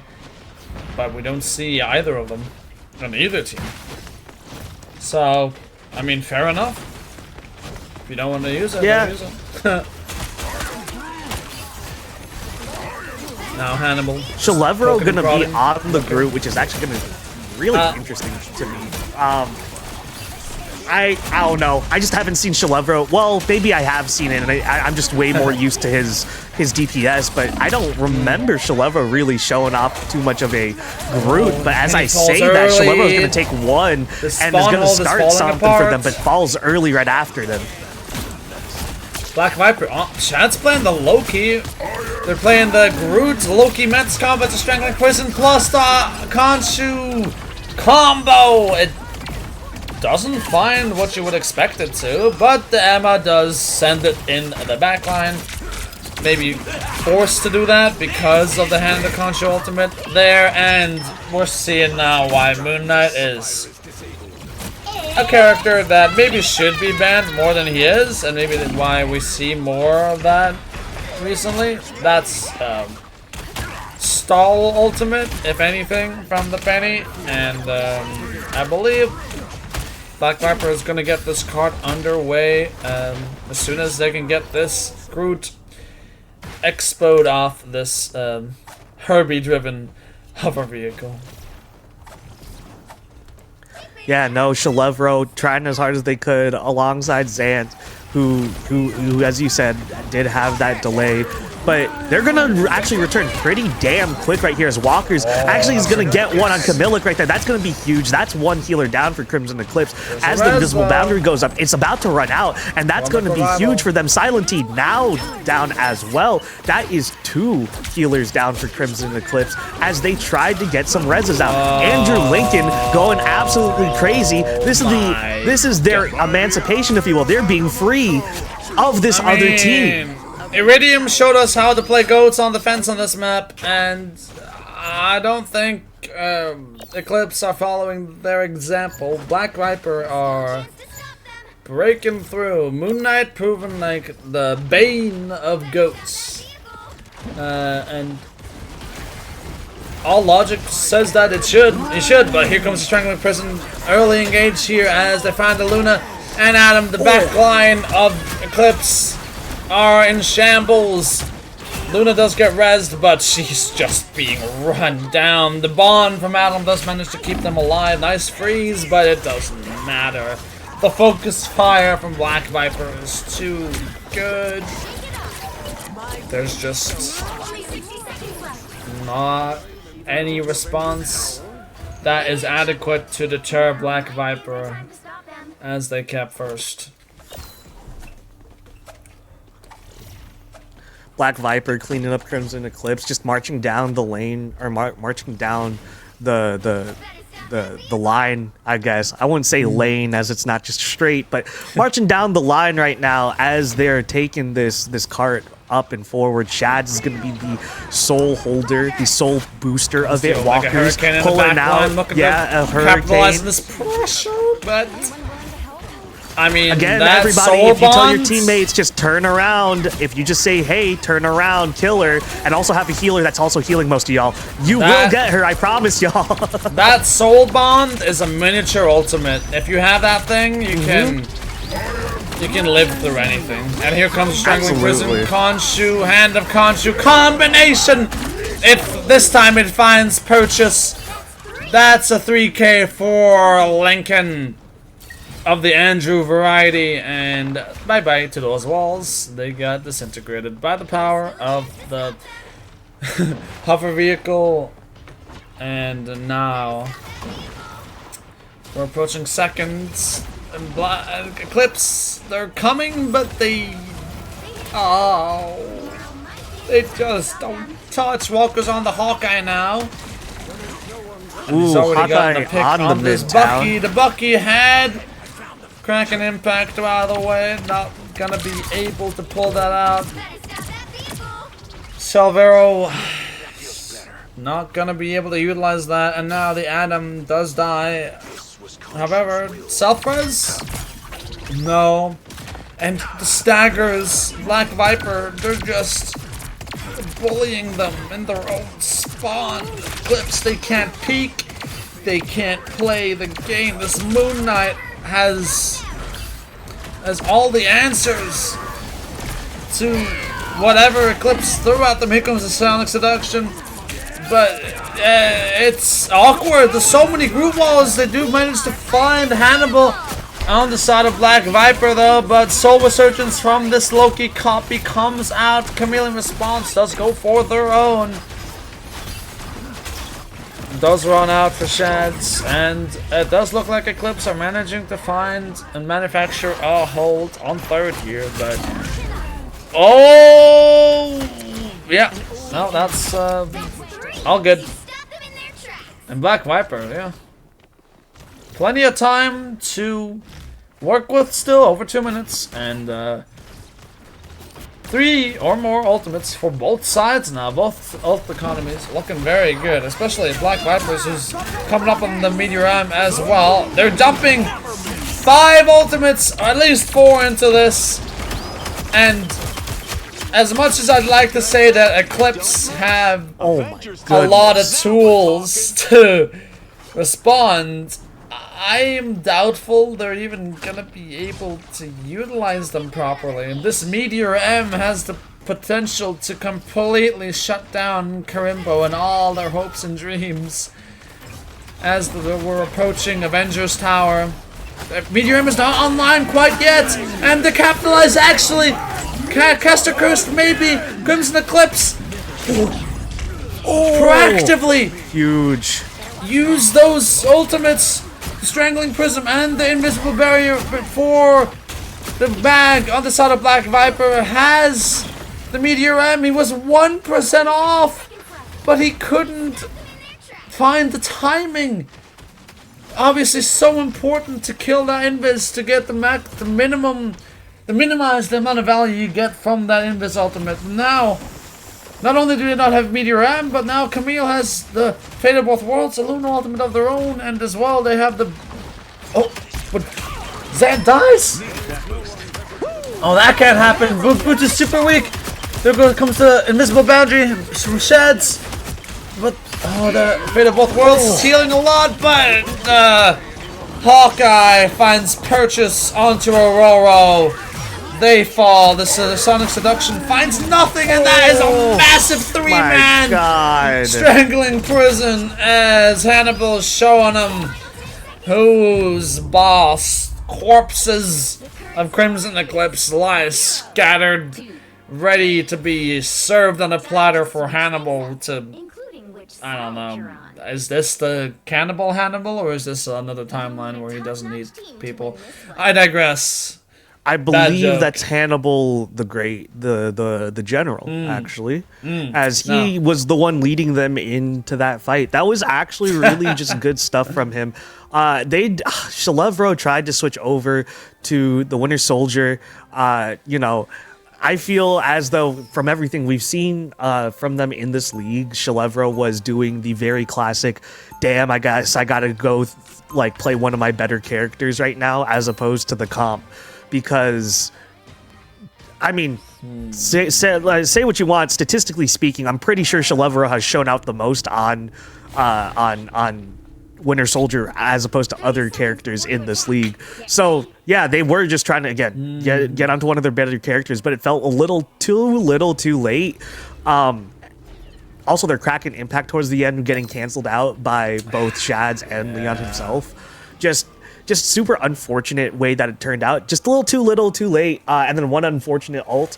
And then Black Viper, my God, Hannibal just walking up, getting to get that triple. I do also want to bring, again, back to Shads and Leon himself. And I guess to that extent also, well, I don't know if Walkers was on that up until now, because they are also running that Goats on this side of the map for Black Viper. So the spawn hold Goats composition on this map is... It seems like that's what teams are preferring, and it's looked decent so far, at least in the other series we've seen. Let's see if Black Viper has the staying power to, and the honestly did skill. not see a whole lot of that on Midtown. Again, I mean, not just so much in my own experience of seeing it, but like on Midtown, did not see a whole lot of this Goats. But it is not holding up for a whole lot of other people. It just feels like a trend right now more than anything, with the way that it just falls through anytime anybody else has been attempting it. Maybe Iridium just has the secret sauce, but they're fine, dude. Completely destroying these spawn hold Goats compositions. And I expect to see Black Viper swap out this composition mighty quick. No, yeah. And by the way, Silently is already halfway to another Moonhead ult. Yep, just FYI, just public service announcement. Now that is something I do want to talk about real quick. I guess before something goes down in here. In this Venn diagram, actually, 2 invisible boundaries. That is the Venn diagram. Goes away, and then now it's going to be Black Viper's only up. Silent T just trying to put pressure, not really doing much besides breaking things, and the Eye of Agamotto is going to cancel that. Shalevro going down, Karambo going down. Black Viper still holds on to 3 ults for the next fight. My goodness. Convincing hold. I spoke too soon. I'll admit. What's it called? Before I just randomly flipped on non-detailed colored stuff. I was gonna say that on the side of Shads and Leon himself as the healers. My goodness, can we just talk about how good the comps are for a second? God damn, Hannibal, what are you doing? What is going on? Oh, all the ultimates are coming out. I don't even know what's going on. There's a Hand of Khonshu. There is Punisher on the middle of the point. There's Walkers. Karmic Revival. Final Judgment just ended. Karmic Revival is actually going to be super successful here. Actually going to bring back and swing the fight. Actually, maybe not. It looks like Hannibal's in a little bit of a hairy situation right there. Walking forward. Never mind. The healers are finally showing up to bring the support. And Hannibal and Andrew Lincoln are standing in front of Crimson Eclipse, the big wall that you are not allowed to cross right now. You shall not pass. You shall not get past this corner. Silent T really wants it, though. I clearly jinxed Eclipse because Black Viper are finding the holds. Surely now. Eclipse, what does a Mega Hurricane? That's going to be huge. They have the combo as well if they need it. That was huge. She does fall. Does Adam have the self-res? This is Soul Resurgence coming up from the low queue. The copy does have the res. Invisible Boundary does come out from Karambo. There's a massive Eye of Agamotto. Are they gonna full hold them with Goats again? Did I just cast her curse? Oh my god, Silently though. He plays Marvel Rivals, alright. And he plays Moon Knight. He has a special move. It's called Random Bullshit Go. Yeah, I swore. Sue me. But even still, I do not know. Okay. Oh, there you go. But what a hold. That could have been super tragic. That was a valiant first point hold. So as I was saying earlier, Shads and Leon himself were doing a really good job in that last round, holding each other accountable and just keeping not only the team up but themselves up, especially. Generally speaking, if your healers stay up, your team should stay up, right? And they were doing a good job of keeping each other up right there, not getting too caught out. But right now, I will say on that last fight with that huge ult from Shalevro to start off, getting 2 to start with, something big is about to happen right here as we see YouTube economy just going to work. Coming online. Shalevro was finding one early. This range, Captain America's in the team. Silently finds one, finds 2 under the backline. There's a Born again. The Karmic Revival Walkers brings everybody back. But look at the ult charts from Crimson Eclipse. They have everything, and they're gonna dump everything onto. Oh, that's huge! I don't even know how to describe what's happening on my screen. There's just colors and my Moon Knight goodness. stuff and hurricanes. An entangled the strangling prison by Butu sets everything up. That's going to be 4, I believe, going to get caught in there. And then a Hand of Khonshu by Silent-T, who's just been going absolutely crazy right now on that Moon Knight, followed by, I don't even know if it was necessary, but it definitely made things quicker and is going to let them build up more, like another set of ults very quickly. Shalevro cleaning that up with the Hurricane. Just I don't know, man. That was just so much damage all at once. I don't know what you do there. You don't have enough ults to really stop that. I mean, Silently is adopting my philosophy of using your ultimate every fight. My Jeff philosophy, you also get your ultimate pretty quickly with that character. And he's proven that it's pretty damn effective. Especially considering it's one of the highest ult damage ultimates in the game. Oh, Hannibal! Camillek. Now coming in with the Cloak and Dagger ultimate. Eternal Bond now. I have Akamoto into the back. He finds a few stuns, but nothing spectacular. Here's the invisible boundary. He finds the Goon Knight. Sorry. He does get res though. He has the Moon Knight ultimate. The Hand of Khonshu is available. And they have combo. They have the Strangling Prison plus the Hand of Khonshu. We might see a big one again. The Strangling Prison only gets 1, and it's on to the tankiest member of Black Viper. Still though, Crimson Eclipse. Where? I'm not sure if they would. I think they might have wanted that Storm ultimate back. That's not ideal. Hannibal does have the Eye of Akamoto just to pop it, and that's a 5-man stun! Oh my goodness. Black Viper with no response. Wow. Hannibal doing oh my god. Hannibal again leading the charge right there. Gonna just by himself. Just Eye of Agamotto right there. Send them right into that subconscious realm. I don't know, man. Crimson Eclipse just fall into the same thing again. But they are finding other answers. It just so happens that Hannibal seems to be the common problem throughout every one of their losses in these team fights. Meteor M from MZRDX. That's not going to catch anybody. Silent-T can immediately shut him down right afterwards.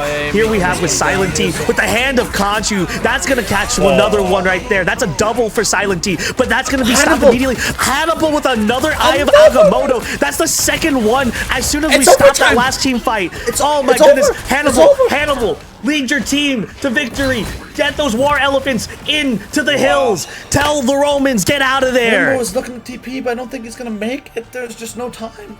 I mean, yeah. Karambel though, with a good touch. They have one spec, one pixel, but they get pushed. Oh, no. Oh, that's it.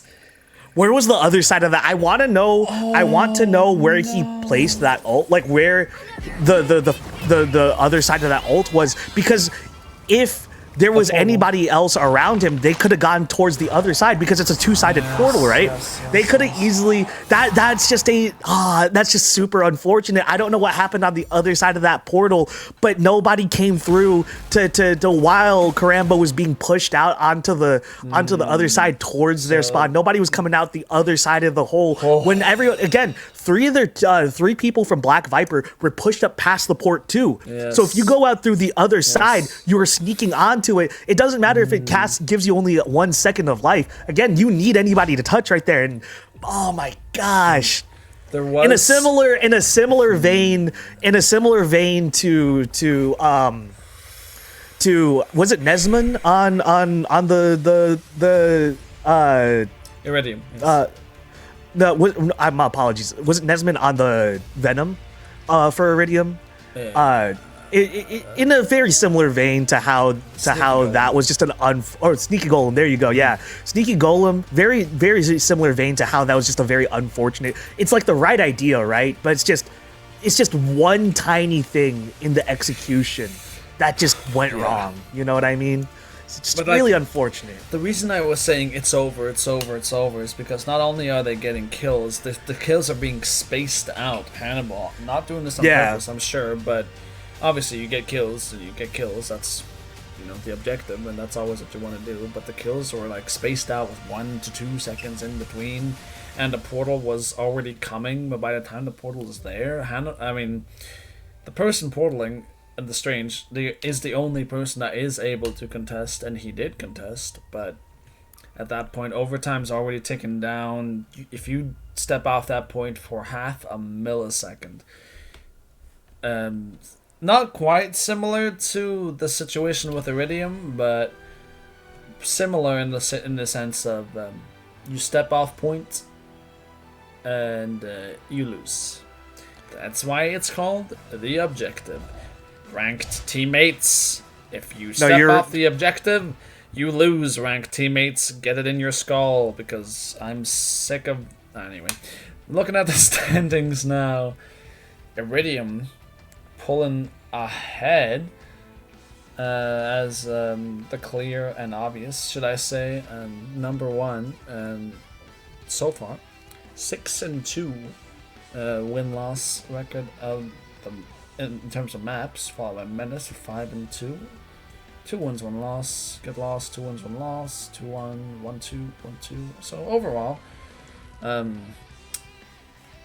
hoping to see Crystal Grove find their footing. Obviously, it's tough seeing a team. It's hard to talk about without sounding disrespectful and sounding very pessimistic and very like, hey, you suck.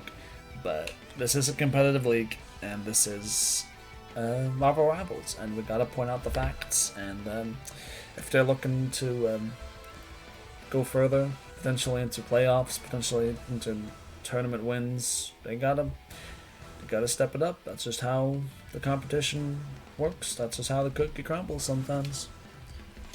No, yeah, and I mean, it is pretty early on into the season. This is just the first day of week 2. So thankfully for them, they do have some time to turn it around. Hopefully, unlike season 0, though, Lane Crystal Grove will not find their first win in the final week. Hopefully that doesn't happen again. Hopefully they find it earlier. Guys, I will say at least... I guess as someone who got to watch the final weeks of season 0, I do have like a little bit of bias and like a little bit of an audience like parasocial relationship with the teams, where I'm like, guys, I've seen you guys play better, and I've seen you guys come together and do it. Like I believe in y'all. You know what I mean? Like I'm like, it's not the same with you and Iridium when you actually know them. I'm literally just the caster who got to watch these guys last season, and I'm like, come on, Lane, come on, Crystal Grove. You guys got this. I don't want to have to cast another.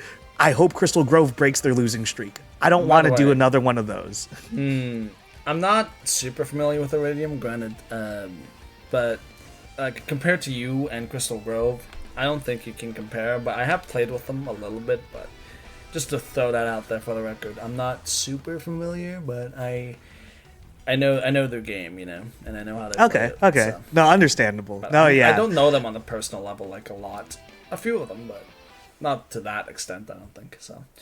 So that's what I mean by like I know a little bit more, but I mean, don't get it twisted. I know a decent bit more about them than any other team in this league, but I by no means am an expert on them or their team. But I do believe we are looking to close out our broadcast for the evening. It's pretty late. I think my neighbors are gonna kill me. So I unless production says otherwise, I think we're gonna say thank you and good night for now. Thanks for watching. I appreciate y'all coming out and supporting MNC Faction, as well as obviously MRL Season 1, Week 2, which is what I've had the privilege, the joy, and the honor of being able to cast with y'all today. Quick shout out, I've been given permission. Quick shout out to Championship Leagues. We are hosting a tournament, EUPC console tournament called the Golden Veil Tournament. It's happening from November 21st to November 23rd. Yep, it's gonna be sick. I'll be casting in that one as well with my friend Gaz, Red Luna from Iridium, and Baseline, which is a former player of Iridium, is going to be casting matches as well. It's going to be hopefully 16 teams, and hopefully we see you there all 3 days, and expect to see me casting a lot more. Hopefully you're not sick of me yet. And yeah, I mean that's all I have to say. Yeah, no. I mean, I have nothing else to add on. I mean, if you guys are on a team or aren't participating in this league and just watching, and you heard that announcement, by all means, go get a taste of some extra action right there. Some extra competitive action. Are we casting the rests? I think we only got told we're only casting the first. We're only casting the first half of the first 4 matches of today. So each team got 2 matches, right? We will. Well, I am not available this Saturday, but the production team will be here on Saturday, hopefully. All things permitting. God forbid we don't have any issues like we did last week. That was a replay thing, by the way. The update wiped the replays. Yeah, so that's what happened last week. But all things permitting, yeah, the other half of the matches will be done on Saturday. I'm not too sure who will be there. Are you going to be there, Boca? Do you know? But by all means, I know I won't. But our production team will hopefully have that down for Saturday. I'll be busy with championship leagues and. Oh yeah, 21 through 23rd makes sense, right? Yes. Makes absolute sense. I don't know why I even asked. You did just mention that. No, you're good. I also have short-term memory loss. It's fine. No, yeah. No, but yeah, by all means, for both things, yeah, go check out Champions League and do check us out on Saturday. Our casters will have you. Whoever we have such a great team here, honestly. Yeah, I mean, you included Boca. Everybody that we work with, they're just such a great team. Yeah, thank you so much for having me. If you don't see me another time on here, obviously I'll be able to step in if y'all need me, but I'll be primarily casting for championship leagues. But if the schedules permit, and if my schedule permits, in real life schedule permits, I'll be happy to step in, and it's been a pleasure. Yeah, that's it. Appreciate y'all for watching. Yeah, thanks for coming, everybody. This has been week 2, day 1 of the Marvel Rivals League. We'll see you next time. He's getting grabbed. A Bucky has to pick up onto the Psylocke is a pretty good one. And there's a hook. It misses. And it looks like it's going to be Crimson Eclipse picking up first capture. Ooh. It looks like he's getting grabbed. A Bucky has to pick up onto the Psylocke is a pretty good one. And there's a hook. It misses. And it looks like it's going to be Crimson Eclipse picking up first capture. Ooh, mechanics on display there. Ooh, the Feast of the Abyss with the end song. Inferno only finds the Atom, but he has the self-res available. Here comes the Meteor Am. He finds the Shark, who was ulting, by the way. Now it's Andrew Lincoln's turn. He finds 1, he finds 2, he finds 3 with the Kraken Impact. 4 with follows the Kraken Impact. Or maybe it died. No, it didn't swallow. Now it does. It swallows the Phoenix. Good target. Probably won't be able to find the finish, but oh, that's unlucky. Black Viper is still controlling the point. Now Eclipse, they're coming up on the Groot, they're coming up on the Bucky Kraken Impact. Chevalro, my goodness. He took the other Bucky's play personal. He wants to get one back on him as well. That's what you love to see. Born again rings out. The Karmic Revival comes through for Crimson Eclipse. There's the bubble. Does not find the swallow. Butu finds Hannibal. It does get res. So many reses going on at the same time. It's hard to keep track. Shads! DPS rocket! Finds Hannibal. It does get res. So many reses going on at the same time. It's hard to keep track. Shads! DPS rocket! Finds Cervelio! And Walkers. Another double for him. Make it a triple. Yeah. Again, easier access to this point. The Feast of the Abyss is looking, not finding much. Hannibal does not find the flesh he so seeks, and Butu with the Strangling Prism, the grenade, plus the ultimate damage itself. He finds a triple. Wilio finds 1, finds the rocket finally. There's no resets available, I'm pretty sure. Camilla finds the melee onto the mag, but Walkers and Hannibal. Black Viper are turning this around. I thought they were from Hannibal here. Does have to use his abilities pretty early. Here comes the Psionic Seduction on the side of Crimson Eclipse. Finds the stun onto the Venom, but no more. Camille, the Jeff on the off angle. Does get res the mag, but he finds the Venom. Chevalio.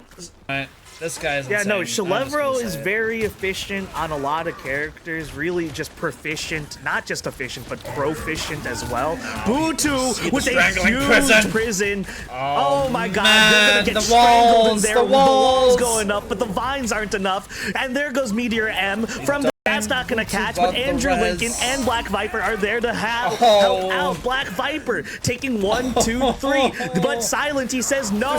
I want to take those right back. My goodness, there's so much going on right now. Phoenix. Oh, Jeff survives. He gets him off the map. That was strange. Here comes the Psionic Seduction from Crimson Eclipse. Dangerously low. Finds a reset. This Kraken Impact. Will he find another onto the Groot? Oh, Strangling Prison is awkward. He didn't get the reset.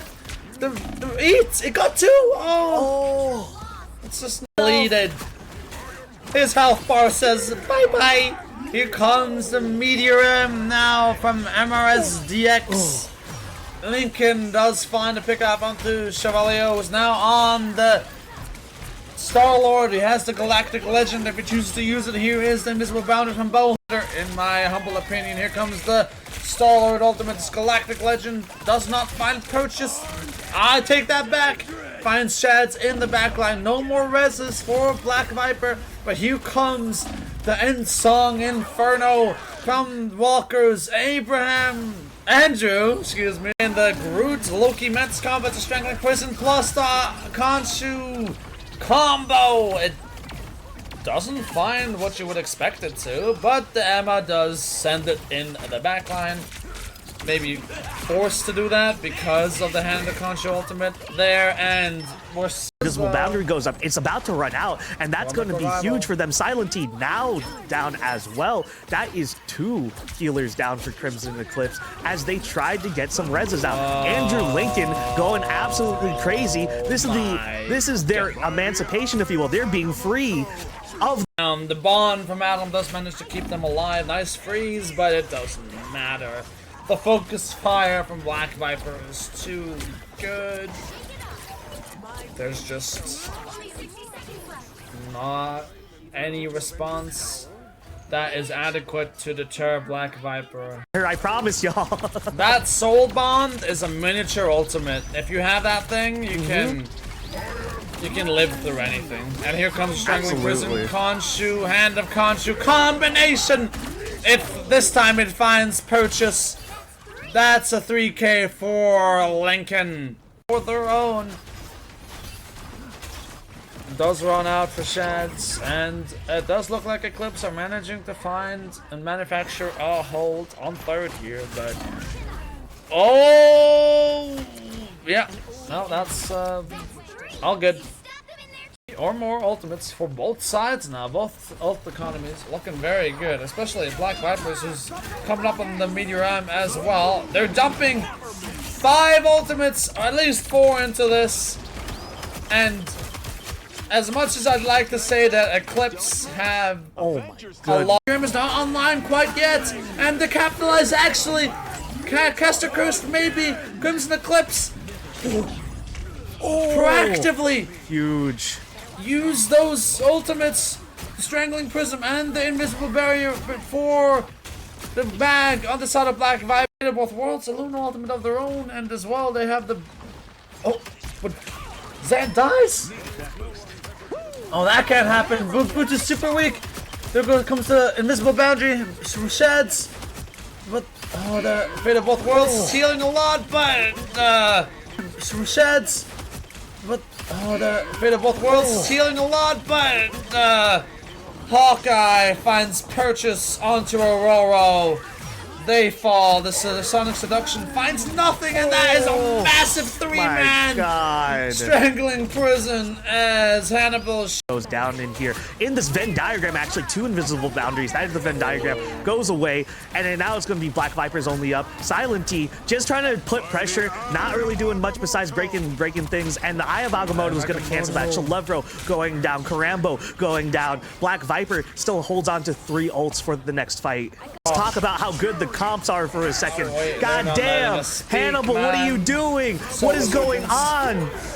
Oh, all the ultimates are coming out. I don't even know what's going on. There's a Hand of Khonshu. There is a Punisher on the middle of the point. There's Walkers. Karmic Revival. Final Judgment just ended. You shall not get past this corner. Silent T really wants it, though.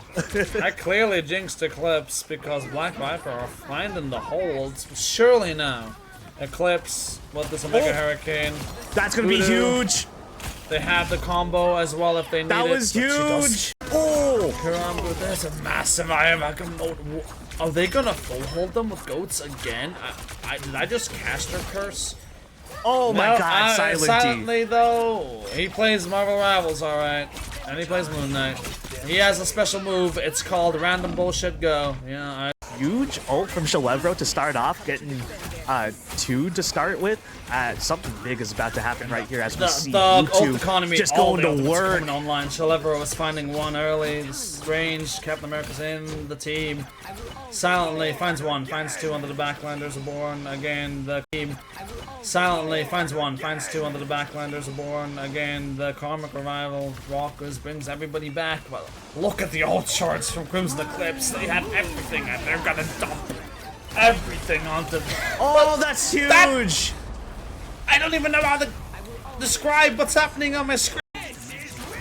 The Cloak and Dagger ultimate. Eternal Bond now.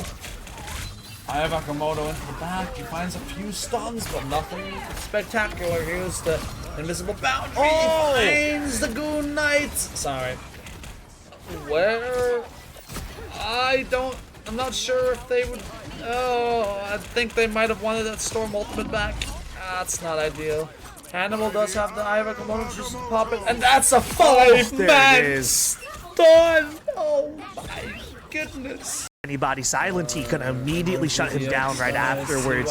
Here we have with Silent T with the Hand of Khonshu. That's going to catch another one right there. That's a double for Silent T, but that's going to be stopped immediately. Hannibal with another Eye of Agamotto. That's the second one as soon as we stop that last team fight. Oh my goodness. Hannibal. Lead your elephants into the hills. Tell the Romans, get out of there. Limbo is looking at TP, but I don't think he's gonna make it. There's just no time. I mean, yeah. Oh, Karambel though, with a good touch, they have one spec, one pixel, so but they get pushed. Oh no! Oh, that's it. Oh, I got you. Looks like